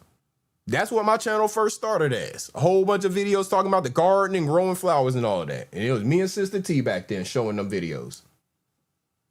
So this fool makes no sense. If I had to critique you, and you working 40 hours at a salary job, making over 100,000, as you say, then why don't you have a second job so you can push it to 200,000? Or is this your second job? Because I don't spend my entire life chasing money. I don't spend my entire life chasing money. Why do I need a second job, another 40 hours to push my 100,000 to 200,000 when there's a whole bunch of other ways for me to make money other than giving more time to another workplace?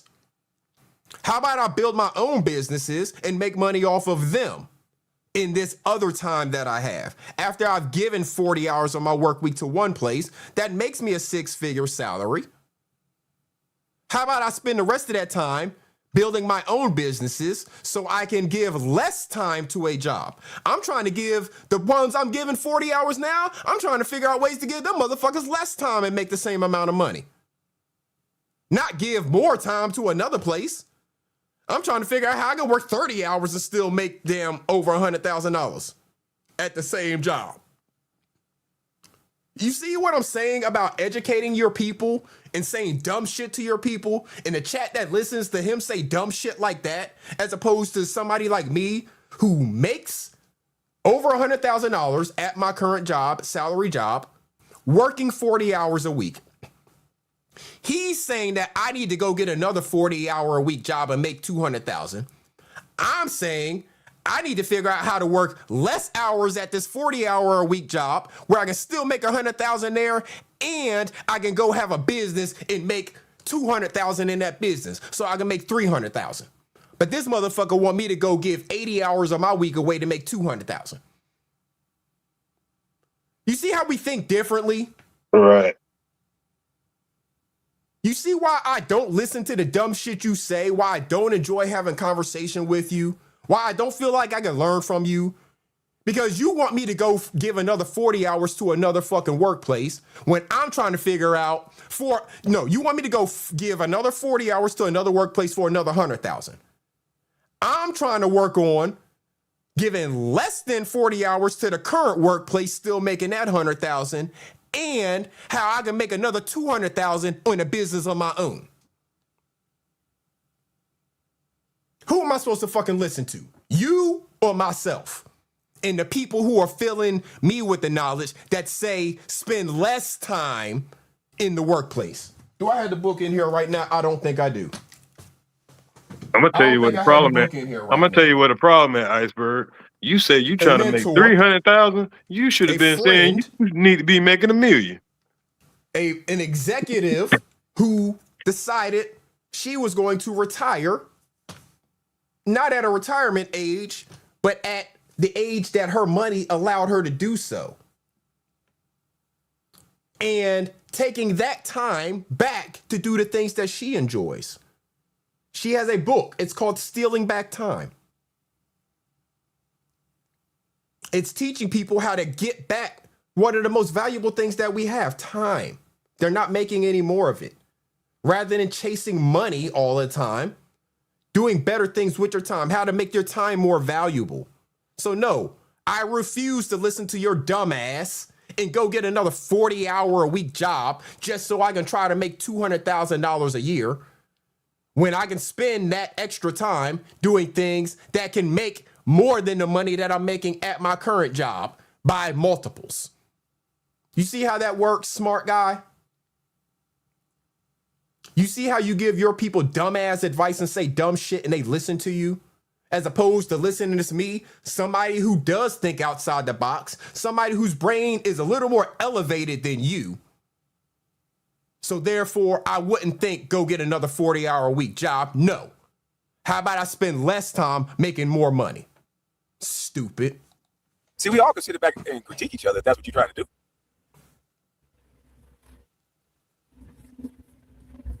How the hell is this shit here? There we go. So let's see what he's talking about. And let me speed this up because we ain't got all day. I got other stuff to do today. So let's speed it up and see what he's talking about. This fool said, tell them it's called freedom, KB. That's what the person said in the chat. After this stupid motherfucker told me to go get another 40-hour job, how am I supposed to have freedom working 80 hours a week? Less than a YouTube guy, Capo in the building, salute. How am I supposed to have freedom working 80 hours a week? Dust Dawn T, do you see how you are stupid donating money to him, saying stupid shit like that?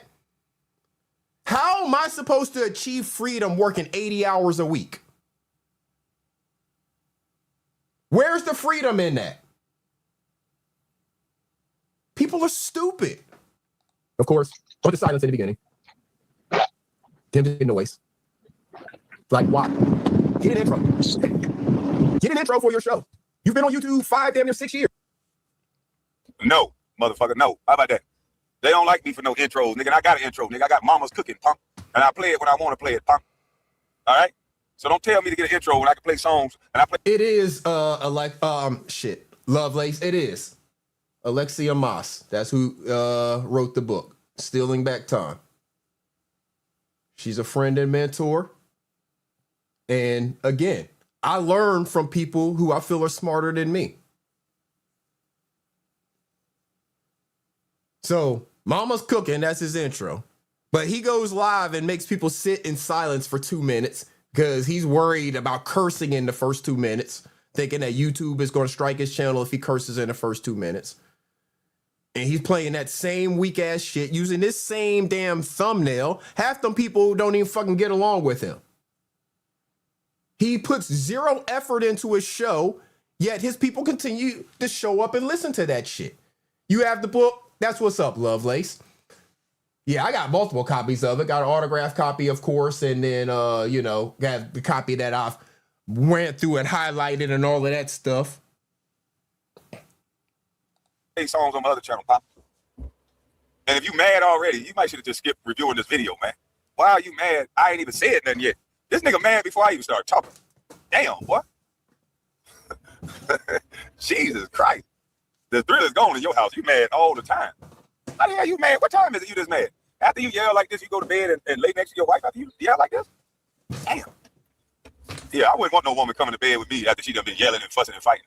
I'll tell her, hey, go over there and cool off first. Don't come in. So everybody knows I go live in the morning. So he's talking about, he worried about my wife again, worried about me going to bed mad and all of that stuff. I go live in the morning. Why are you worried about when I go to bed and if I'm mad when I go to bed? Bring that devil spirit over here. I'm on that ganja and jelly. I'm on that jelly and this ganja, and I don't need all them spirits around me, you know. I'm peace. So you're high and drunk, as always, is what you're saying. And that's what your people sign up to listen to. You high and drunk behind an avatar talking about stuff you don't know. You know what I'm saying? Another thing he can't comprehend is you're a guy that don't get high and drunk, so your perspective is going to be 100% different than his. Very much so. Very different thought process. I'm not sitting around high and drunk all day, every day. So every thought that I have is permeated by whatever substances that I'm abusing at the time. Lying, you know what I'm saying? It's all peace. That nigga hurt, but it's about too many hurt men in these seconds. Man, I don't understand the emotion. This nigga mad at me and I ain't even said nothing. All that negative energy. Yeah, I don't want all that in the bed with me. She supposed to come make love to me after been cussing and fussing the whole goddamn time. No. That don't sound sexy to me. Just get an intro. Put it in your StreamYard, and when you go live, your intro will play. Why in the hell do you go live, and then for however long just sit there in fucking silence or making just background noise? And you wonder why you can't grow your platform. All these people around you, you've had around you all these years, and you still have not either taken the time to learn yourself how to make an intro or pay somebody to make an intro for you. Like, what are we doing? And those people sit over there and accept this. They accept him not taking any time or putting any effort into actually doing anything to build and grow his platform. And see, this is why people don't like dry, bland-ass motherfuckers like this that just sit around and zestify the world and just always worried about somebody else. Dumbass boy, don't you know they like the way I orate? They don't give a fuck about no intro, stupid ass boy. They like the way I talk. No one likes the way you talk, and that's the problem. That's why you so mad, stupid dummy. Really? So they like the way he talks. They don't like the way I talk, and that's why I'm so mad. I'm still trying to figure out when and where I'm mad about any of this nonsense. I guess maybe they do like the way he talks. That's fine. But people seem to like the way I talk as well. I mean, I'm getting pretty good views on my stuff, and I got people in the chat that seem to be agreeing with me, so I feel good with what I got going on. He like the way I talk. Not to mention he responding to every damn one live per week. He got to respond to it. Right. So I mean, right. So something I'm saying is doing something since you got to respond. With no intro talking. You clowns trying to evolve your stuff. Why don't you evolve your vocabulary? Why don't you learn how to roast? Why don't you learn how to talk? You stale ass piece of bread. Ah, damn, boy, you 20. Your wife had to endure 25 years of this. Man, I hope you start making some money on YouTube so you can pay her. She should be paid yearly for being with you. Like, damn, this nigga is the born. This nigga like, I'd rather watch my painters paint a wall than to listen to this stupid motherfucker come up with these dumbass bland theories when everybody know. They say, boy, that boy Kwame a fool. Why don't you come out with me one day, No Bird Thoughts, and come walk around with me and watch how many people say, God damn, man, you still on YouTube? Man, I be trying to catch a video. No shit funny as shit. Nick Lee, you caught that. He missed the entire point. I said, look, so here's the thing again. He says I'm mad, right? Again, I don't know what I'm mad about. Yeah, I don't know why he brought a vocabulary, y'all. He said I need to expand my vocabulary. I don't even know why he brought that shit up. That was just stupid of him to say. But Nick Lee, yeah, he missed the point. I said, why don't you get yourself an intro, do some things to add to your platform and stuff. So that's why you're not growing. He ignored all of that and just focused on the whole intro thing. He didn't take the advice because we know his channel's not growing. His channel hasn't grown in years. He hasn't gotten any new subscriber in years on his channels. He got the 400 and something on the one and the 22 something on the other, and he's barely getting more views than me on some of his videos. You know, so we know his channel hasn't grown in years. He hasn't changed anything or evolved anything. He missed the point. Get yourself an intro. Add some more stuff. Actually get yourself a studio. All of these things are things we've seen other people do and grow their platform. We watched Gil come here. Gil came here with a fucking blank room. They ain't room shit in that room. It was a white fucking room and a chair. And then we watched them build the room out. Then we watched them bring in other people to help them build out studios and editing and all of that stuff. And we watched them continue to grow the platforms. Your shit is still the same shit. You sitting with a burgundy wall or sitting behind an avatar talking. You think the people came to hear that, that's fine. You're going to continue to have the same exact people. You're going to continue to have to live off them same exact dumb people and you're never going to grow. That's fine if that's what you choose to do. I'm just giving advice based off of my observations. Shout out to everybody who had the opportunity to hit that like button. It is greatly appreciated. They're not talking about no intro, nigga. Why don't you learn to be funny, clown? Just comes and criticizes everybody else who puts money and shit into their platforms. I mean, I don't even think he has a damn sound. Look how these lying motherfuckers just lie. I'm criticizing everybody else that put money into their platform. Who the fuck am I criticizing that put money into their platform? Me, Suge, Ears, Sis, Skinny, shit. I'm trying to think of other people. All of us who have actually put money into our platforms, put money into building out studios, put money into all of that shit, you're criticizing. You criticize Gil for it. You just said a few minutes ago, you were talking about Gil, about how your studio is everywhere, basically. He's spending all that money on building out a studio, and you can have a studio anywhere. That's a criticism. Do you not know what that word means? You criticize anybody who actually builds out some studio effort, equipment, and then has the nerve to comment about the fact that you don't do that. So I've named, Lovelace said, at least 5 people that you've criticized, and we've all built out studios, and we've all said shit about your lack of doing so. Like, these dudes are some clowns. They get up here and lie. They gotta mention my name. I haven't criticized nobody that put money into their platform. I don't even know what money who put into their platform. So what is he talking about? This boy is a straight up clown. They don't even show you the videos to back up what it is that they're saying. They just say a bunch of nonsense, and you're just supposed to go with that. Because he got his feelings hurt. I'm bored. I mean, can he play horns? Can he do any of that? Can he? Does he have the ability to do any of that? I mean, what are we doing here? Right, half the time it's just him talking to himself out loud. Muso, right. Half the time when he's live, it's just him talking to himself out loud because he's lonely and miserable. And it's like he can't be alone. He's like that kid who can't be alone in the dark. You know? I thought I was about to see something magnificent. This bitch ass nigga giving you basic stream yards, goddamn. Who the fuck can't do that, bro? I thought you were about to do some damn D shit. I thought you were about to do something special, lame ass boy. I like women. I thought you were about to do something special, stupid. Oh, hell no. Like, what the fuck is wrong with you? You got to do all that shit because you dried in a motherfucker, boy. You're like goddamn oatmeal with no brown sugar. You's a bitch. That's what I'm trying to tell you. You didn't even say nothing extravagant. You went to the basic ass StreamYard. How the fuck you gonna call somebody out and I got better StreamYard set up than you? Damn, Tina. You try. What about his StreamYard setup would make it better than mine? Did that nigga just go through his little video list? I think so. I think so. What about his StreamYard setup would be better than mine? I pay for StreamYard just like he does. So he got access to all the same shit. But I'm not playing my sounds from StreamYard.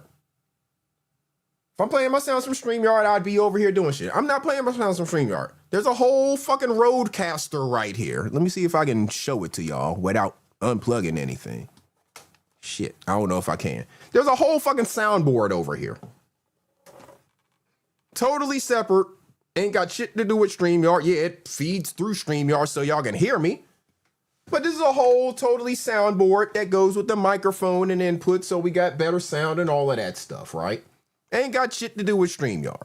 Yes, you can play sounds and stuff in StreamYard and all that shit. Yes, you can. But, yeah, shit, even people with a free StreamYard can do that shit. But we ain't talking about that. We're talking about to say people. your point was the show, you know what I'm saying? Like how Gil, he put more money into the show, but they actually making more money too. Right. Exactly. When you put money into things, you have the ability to make more out of it. That's what he doesn't seem to get.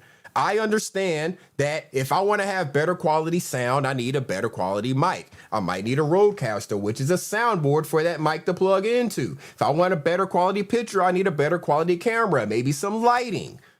I understand all these things, and I understand that it takes, sometimes a financial investment to recoup better benefits or rewards on the back end of things. That's the whole point that I'm making. He doesn't seem to understand that. I don't think it's the financial part. I think it's the having to learn something new part. Some people, they can't, focus long enough. And like you say, he's satisfied with the people that like the way he talk. Now, the people that don't want to hear that dumb shit, they fade away. That's why it went from 60,000 to what it is now. Right. And, but he's still going to have those people, that he was exposed to, and they don't care what he say. Right. Yeah. Lovelace, you said, what is a soundboard? So it's, again, I can't show it because where the camera is and where it is, I unplug shit to have to do it, but it has the microphone plugged into it. All right, so whenever y'all see Suge live, a lot of times Suge, he shows his desktop. And you'll see a little thing, the thing that he presses, it has lights on it, and whenever it's making sounds, whether it's the air horn or whatever, that's a soundboard. It's called a Rodecaster. It has little slide dials on it. It's what we can use, like how you have people come in on the phone. Whenever you have people that phone into the show, I could connect the phone, but I just don't want to do all of that. All of these things. And again, you can program sounds into it. How do you get? All right, so I got one for you. And hell, I don't know if StreamYard even added this in or not because I don't use a lot of the StreamYard assets because I have these other external devices, right? So here's one for him. He talks about how I got all of this shit. I got all this shit. Okay, so I mean, can you do this? Do you have the ability to do this in StreamYard since you got all of this shit? Can you do this, in StreamYard? I don't know. Maybe you can, maybe you can't. This is something you can do with the soundboard, though.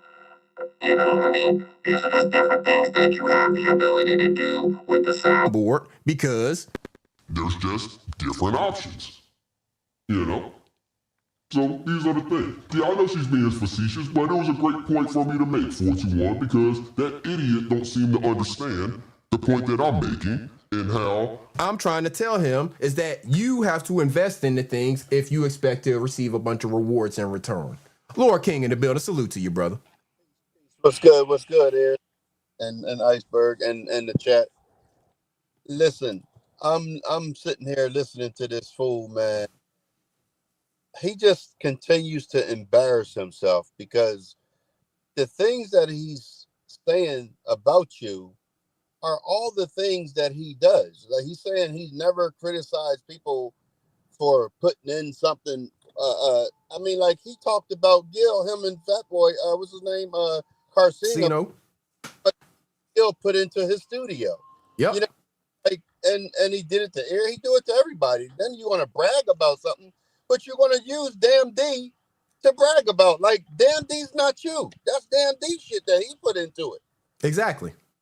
Right. I can respect Damn D setup shit. Absolutely. I ain't gotta fuck with them to say, okay, you know, you doing your thing. Absolutely. It's effective.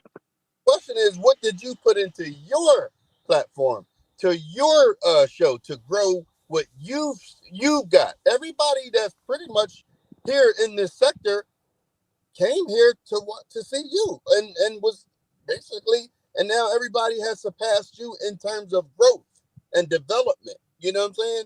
So I'm looking at, I just seen a video of him with that house that he just rehabbed, you know, and he showed the doors on the house. He said, "Oh, I gotta order the new doors or order." Well, I'm a builder and I'm a contractor and I rehab houses and I do historical houses.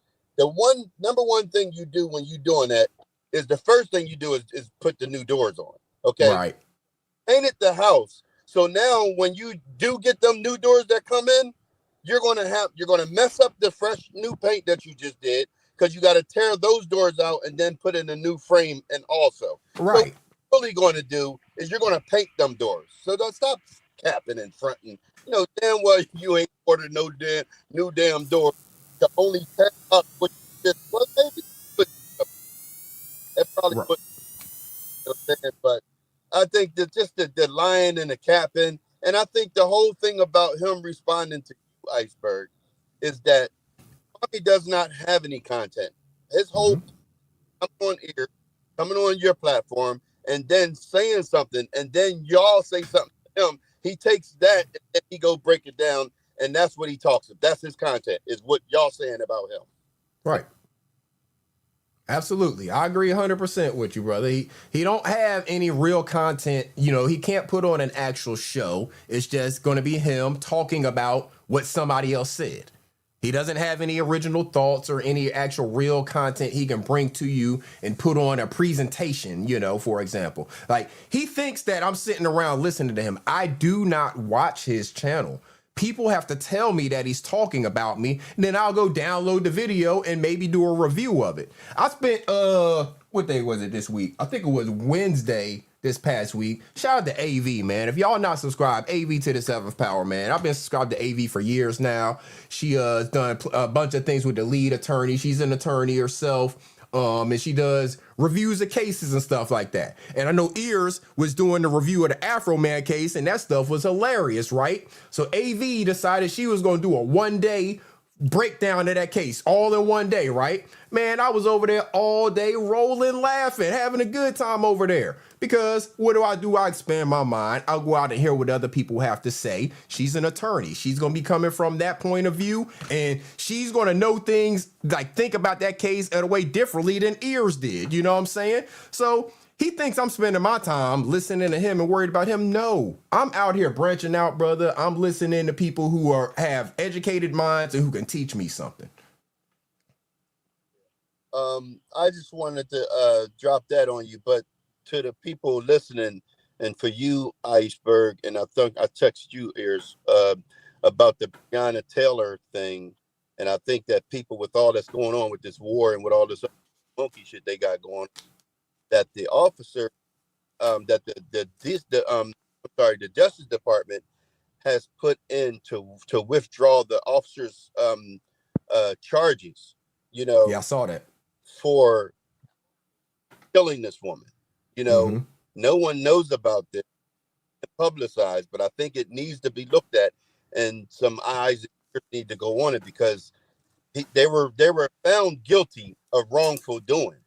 I don't know how you get found guilty for killing someone, and then the people who actually charged the officers is filing a motion to withdraw the conviction, when they've been found guilty of lying and killing this woman. you know, and to me that's crazy. Like, you know what I'm saying? Like, our world is, man, but then they put up all these distractions so that we don't see this stuff. You know, they'll publicize it in the beginning, but when behind the scenes, when they trying to let these officers off the hook for wrongful doing something to someone, they want to make it as quiet as possible.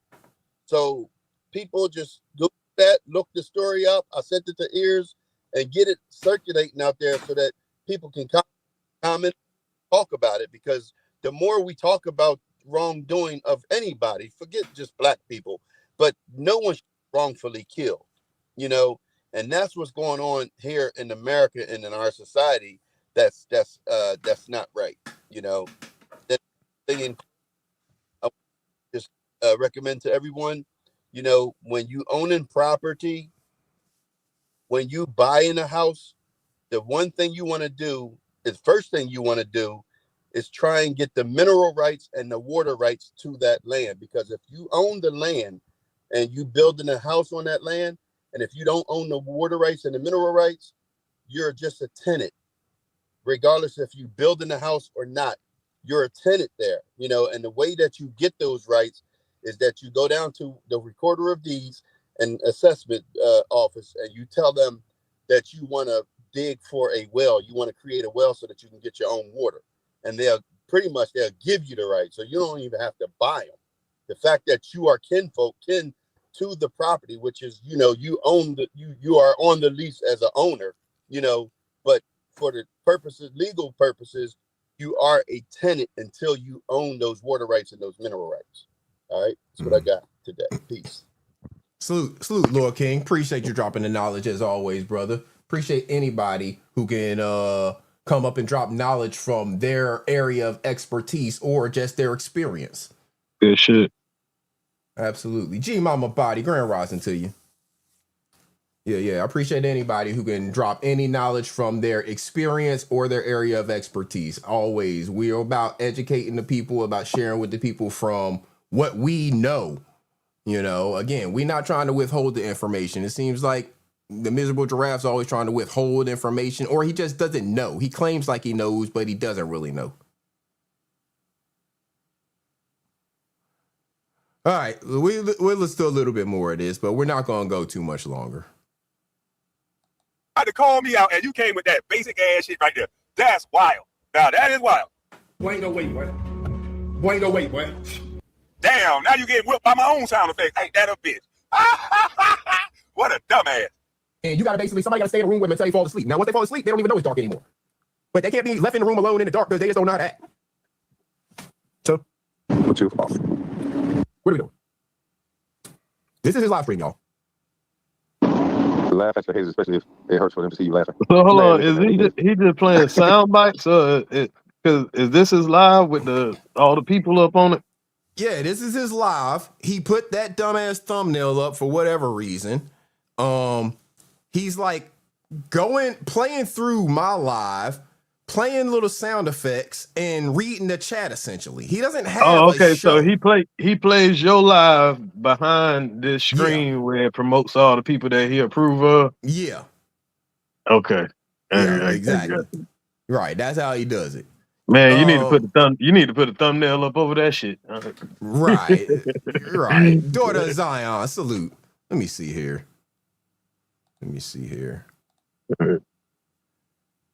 Matter of fact, let me see if that shit'll play like this. Yeah, it will. Yeah, I don't need that shit on the screen. So he comes on, I guess reading the chat. He's 53 seconds in, I guess he's reading the chat. Hey man, listen.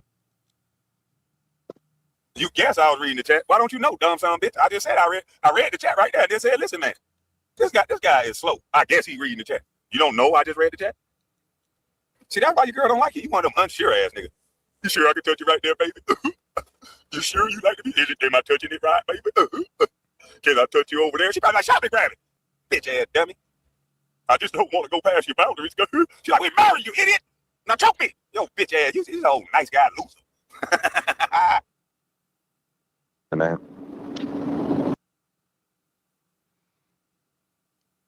Y'all hear this guy? Y'all hear this guy? Oh man, What can't does it make this shit mean up. to be in a relationship to him? I don't understand. SA, I guess. That's what it sounds like. If you're not taking it, then you ain't a man.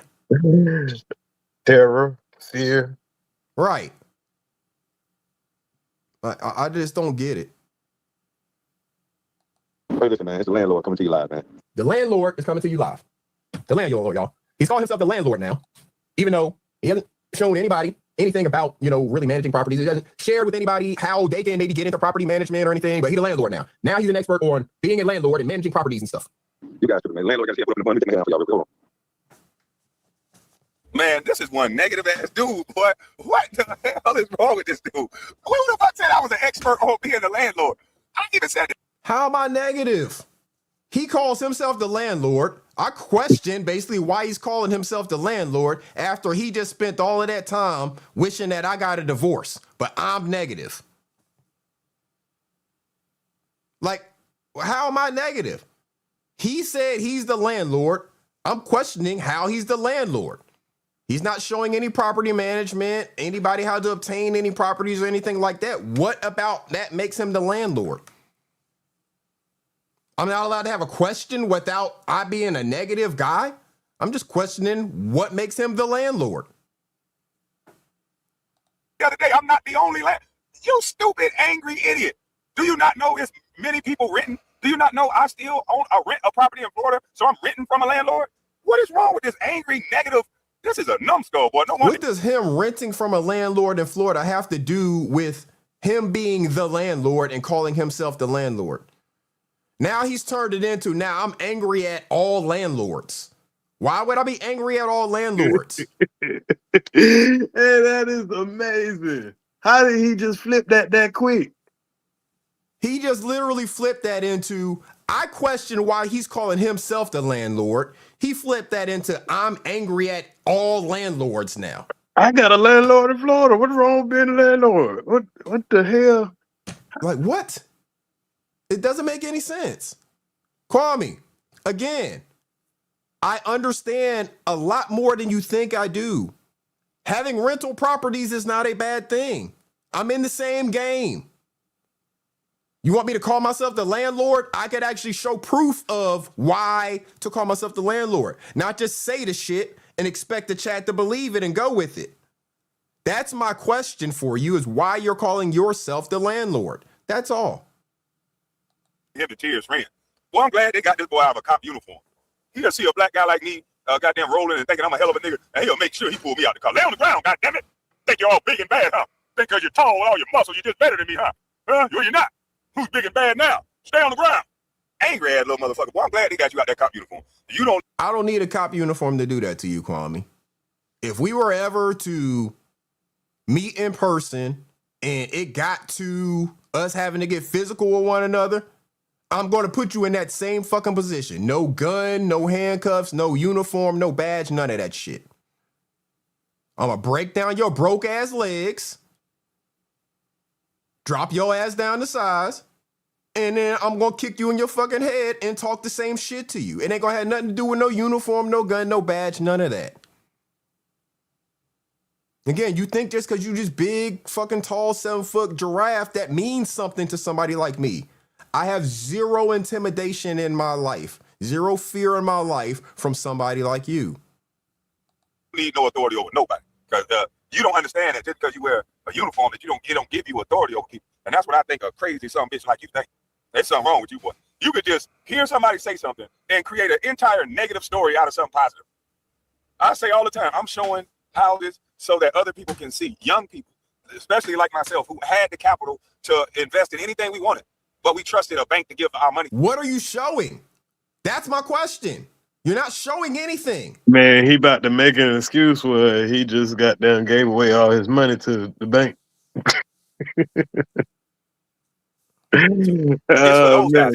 This boy's sad. He giving an example to those guys, man. You get your money, man. Don't let the bank take it. Right.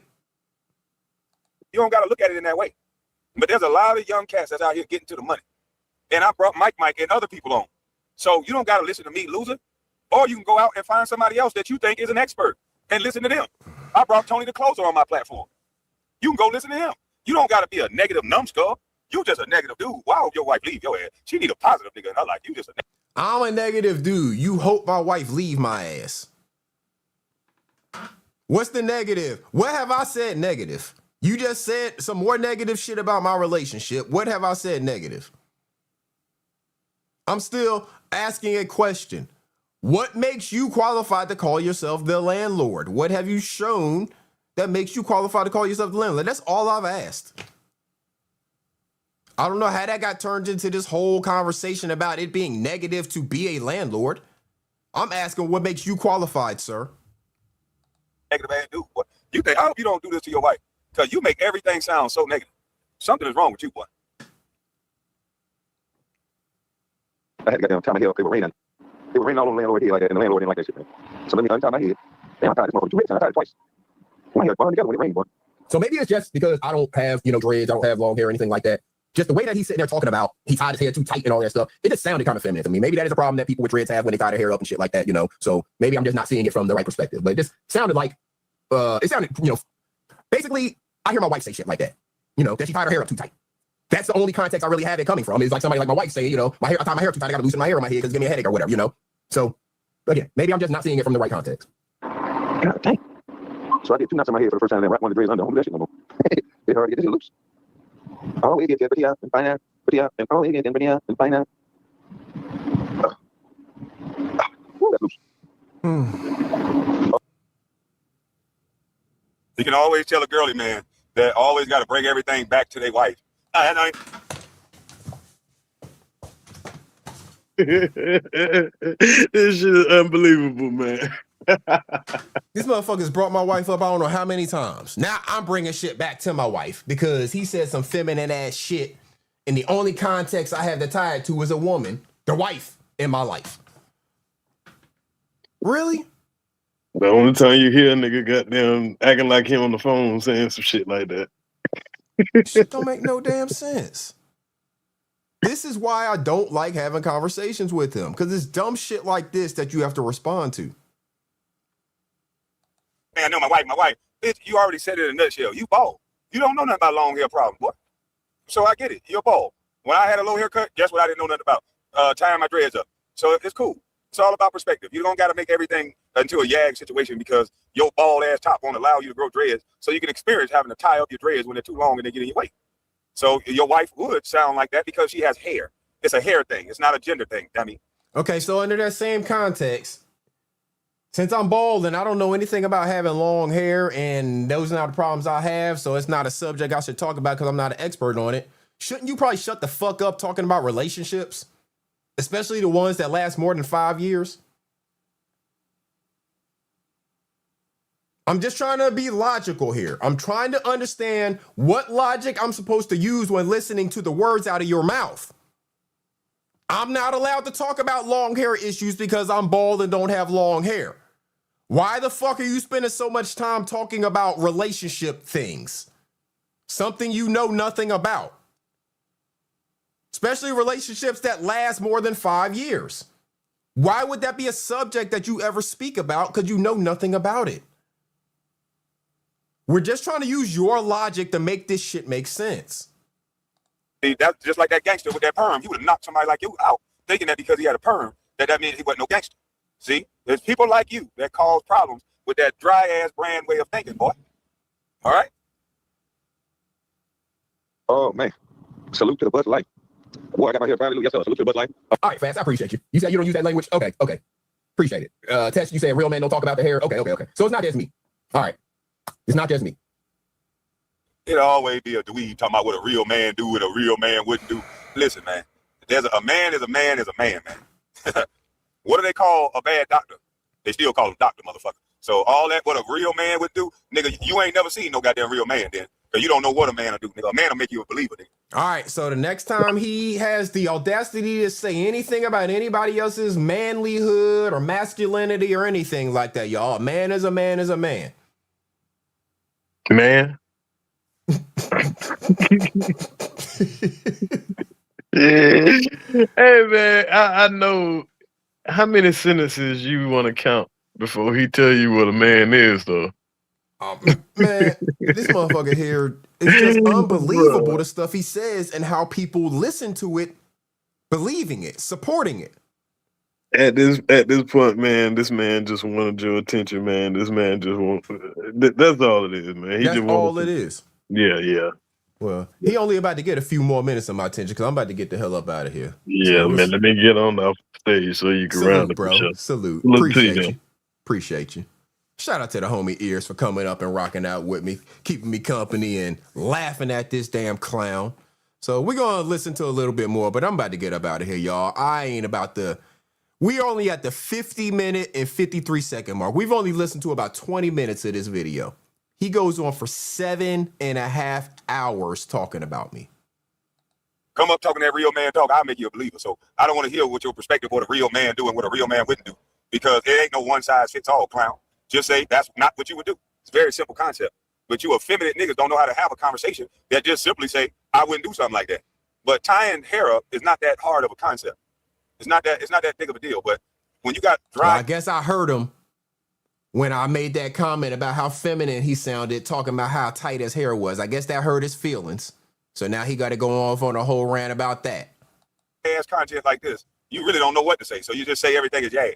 That's what you listen to over there in that goddamn ugly wildebeest panel. You listen to him talk about stick and yag stuff all day. So now you guys got to turn a regular conversation where somebody's just saying they tied their dreads up too tight and you compare it to a woman. It's a damn shame, boy. No, it's the way you were saying it, that oof and all that shit. It's the way you were saying it. It ain't about the specific words. It's the way you were saying it. But you don't understand that. Again, I don't expect you to understand it because you live in a little box where you're surrounded by people who tell you that you're right all the time. Since you've been whatever age that they thought that you had a chance to go to the NBA, you've been surrounded by people who've told you were right all the time. And you've continued to surround yourself with people like that who are afraid to actually speak up and have a voice for themselves. You surrounded yourself with a low-performing team because nobody feels safe to speak up. And that's fine. You're going to continue to get the low-performing results that you're getting. Damn shame the way you dudes think. Not worth it. You say never heard dudes talk about the hair so much in my life. Okay. It's not just me. All right. I'm just making sure I wasn't being, I'm not trying to be somebody that's always trying to make somebody out to be sounding a certain kind of way or anything, but it just sounded that way to me the way he was talking about it, because, again, I only hear my wife really talk like that about her hair. I don't really hear guys talk about their hair like that in that way. It's tight and all that, Bro, we seen all your friends. They all got their top let back like you. Like, what the fuck are you talking about? Now, You seen all my friends? What friends of mine have you seen? What is he talking about, y'all? What friends of mine has he seen? I don't know what the hell he's talking about or what friends of mine he claims to have seen. He just says shit. You don't know my friends at all. Hell, you can't even find my friends looking on my damn Facebook. What the hell is he talking about? Put the picture up, you ain't gonna do nothing but flag it. We see you at the hold down. All your friends top let back, just like yours. So, of course, you don't know nothing about this hair shit. You hang with a crew up all... And he says, hey, put some picture up that I'm going to flag it. I have never flagged the Kwame Brown video ever. So they got a picture from Facebook of me at a event. They think it's a party. What it really was a brewery that was having an event. I've never been to a rodeo party, so it couldn't have shown a picture of me at a rodeo party because I've never even been to a rodeo party. What they showed was a picture of me at a brewery so many years ago that happened to have live entertainment. And so we were out having a good time and dancing to the live music. A lot of the people in the picture, I don't even know. Because this is a public event. I don't know them damn people. Just like them people don't know me. But that's what he showed a picture of. Is me at a brewery, a local place, public place. Not local, but a public place because it's not local to here. But a public place with a bunch of other people. So there's random people in the background that he assumes are my friends that I don't even fucking know.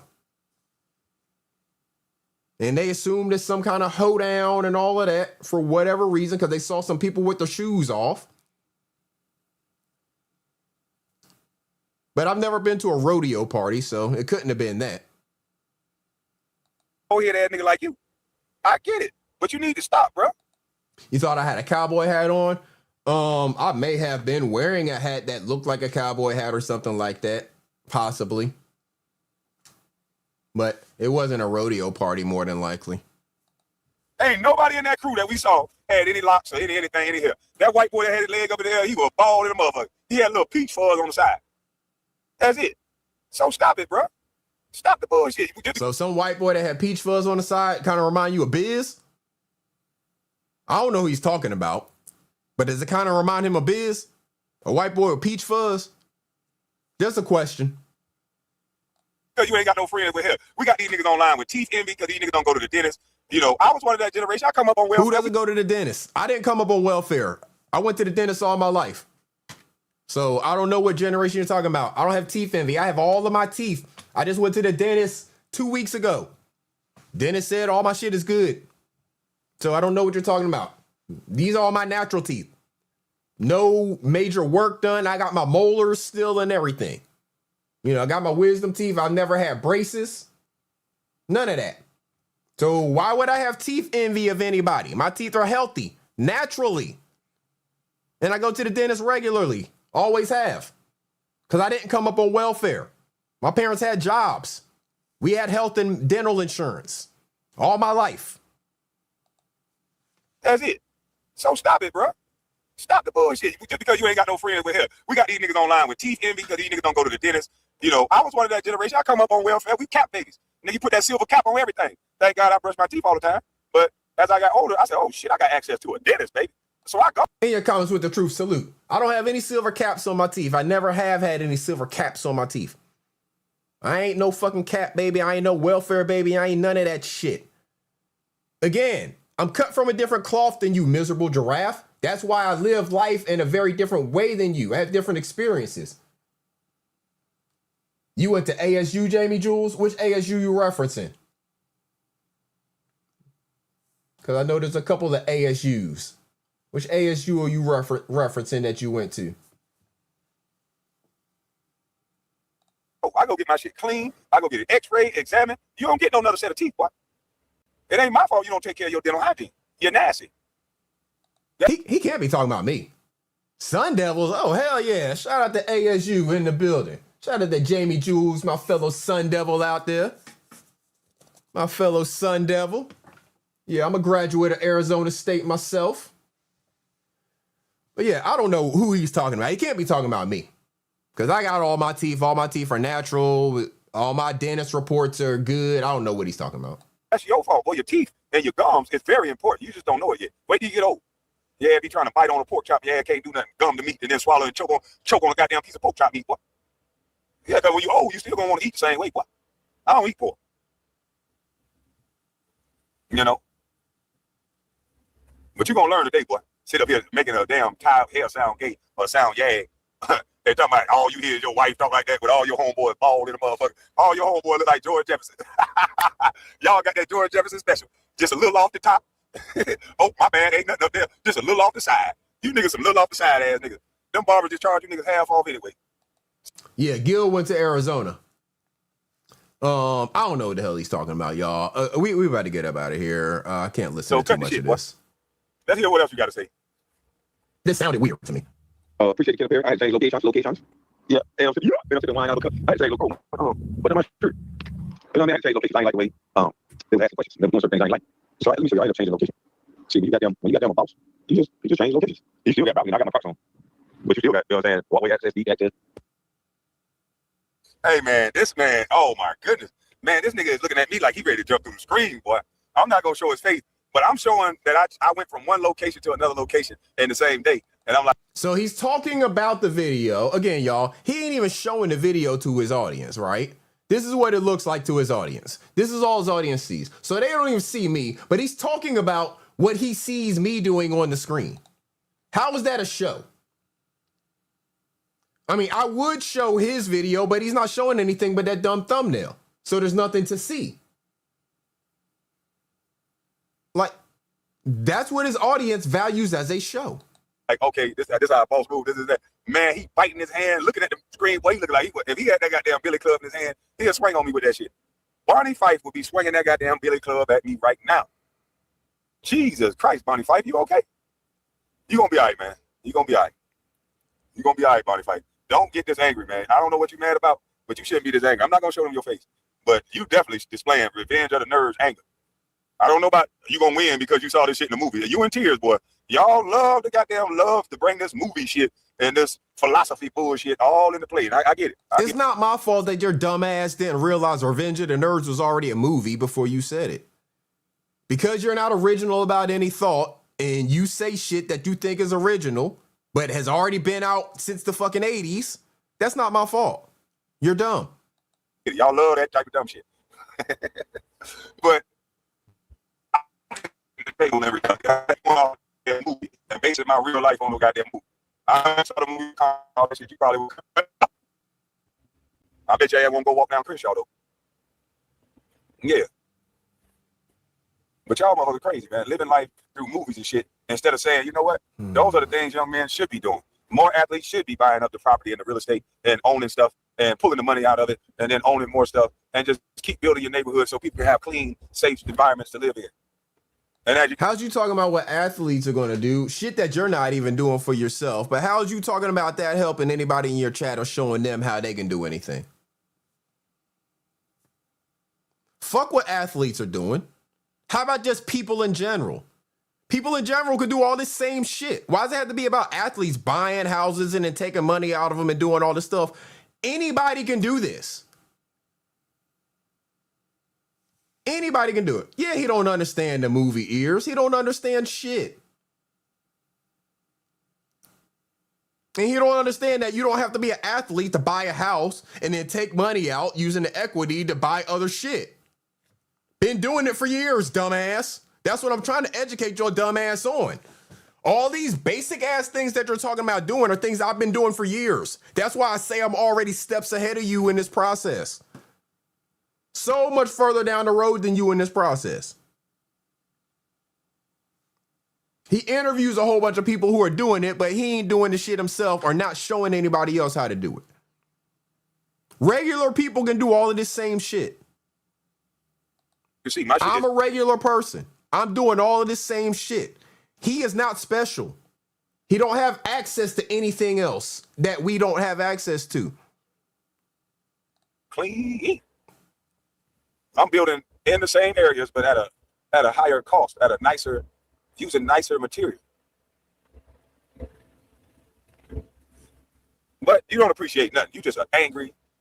All right, so he just said something there, and I'm gonna comment on this. And I don't know where he's building or anything like that, right? So he said he's building in the same area at a higher cost using nicer materials. So I don't know what the quote unquote landlord plans to do with these places that he's doing these things in. If he plans to rent them, then fine. He may have a hard time renting it at the cost that he wants to if he's using all these nicer materials, but it's still in a shitty area, right? You can price yourself out. You can put fucking all of these high priced ass materials in a place, but it's still in the hood, right across from the fucking projects, and ain't nobody gonna pay to rent that motherfucker at the price you want. Or if he's trying to sell it, the same thing is gonna happen. If you put all of these high priced materials into a place that's still in the fucking hood and the cost of living in that area is not high, the comps are gonna be based off of houses in that area. So if this is a 3-bedroom, 2-bath house, the comps are going to be based off of 3-bedroom, 2-bath houses within the vicinity of that area that have sold recently. So if you want to spend a whole bunch of money and put it into that house, but that house still ain't worth shit because it's in a shitty ass neighborhood, more power to you. You ain't going to get your money back. Have fun, landlord that don't know how fucking money works. This is common sense shit. He is misrepresenting and misunderstanding like real estate and investment 101 shit. Some of this stuff is some of the basic investment shit. The comps in your area is what determines the value of your house, not how much money you spent putting into that house.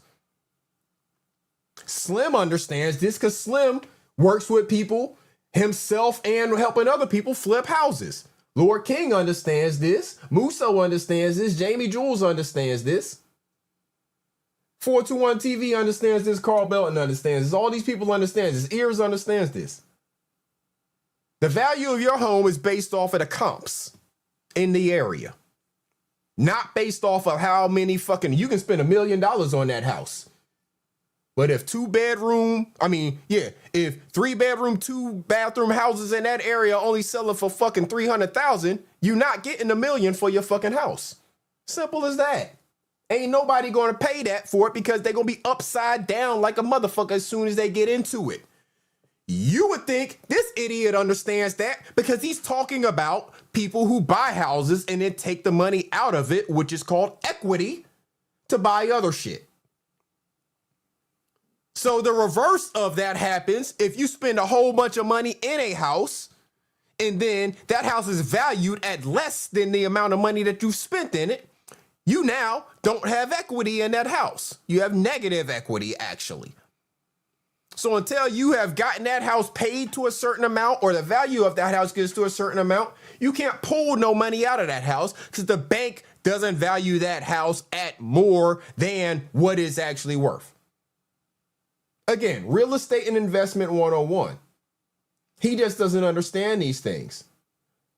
An appraisal is just an appraisal. Exactly. Slim said it. An appraisal is just an appraisal. An appraisal is basically that person, that appraiser's opinion of value on that home. That's all it is an opinion of value. And you might as well say an appraisal is an opinion of value. And it's based off of that person's opinion. And that's all the fuck it is.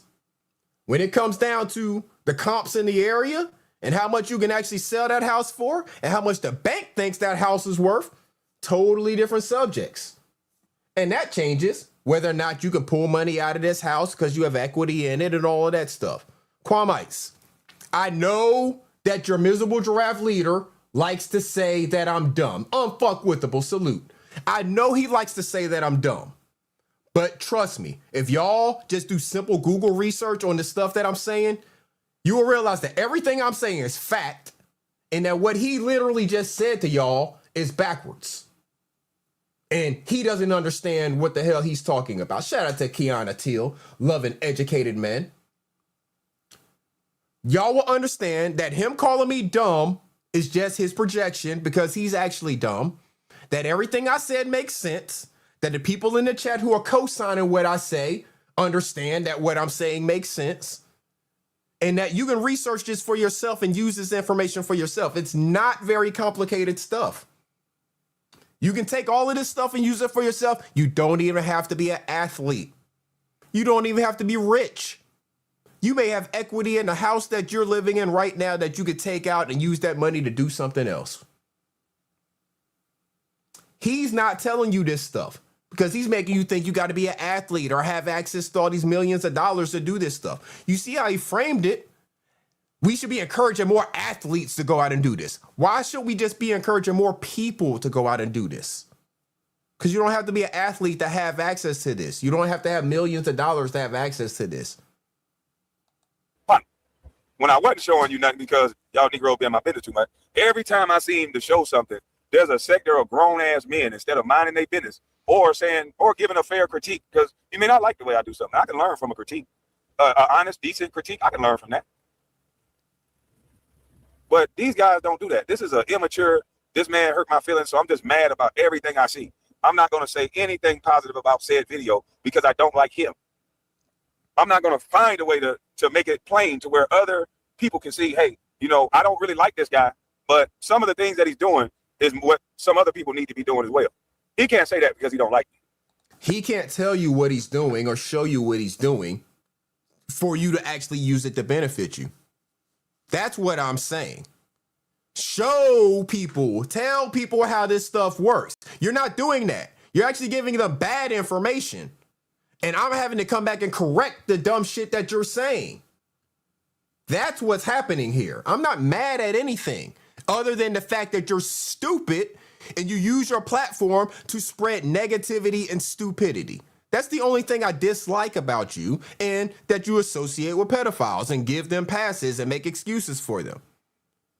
But if you would stop being stupid and use your platform to actually spread good information to people, accurate information, maybe I'd have less negative to say about you. That's the immaturity level that this guy got. That's the pain and that's the anger that he carries. And that's okay.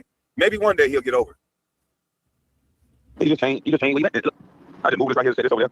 But I still got a little wraparound joint. I got a wraparound joint. Come on, wraparound joint. So, I just say. So, I mean, my question is, are you there by yourself? It's nighttime. You out on the balcony talking to the people on YouTube, sharing. We're done, y'all. I can't do anymore. We've been here 5 hours. I'm ready to go. I'm ready to be with my happy place, in my happy place, in my happy space with my wife. Again, he went on. We only got to the 59, basically 1 hour mark. He went on for another 6.5 hours talking about me. Being mad about me. Wanting to say I'm dumb and have a contradiction for everything I said. Meanwhile, he needs to be listening and trying to take some advice because he's really steering his people wrong. He's telling them a bunch of nonsense. He's not really giving them the accurate information. And I just can't do it anymore, y'all. Y'all know, I can only tolerate so much of it. That's why, again, I don't enjoy having conversations with them because it's just not anything that I feel like is helping me grow in any way. And I got better things to do with my time. We're dream building. I am happy. I am not mad, angry, or anything like that. I am happy. We are dream building. That is all we have been doing here is building our dream, y'all. And I've been bringing y'all along on the journey, and that's what we're going to continue to do. Me and wifey are going to continue to build the dream. Soon as I get done here, we going to probably get into some more plant shit or something. Who knows? But we're going to be doing the things that makes us happy. We're going to be doing the things that puts a smile on her face. That's what I enjoy doing. The things that puts a smile on her face. So before we get up out of here, for those who didn't get to see it the first time, here's a quick video of where we are in the process of building our home as we're building a dream, and then we're going to get up out of here.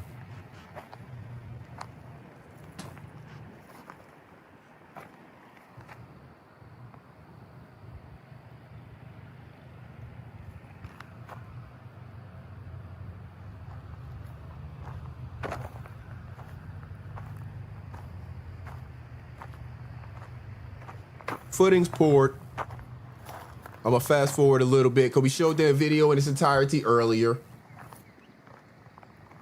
DDK. I'll do my best not to go fight my wife since we've been together all this time. I appreciate it. You said you got a plug on Nigerian dwarf goats, Muso? Okay. I'm gonna have to look into Nigerian dwarf goats, but I'm sure that's damn sure something she'll want if she sees them. I know that's a fact. If she sees them, it's something she's gonna want. So found footings poured.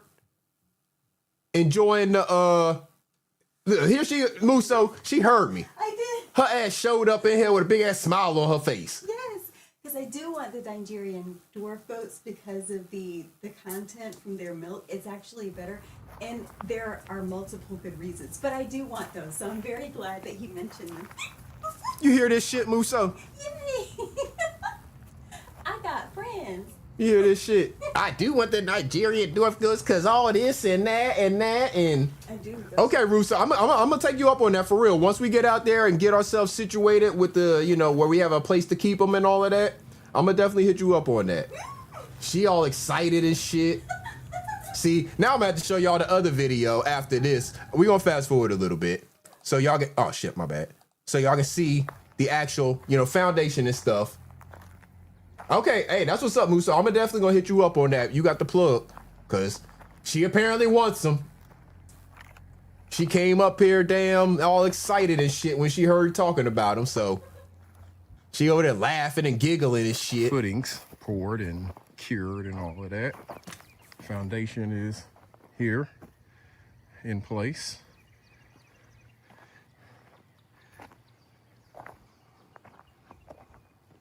As you can see, all our center supports going all the way down.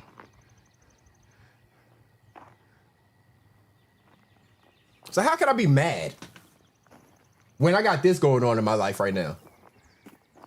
We'll be ready to I can't be mad next week. We'll of course be out here to capture all of that. I really can't be mad about life right now.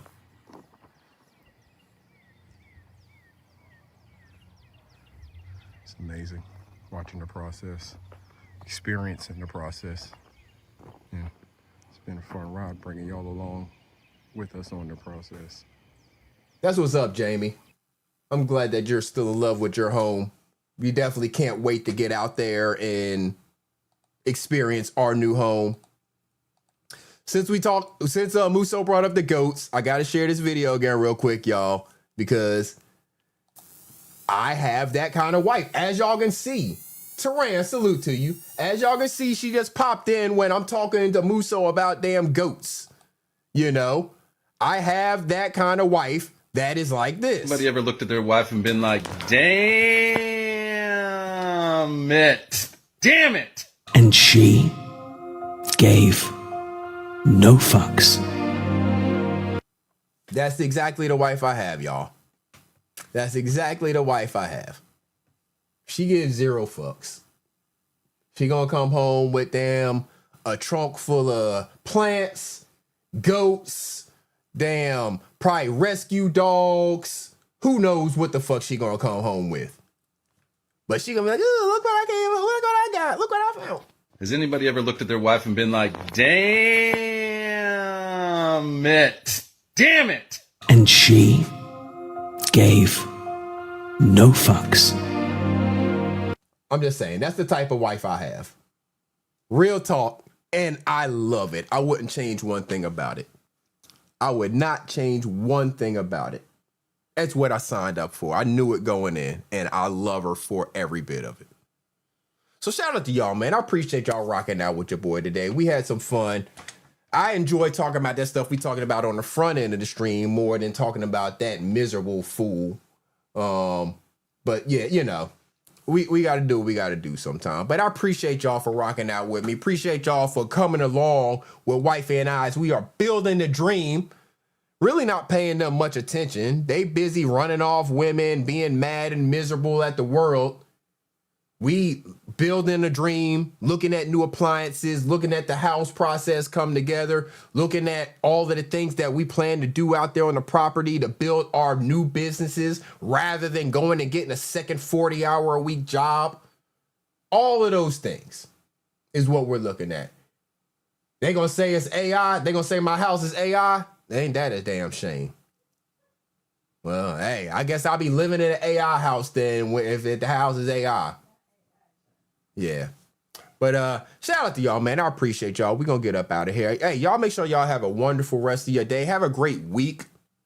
Make sure you do something good for yourself and then do something good for somebody else. Trust me, that good karma, spreading that good energy out there in that world and having that energy surrounding you when you need it the most, but least likely know it, is definitely a good thing. Trust me, y'all. When I had that car accident about a month ago, I know that the energy, the good energy that I spread out here in the world surrounded me at that time and allowed me to basically walk away from it with very minimal injuries. To be right here, sitting here, talking to y'all right now, I'm not in a wheelchair, I'm not crippled, anything like that. Protect your peace at all times, like Lovelace says. Absolutely, absolutely. And hey, y'all just make sure y'all have a wonderful Sunday. Do something good for yourself. Do something good for somebody else. Spread that good energy out there. And until next time, good people, this is Iceberg. I'm going to catch y'all on the next one. Salute. Now, as they say in your country, let us be out.